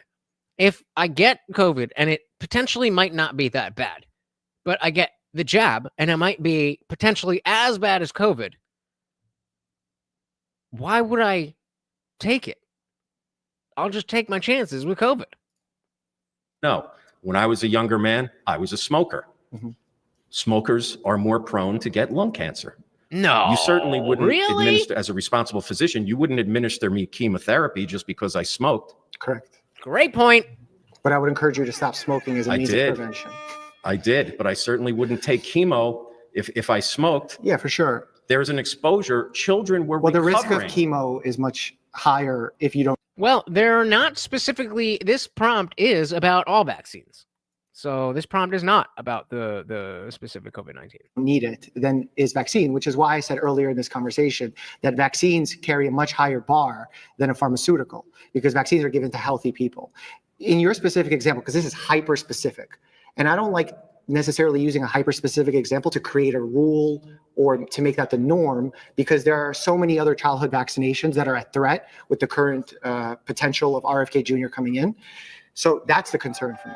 In your situation, the reason your child ended up getting the vaccine was because one of her parents wanted to get the vaccine, correct?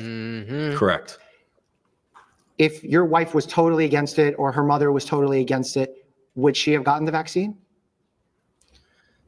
I can't really. Probably not. And that really undercuts his story, because it is, at a personal level, Doesn't really make a difference. He felt very strongly about this, and the government forced him to go against what he wanted. But you don't have more rights than the mother. Really say, because it's a hypothetical that hadn't happened, but I presented all the reasoned evidence of what actually threatens a child over and above. We're talking single digits.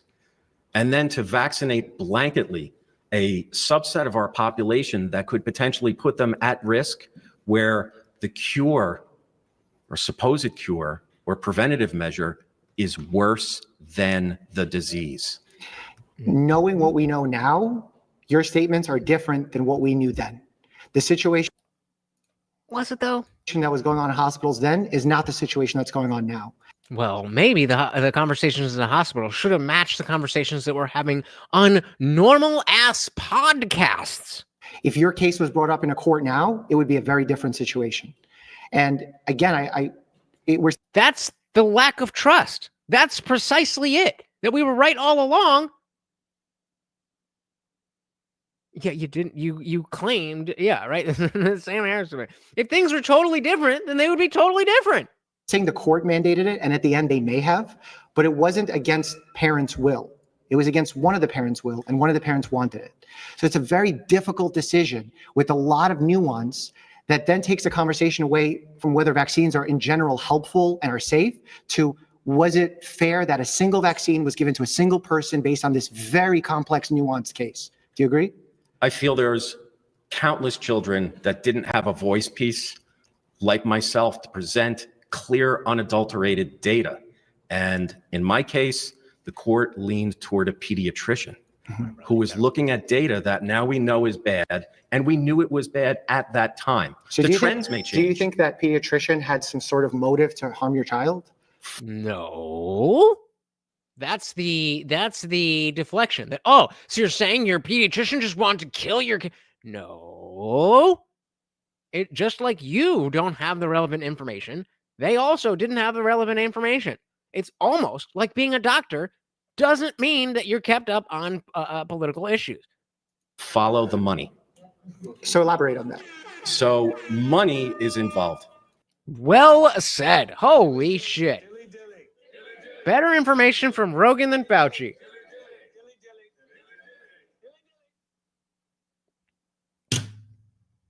That is a problem. I was gonna say, could you imagine our group surrounding this guy? I don't think Jubilee would like that. I think Jubilee would love that. A pharmaceutical rep comes into your office. Why do they need to send a sales rep to sell you something? They don't do that inherently anymore. The reason why pharmaceutical reps exist is a problematic history because there was a lot of corruption that happened with it. Now there's a lot of laws in place that prevent pharmaceutical reps from giving anything of value to physicians. So for example, I have never been there's no way around that. Compensated by a vaccine company to give vaccines. In fact, I'm going to take this one step further, and I don't say this publicly. I volunteer 2 to 3 days a week in the hospital. I don't get paid to be a doctor, nor do I take money to give vaccines to children. I do it because I'm passionate and I don't want to see children. That was a weird. I volunteer 2 to 3 days a week in the hospital. I don't get paid to be a doctor. I don't get paid to be a doctor. So you're only in the hospital 2 to 3 days a week and you don't get paid for any of it? Or are you saying for those 2 or 3 days, you don't get paid because you're volunteering? Because what you just said is you do not get paid as a doctor, which would be very surprising. I mean, his YouTube channel is quite successful, but giving up your entire salary, probably not. Nor do I take money to give vaccines to children. I do it because I'm passionate and I don't want to see children get sick with a vaccine preventable illness. And the fact that pediatrician recommend that for your child, I'm sure they were trying to do what was best for your child that they believe to be true based on the...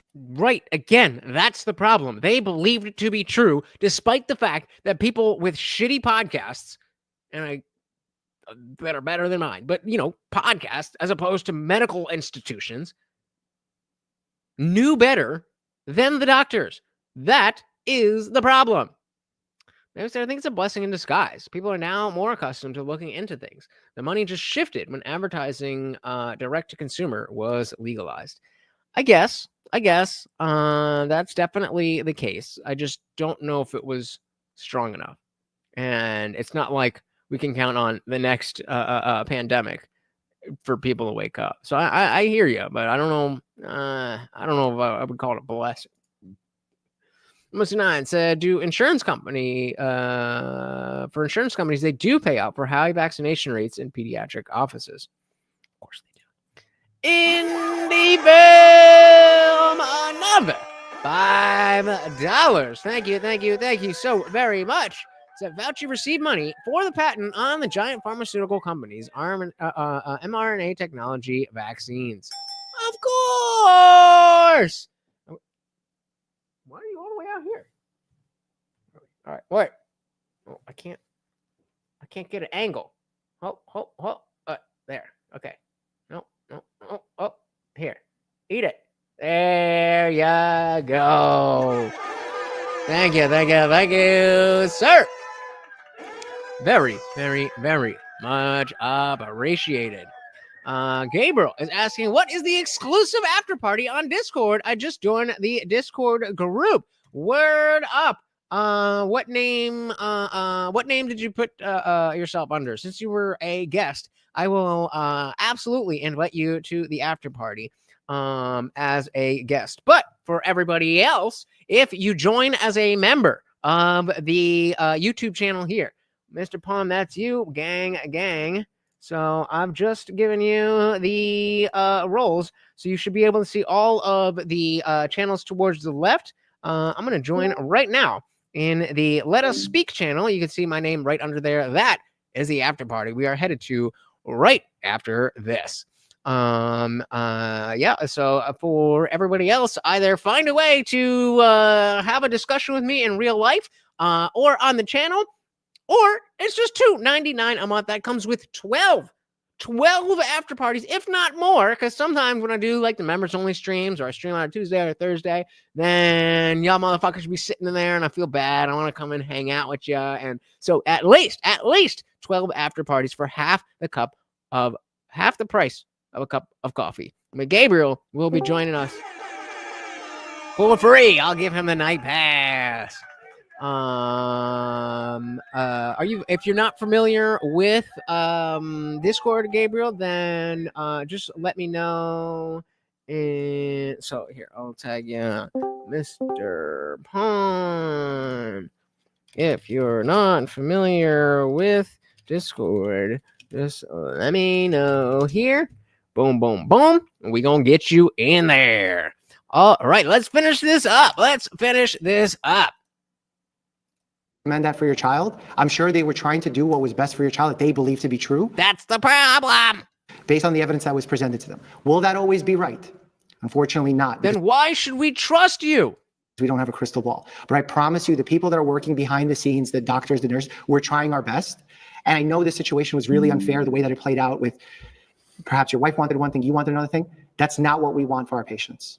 We want to. Then why does it happen so often? Prevent children from getting sick. We don't want to see a resurgence of measles. We don't want to see a resurgence of polio. We don't want paralyzed children. I promise you that. And I see it every day in my hospital. I'll take you at your word, doctor. Thank you.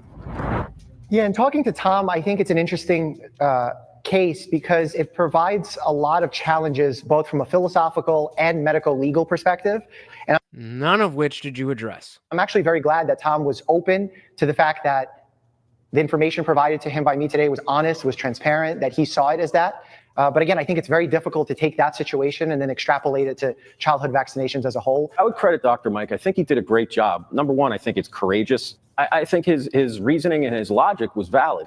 And he really, again, that's the problem. Changed my mind on a couple of things. I believe Dr. Mike was really feeling a lot of what I said. It seems like he was feeling it, bro. He was straight up feeling it. The vibes were aura. So, I mean, clearly there is still a lot of discussion here to be had. Clearly, it's not black and white. It may seem that way to us. It may seem very simple. But the problem is that it seems simple to everybody else who has a different opinion as well. So you have to be able to articulate your ideas. If you can't get your ideas out, then they aren't worth shit. So I hope you guys enjoyed this one. A little out of the norm, but still kind of in the wheelhouse. I'm sure this will be copyright claimed. So a big shout out to all of the donations. Guys, you really, really came through. And I cannot tell you how much I appreciate it. Thank you so very, very much. So I wonder if any of these guests are paid actors. Well, I mean, from what I've seen, they usually pick other YouTubers who have their own, their own, like, their own tune to keep to keep alive. Like, if I was gonna go on one of these things and they paid me to do something else, that would ruin my credibility with you guys. So maybe, but I do think for the most part they are pretty honest. Unfortunately, people are just this bad at argumentation.